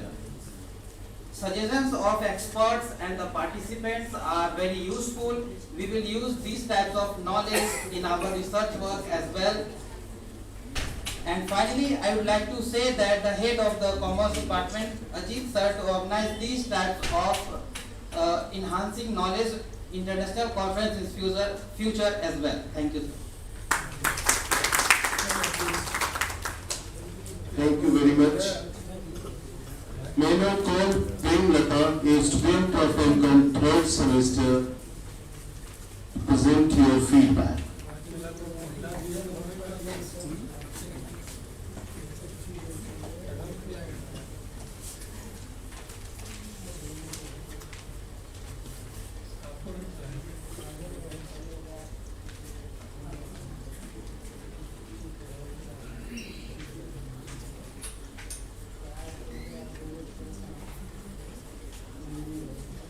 Respected co-chairman BBL sir, respected chief guest SM Jha sir, respected organizing secretary AK Singh sir, respected valedictory speaker LP Singh sir,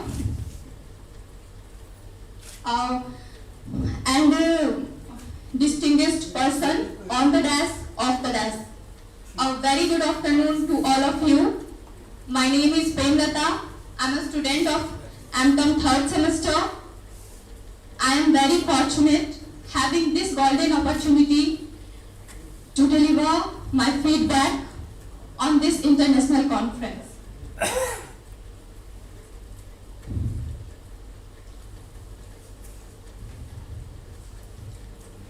I realized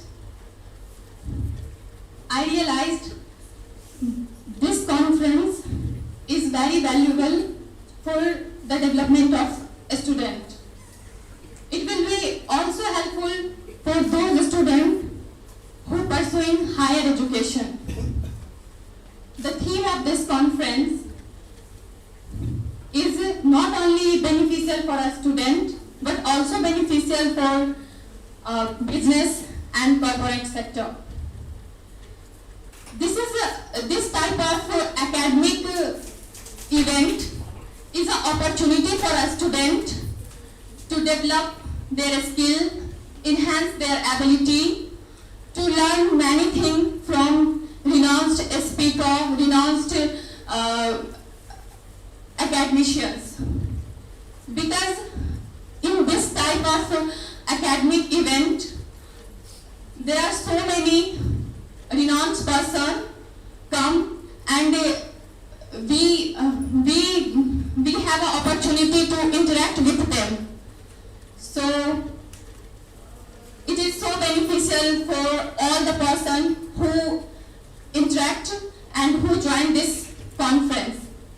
Lastly, I would thank to my organizing team member for giving a warm reception to all delegates. Thank you. Thank you, Premlata. It's my immense pleasure now to request an iconic personality of Mithila, a renowned academician, Dr. Sant Kumar Chaudhary, Chairman Sankara Group of Institution, Jaipur. Sir, please deliver your address as guest of honor, sir. Thank you very much for inviting me as a guest of honor for this great event. It's my great pleasure to be here as a guest of honor. First, I treat myself as a alumni of this university, and it's a great honor that our university is having this type of event, which has participation from different parts of the world. I salute my university. I salute my Honorable Vice Chancellor Professor S.P. Singh ji. I salute Pro Vice Chancellor Madam Professor Dolly Sinha ji, Professor B.L. Das ji, Chairman Faculty of Commerce, LNMU, I.D. Prasad ji, and last but not least, key person of this committee, organizing committee, Professor A.K. Singh ji. I have honor to convey you that Ukraine is one of the best friends of our country. And here I am having one of my best friends, Professor Ivan Yuri Savin, who is present here as a guest of honor on my request.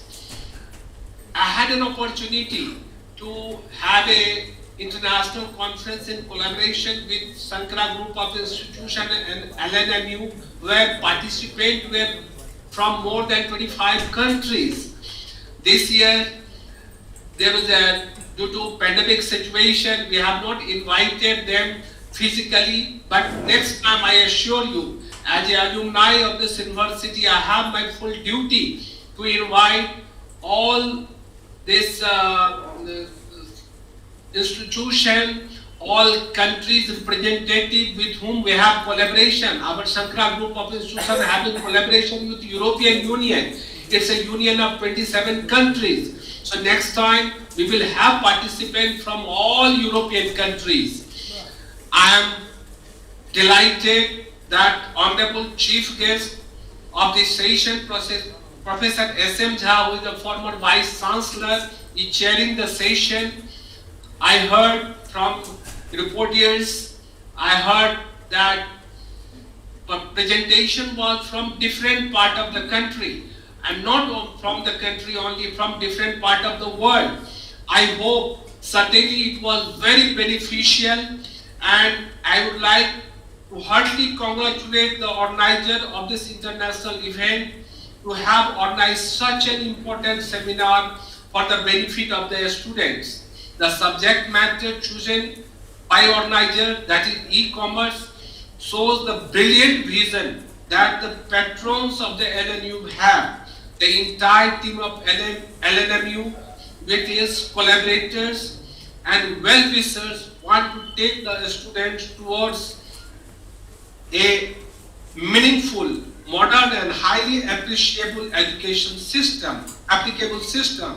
I am sure that team of LNMU will continue to organize such events. I pledge my support for holding such events in the interest of the student. Once again, I congratulate the entire team of LNMU. We have organized this event under the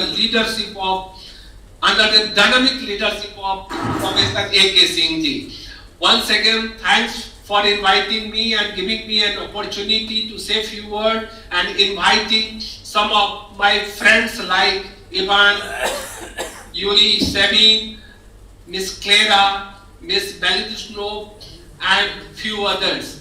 I feel proud for that. Once again, thank you very much, and I hope this type of international conference, national type level conference will continue in future also. Thank you very much. Thank you very much, sir, for joining us and assuring us to have your kind support in future too.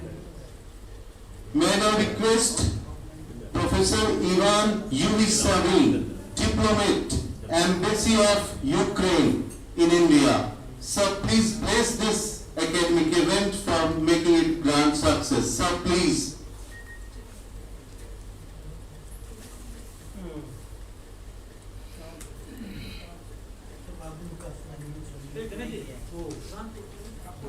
वो करेंगे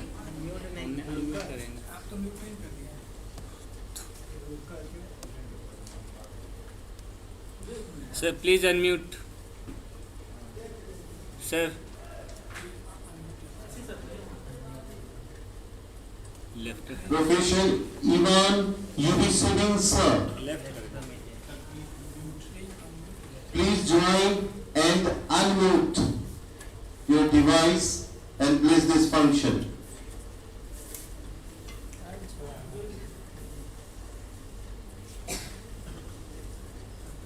Kindly mute your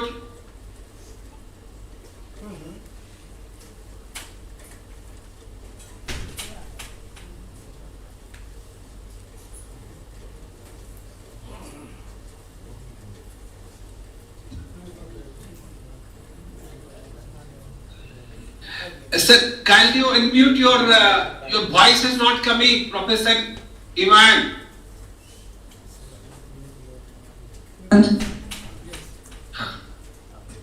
Okay? Yes, sir. Yeah. Okay. Dear guests, dear participants of this conference, it has been really my great honor and my privilege to be introduced to the wonderful team of LNM University by Dr. Sankumar Chowdhury, who is the chairman and also a great alumni of this university. By being part of this international seminar, I have come to know for sure what Dr. Sankumar Chowdhury had told me previously about the brilliant initiatives and academic efforts and the pedagogy of this great university. As you all are aware, Ukraine has always been a well-wisher and a friend of India at all times. With new technology coming, e-commerce will play a major role in strengthening the ties between India and Ukraine, I'm sure. And please be sure that Ukraine wants to play a more important role in making the academic and trade ties with India stronger. I'm sure that LNM University, in joint collaboration with Shankar Group of institutions, will proceed organizing such great events for academic learning and practical purposes. Again, my best wishes to the entire university, to the faculties, to the students, and the organizers of this memorable event. Thank you so much, gentlemen. Thank you very much, sir, for your ornamental words. May I now request Engineer Deepak Chaudhary, presently rendering his service in Kuwait. Sir, please join and deliver your remarkable address. Thank you so much. First of all, greetings to all the people present in the room, and special thanks to VC sir, the chairhead, all the dignitaries present over here, and the entire team, organizing team of LNMU, who has organized this wonderful event, and they have added me to be a part of this event. Thank you so much again. Also, I'd like to thank Mr. Ajit Chaudhary, Professor Ajit Chaudhary, who informed me about the happening of this event. Let me introduce myself. I'm Deepak, and I work as a petroleum engineer in Kuwait, and I've been working in Gulf countries since past around 12 years. I was interested to be a part of this event as I'm directly related to this subject. I'm a consumer, and I have been a part of this e-commerce sector since past 12 years. If you are discussing about the e-commerce sector, it's simply that we are discussing about a business team, consumer, some online transactions, and it's primarily based on internet, right? So if we see this entire business model on which the e-commerce is based, so initially we had this B2C or the B2B model, but if we see the current scenario, what is the latest eye-catching thing is the C2C and the C2B model, where the consumer can sell a good to another consumer, or a consumer can sell their product to a business house. Just like you can take an example of eBay or OLX, right? So if we see that if you move a decade back, 10 years back, 10 or 12 years back, so we had poor logistics, the payment methods were not good, and your internet connectivity was not good. But if you look at the trend of the e-commerce sector, there was never a dip. That is the point to be noted, that there was never a dip in the e-market sector, this e-commerce sector. It always had an exponential growth, irrespective of the conditions we had. And if we face the reality that is that today, we have a lot of development. So we have introduction of the voice assistant, augmented reality, virtual reality, artificial intelligence, and many other things. You have chat bots, you have cryptocurrencies, you can pay in the digital modes, right? So if we sum up all these things, we see that there's a huge growth in this e-commerce sector, and it's great that today we all are discussing about this thing. Because if you look at the statistics, it says that almost 60% of the global population is right now on internet. They're using internet, and almost 95% of the global population, they use the internet via their mobile phones. And of this 60% of the global population, when you are talking about, almost 850 million people from India are using, as of January 2021, almost 850 million people from India are using the internet. So we have a huge market, and somehow each one of us are directly or indirectly contributing to this. Whether you have an account on a social media platform like a Facebook or Instagram, somehow you are contributing to e-commerce sector, right? So if I see this entire thing, I think that right now we are discussing on the international conference, and soon we will get to see the participants or some students from the university coming up with some live projects, right? Because it's a vast domain. People can work on the artificial intelligence or the augmented reality, which is the latest thing we are discussing about, right? And even the Indian government is helping us a lot on this. If you see the scenario in 2019, the complete e-commerce sector was around $30 billion, and as of date, it's around 40 to 45, and by 2024, the government is projecting that it will be $99 billion, right? So it's almost 3% compared to, it's almost 3 times compared to 2019, right? And it is said that by 2035, India is going to surpass the US e-commerce sector. So we are going to be the second biggest player after China. So there's a huge scope I see over here, especially when I go through the data of this the Digital India campaign, that has been offered by this the current government, that has been initiated by the current government. So they are planning to make this Indian e-commerce economy as a $1 trillion economy by 2025, and I hope that this is going to be a reality very soon. So I have less time, so I'll try to end up this very soon.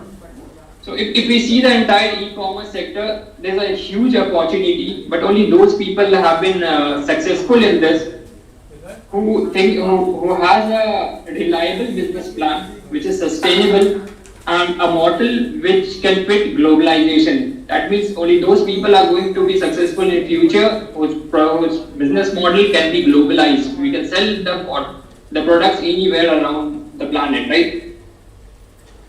So I'll end this my discussion with a line of Jack Ma, the founder of Alibaba and one of the biggest e-commerce giants. He says that the e-commerce is going to boom, and the best thing he told was that whatever the young people they love, that thing is going to be the future.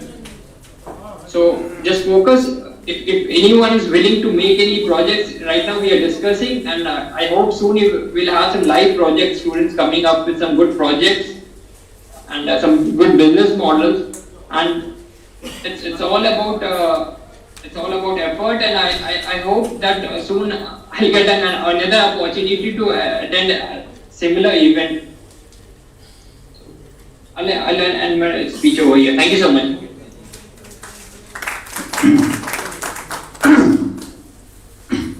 Thank you very much, Engineer Deepak Chaudhary, sir. It gives me immense pleasure to request now a soft-spoken person, friendly in nature, and academician, Associate Professor, Faculty of Management, Islamic University, Bangladesh, Dr. Dhananjay Kumar. I am audible? Yes. I am audible? Yes. Okay, thank you, the moderator. Today's international conference, E-commerce Challenges and Prospects, organized by Department of Commerce and Business Administration, Ellen Mithila University, Darbhanga, India. In valedictory session, present chairpersons, co-chairpersons, chief guests, guest of honor, keynote speakers, and delegates on the dais and off the dais. Very good afternoon. I am very happy for joining this program.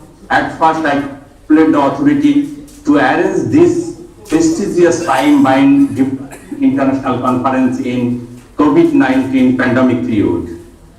With my heartfelt thanks, the organizing secretary, Professor A.K. Singh, invite me as a guest of honor.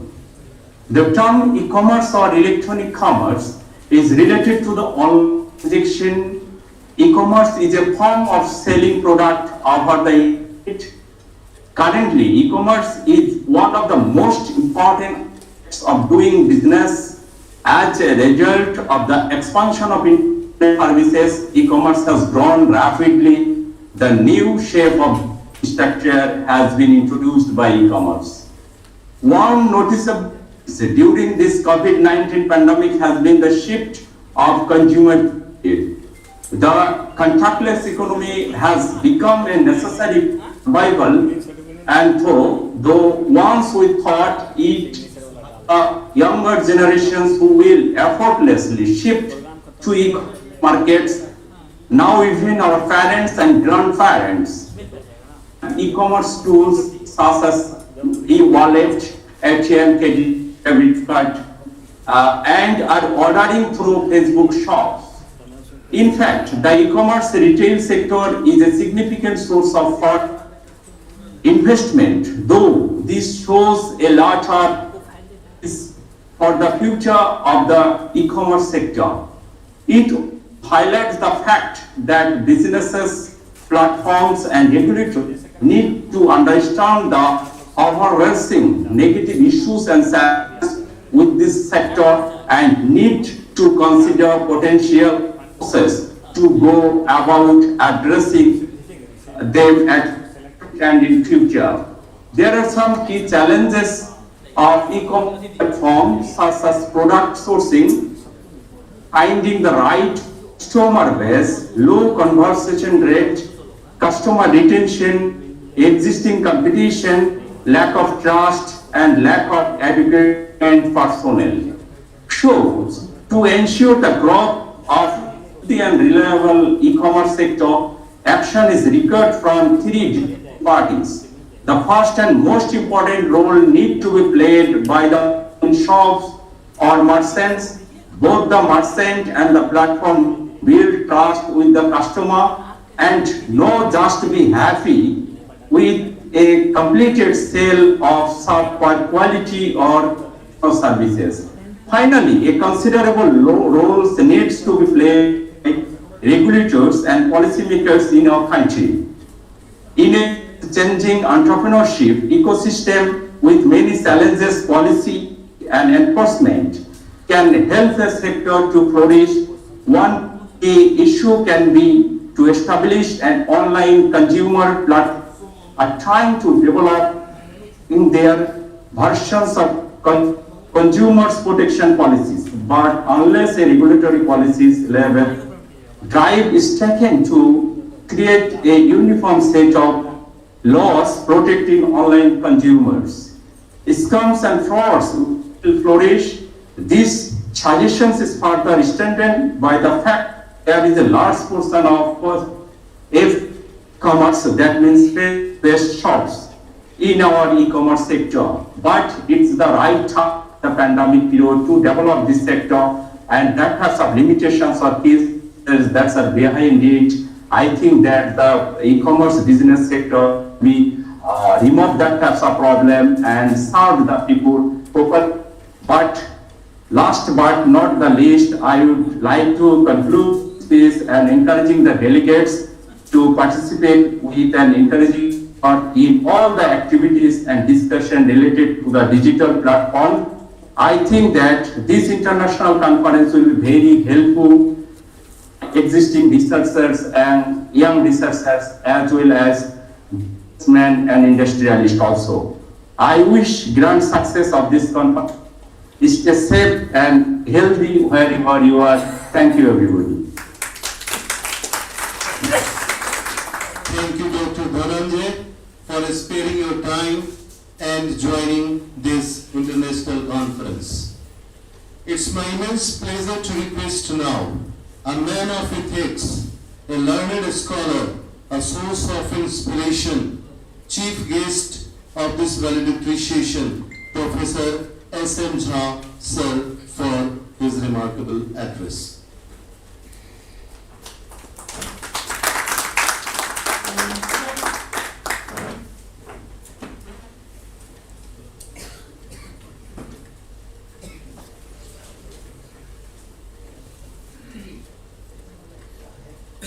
Actually, it is the last part of the two-day international conference, valedictory session. Academics on the dais, Professor L.P. Singh, Professor B.B.L. Das, Professor A.K. Singh, Dr. Indradev Prasad, Professor I.C. Verma, and the distinguished personalities. We have witnessed and shared the views of a number of experts from India and abroad. And we may now say that it is a successful event. A number of problems have been discussed, deliberated, and the rapporteurs have already presented their reports.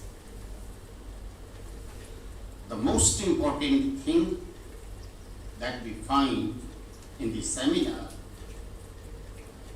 is participation of delegates from abroad, from India, and the participation of students. We are sure that some of the aspects which have been discussed will also cover management of information, because today we find data security a major problem. How do we manage the data? And this is a part of e-commerce information system. Managing the information system appears to be a prime responsibility of the policy makers. That how do they make arrangements for removing or controlling the insecurity problem found by managing the data. Another aspect that we find important here is related to, we can say, the problems, emerging problems due to e-commerce, especially in the financial sector or banking sector, to be more specific, we can say. Because we find increasing cases of frauds, unfair trade there, and how do we protect the interests of customers, that is the problem. We find, we can say that feedback received from the different parts that the cases are increasing day by day.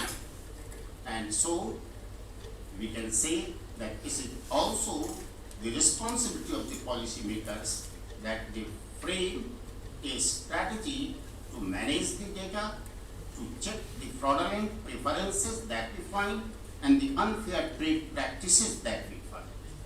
We also expect that the Consumer Protection Act 2019 and the Consumer Protection Rules of 2020 divert attention, priority attention on the problem of insecurity of data trades. We find an alarming problem.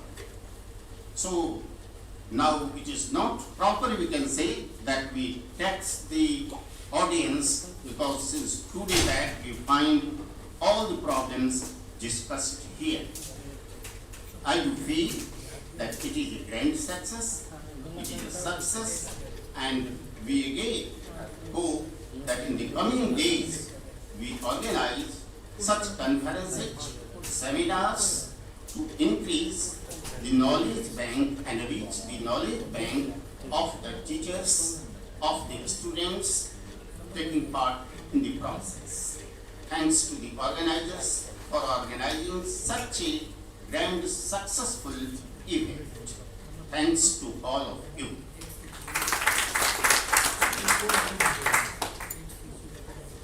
Thank you very much, sir, for your blessings. It's my immense pleasure to request now a soft-hearted person, a dedicated academician, an expert of accounts and statistics, Dean Faculty of Commerce, Chairman of this valedictory session, Professor B.V.L. Das, sir, for Chairman's address. Thank you, Ashish. Very good afternoon, everyone. Honorable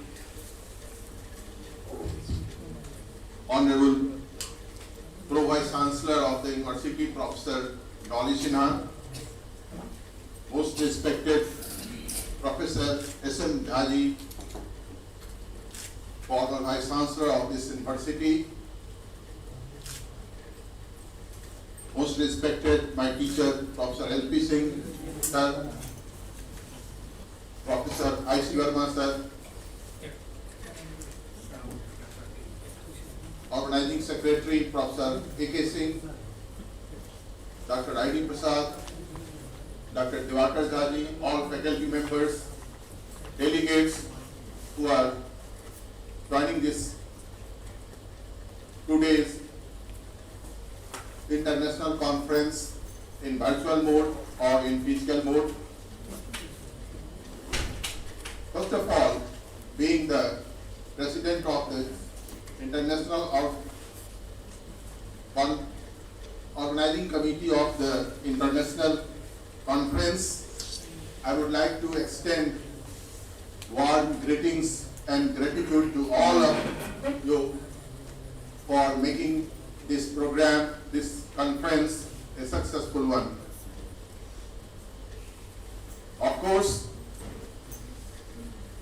this department has a tradition to organize academic events beneficial to the students, academia and society. Several seminars, national, international seminars,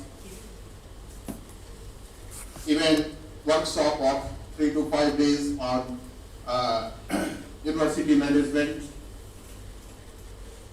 as well as hosted All India Commerce Conference, like academic exercise.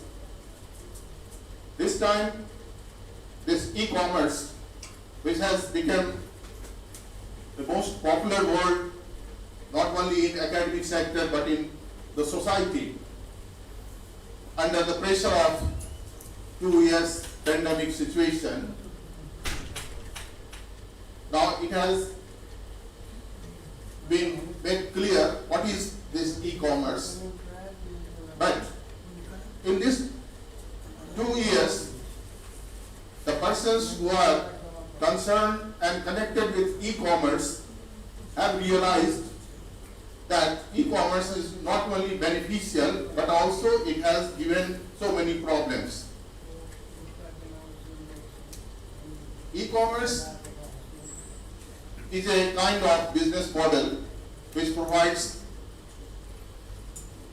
a platform to both the sides, consumers and the business organization, consumers and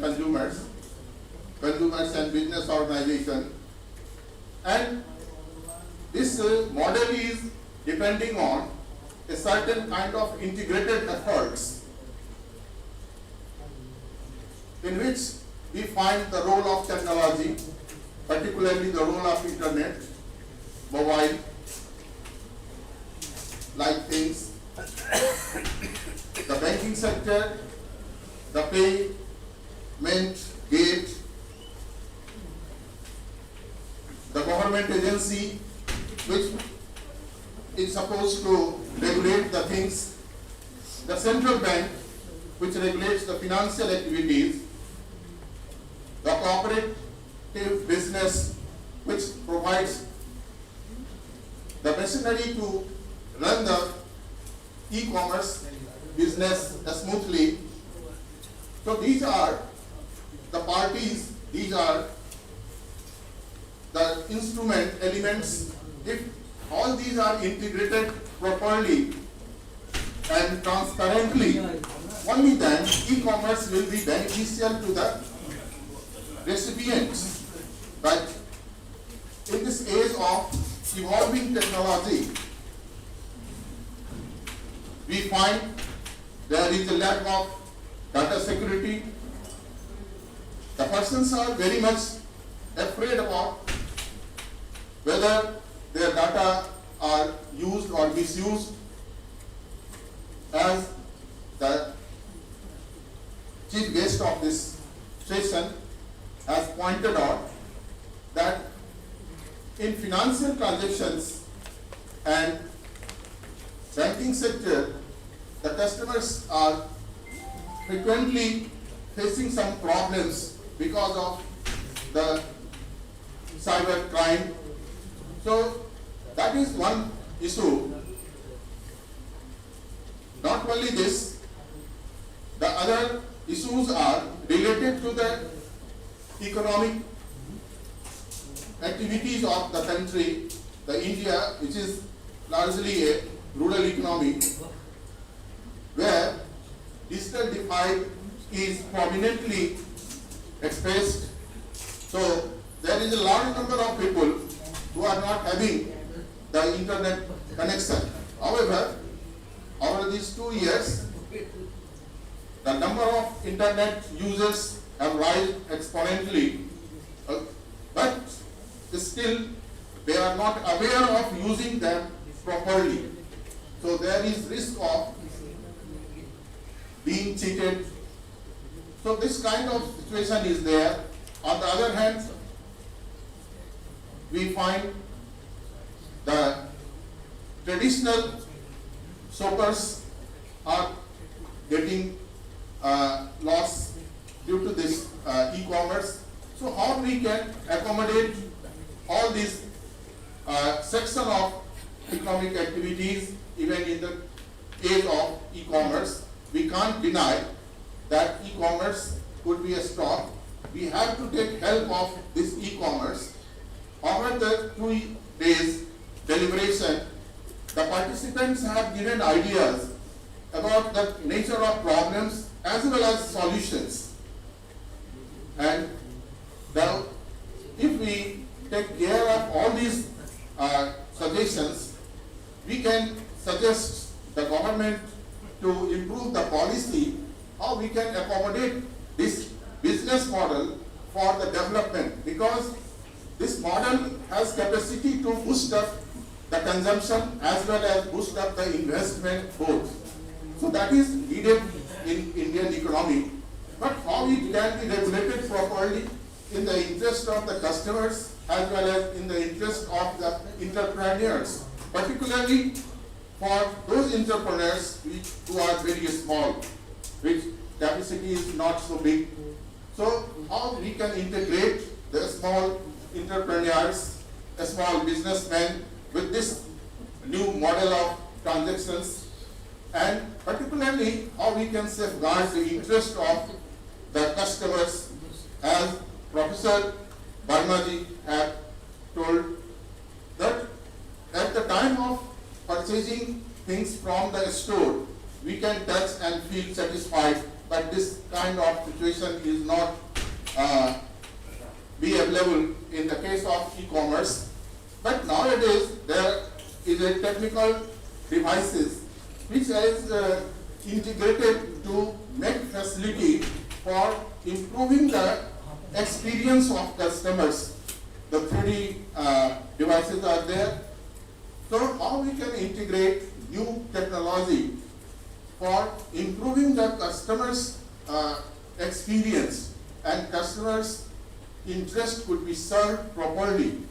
So as I think in these 2 days program, the things have been discussed in the right direction, and it will give new light to do some work and think over some solution further to suggest the players of the e-commerce in the interest of both the parties, for the sellers, for the customers.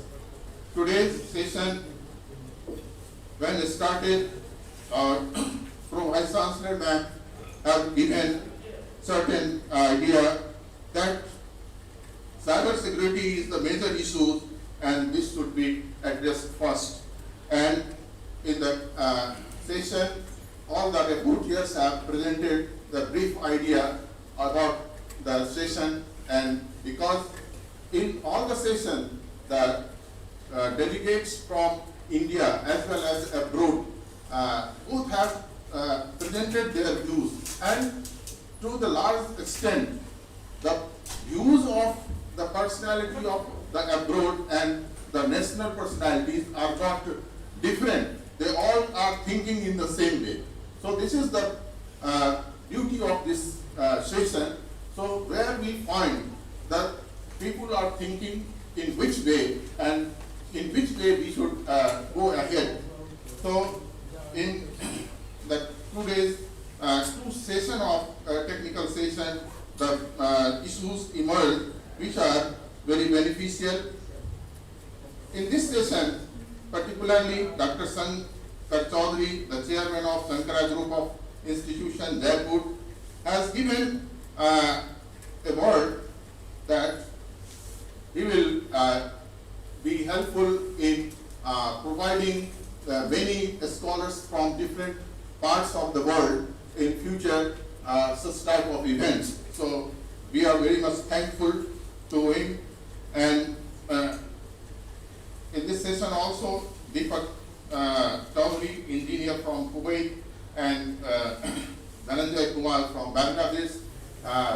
we are grateful to them for giving their notes.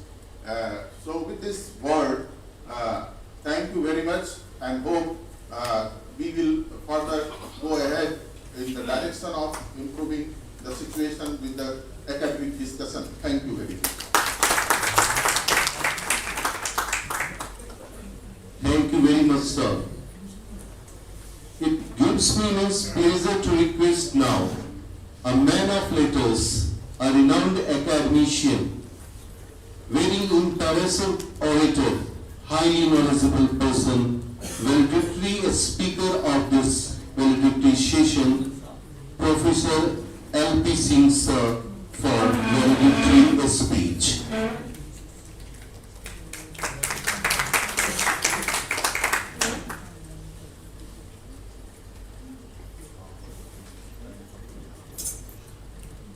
Madam Pro Vice Chancellor, Professor Dolly Sinha, the Chairman of this valedictory session, Professor B.B.L. Das, our Chief Guest this afternoon, former Vice Chancellor, Ellen Mitla University, and possibly more importantly, one of the former heads and directors of this illustrious department, Professor S.M. Jha, Professor I.D. Prasad, Dr. I.C. Verma, yet another man of letters and one of the former head and director of this department, faculty members of this department,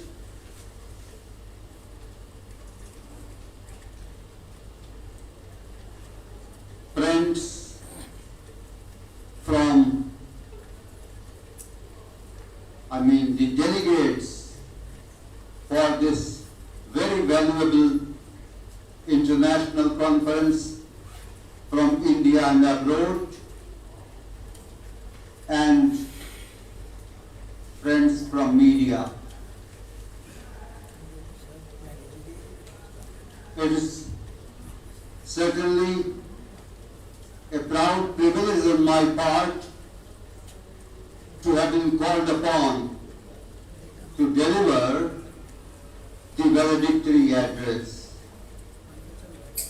Usually, the practice is that the valedictory address is delivered by the organizing secretary, because it is only the organizing secretary who knows the pains, the success, the sorrows, and the pitfalls, and his or her achievements about the endeavor to organize a conference. But probably, keeping my long association with this department in view, the organizing committee and particularly the conference secretary, organizing secretary, has preferred to call me to deliver this valedictory address. At the very outset, I would like to congratulate the organizers for having chosen such a topic of great contemporary importance. E-commerce is the order of the day. E-commerce has become a landmark development of this era. E-commerce is affecting the various facets and dimensions of our life. There is possibly no area, no facet or dimension of our day-to-day life which is not affected by e-commerce. So it is certainly well in the fitness of things to have an international audience and an international gathering of scholars, galaxy of scholars on such a topic of great contemporary importance. Certainly, e-commerce has come to stay, but there are various challenges. Opportunities are there, but challenges are also there. I believe, because I was not physically present in all the sessions, but by the reporter's report, what I have come to gather, what I have come to understand is that the deliberations have been quite meaningful in all the technical sessions, and as our chief guest has already called it, this conference is a grand success. I congratulate each and everyone associated with this international conference, directly or indirectly. This international conference won't have attained such a great height without the warm cooperation and support of our Reverend Vice Chancellor, Professor S.P. Singh. I have been made to understand that Professor Singh had always been a source of inspiration for this international conference.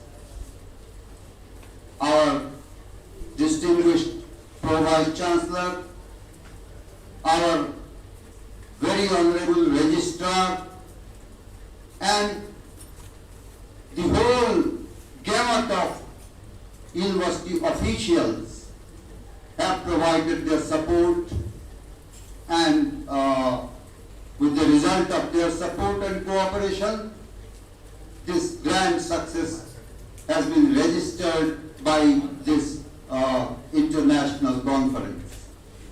But I will possibly be failing in discharging my duty if I fail to mention the names of the international foreign scholars like Engineer Kumar Abhishek from USA, Dr. J. Barry Mason, again from USA, Mrs. Kalera from Republic of Russia, Mrs. Balu Desab from Republic of Russia again, Professor Ivan from Ukraine, Professor Hassan Rafat from Egypt, Professor Deepak Kumar Chaudhary from Kuwait, Professor Dhananjay Kumar from Bangladesh, Professor Ashok Kumar Jha from Nepal, Tribhuvan University, Nepal, Professor Vinod Shah, again from Faculty of Management, Tribhuvan University, Nepal, Professor Deepak B. Bhandari from Faculty of Management, Tribhuvan University, Nepal, and so on and so forth. Professor Dr. Sant Kumar Chaudhary has lent his valuable services in obtaining the support and consent of the scholars abroad. So he also deserves to be especially named on this occasion. I think this department will go on organizing national and international conferences. It's nothing new for this department. You all know this is the only department in the whole of Bihar which has hosted All India Commerce Conference twice, once in 1984 and then in 1998. We have, as Professor B.V.L. Das has very rightly mentioned, we organized 5 days workshop on the management of universities in this department, and from this dais itself, then we continued to edit All India Journal, Indian Journal of Commerce for 3 consecutive years from this department itself. So what I mean to say, that we have a glorious tradition. Now on this occasion, one thing that I have to suggest, that in order to have such a grand organization, such a grand celebration, conferences, seminars, symposia, offline and online in future also, it is the need of the hour that it is almost 30 years now that we started management program under the aegis of this department. But till now, we don't have any alumni association. Had there been an alumni association, because I know there are so many students of ours who are holding very high positions in India and abroad. Had there been an alumni association, they would have come forward in a big way to make this event a grand success. So it is the need of the hour that the persons at the helms of affairs of this department try their level best to have an alumni association. Yesterday, our registrar, Dr. Mushtaq Ahmed, was possibly suggesting that we are only rendering the academic playing the academic role only, and no student of ours has emerged as an entrepreneur.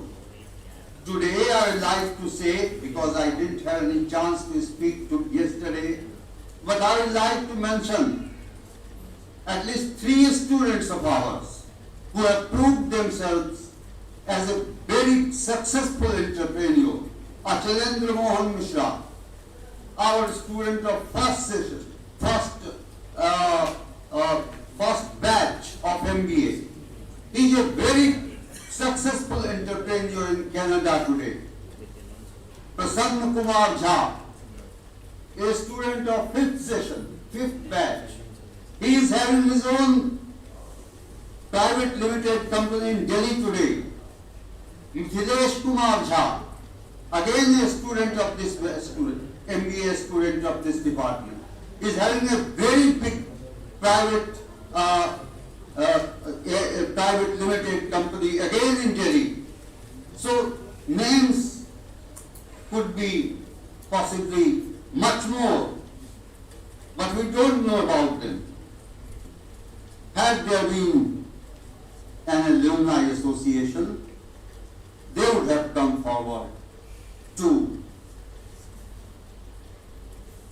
lend their multi-dimensional support to this department, not only for the sake of organizing the conferences, webinar and all that, but also for the purpose of the training purposes, placement purposes, and for many other purposes. So from this dais today, as one of the former directors of this institute, I would like to advise all my friends, all the persons at the heads of affairs of this department today, to please think seriously over this issue, how quickly an alumni association could be organized. With these words, I thank the organizers for having given me a chance to share my views from this August gathering. I do hope that such events will continue to happen in this department, and the department, the flags of the department will continue to fly high as it has been in the past. Thank you very much. Thank you very much, sir. Now it's the time to present memento to our guests. May I now request Organizing Secretary of this International Conference to present a memento to Chief Guest of this valedictory session, Professor S.M. Jha, sir.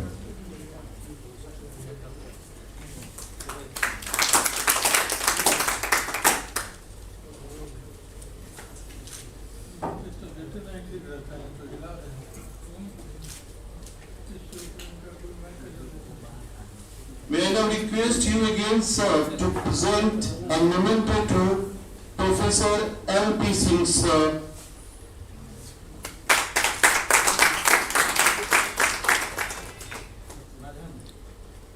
Thank you, sir. May I now request you, sir, to present a memento to Chairman of this valedictory session, Professor B.B. Das, sir. Thank you very much, sir. May I now request you again, sir, to present a memento to convener of this international conference, Dr. I.D. Prasad, sir. Thank you very much, sir. May I now request Dr. Diwakar Jha, sir, to present memento to Organizing Secretary of this international conference, Professor Ajit Kumar Singh, sir.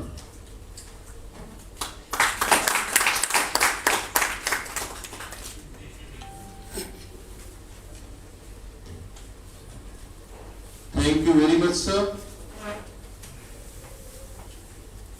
May I now request a man of cordial nature, a soft-hearted person, an expert of commerce and management, goal-oriented, organizing secretary of this international conference, Professor Ajit Kumar Singh, sir, for delivering vote of thanks.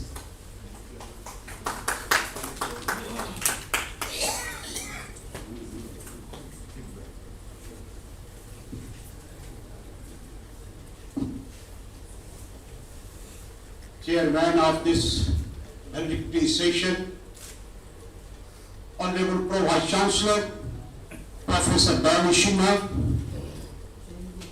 Chief Guest of the session, Professor S.M. Jha, sir, former Vice Chancellor of this university,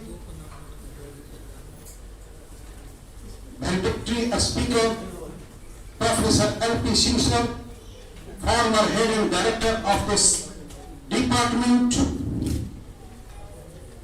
Professor Ivan Yuriselin, diplomat, Embassy of Ukraine in India, Engineer Deepak Chaudhary, Kuwait, Dr. Dhananjay Kumar from Bangladesh, Professor B.V. Das, former head and director of this department and present dean, Faculty of Commerce, and today co-chairman of this session,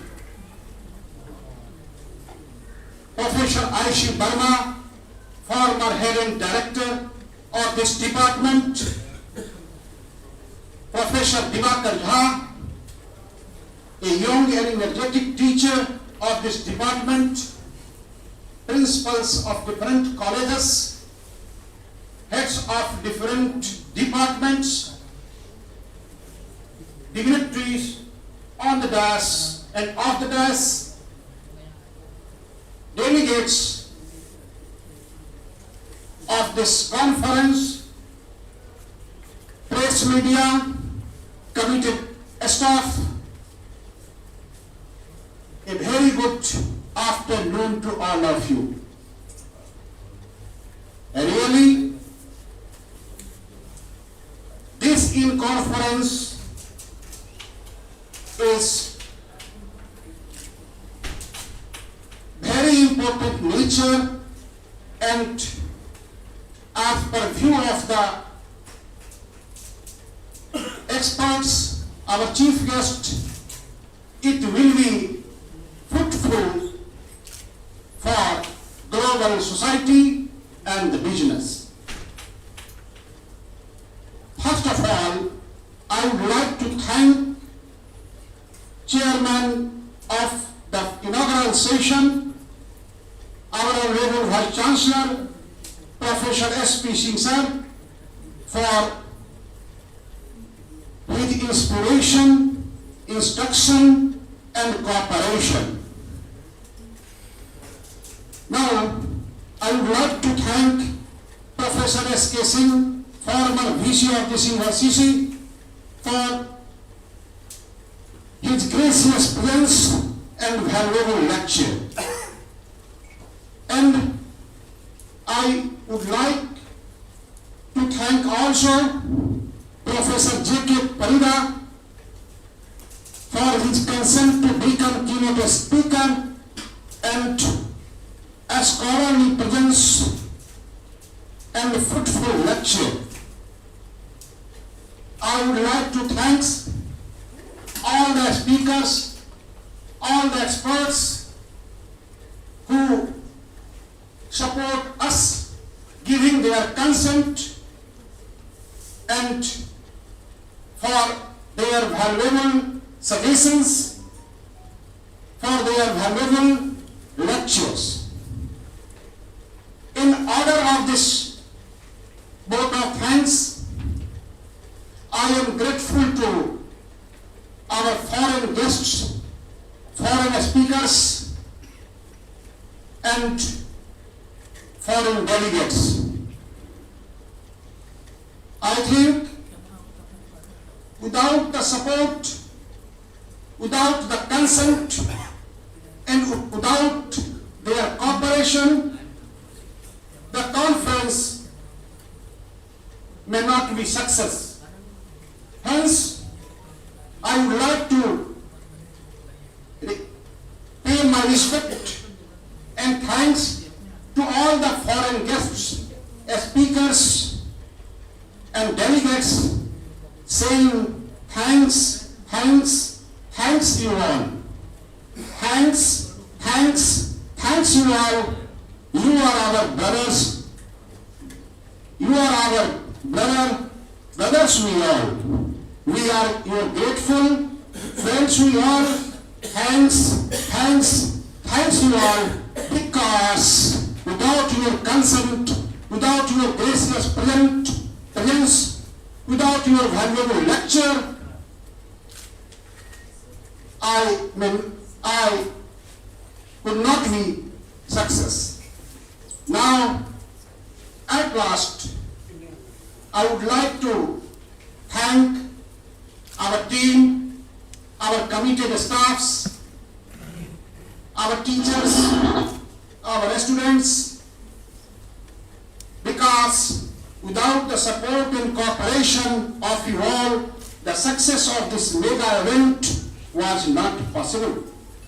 The successful result of this event is product of our coordinating and cooperating process of working. We hope that the coordination and cooperation will remain in place forever. At last, I would like to convey the thanks on the behalf of this department as organizer, as secretary of this organizing team. Again and again, our three senior head and director of this department, Professor S.M. Jha, former Vice Chancellor, Lieutenant Mithila University, Darbhanga, Professor L.P. Singh, and Professor I.C. Burma. Sir, we are grateful to you all, and really your sentence configuration and blessing is very nice, very nice, very nice, and it is learnable to us, learnable to us. Again and again, many, many thanks to you, our delegates, for your presence of hearing and cooperation. Us. Many thanks to you all. Many thanks to you all. Jai Hind.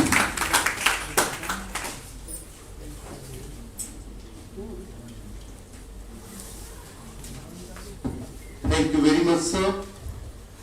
Now is the time for national anthem.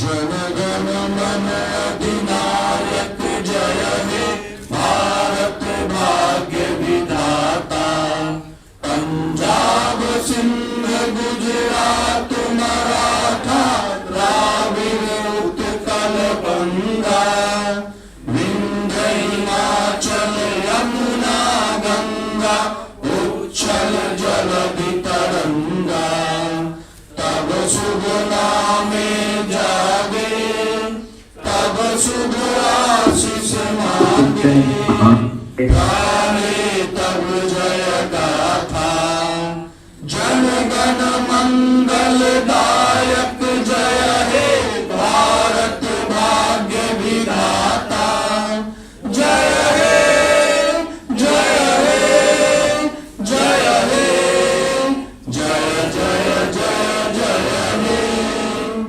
Vande Mataram. Bharat माता की जय Hind. By the order of Honorable Chairman of this session,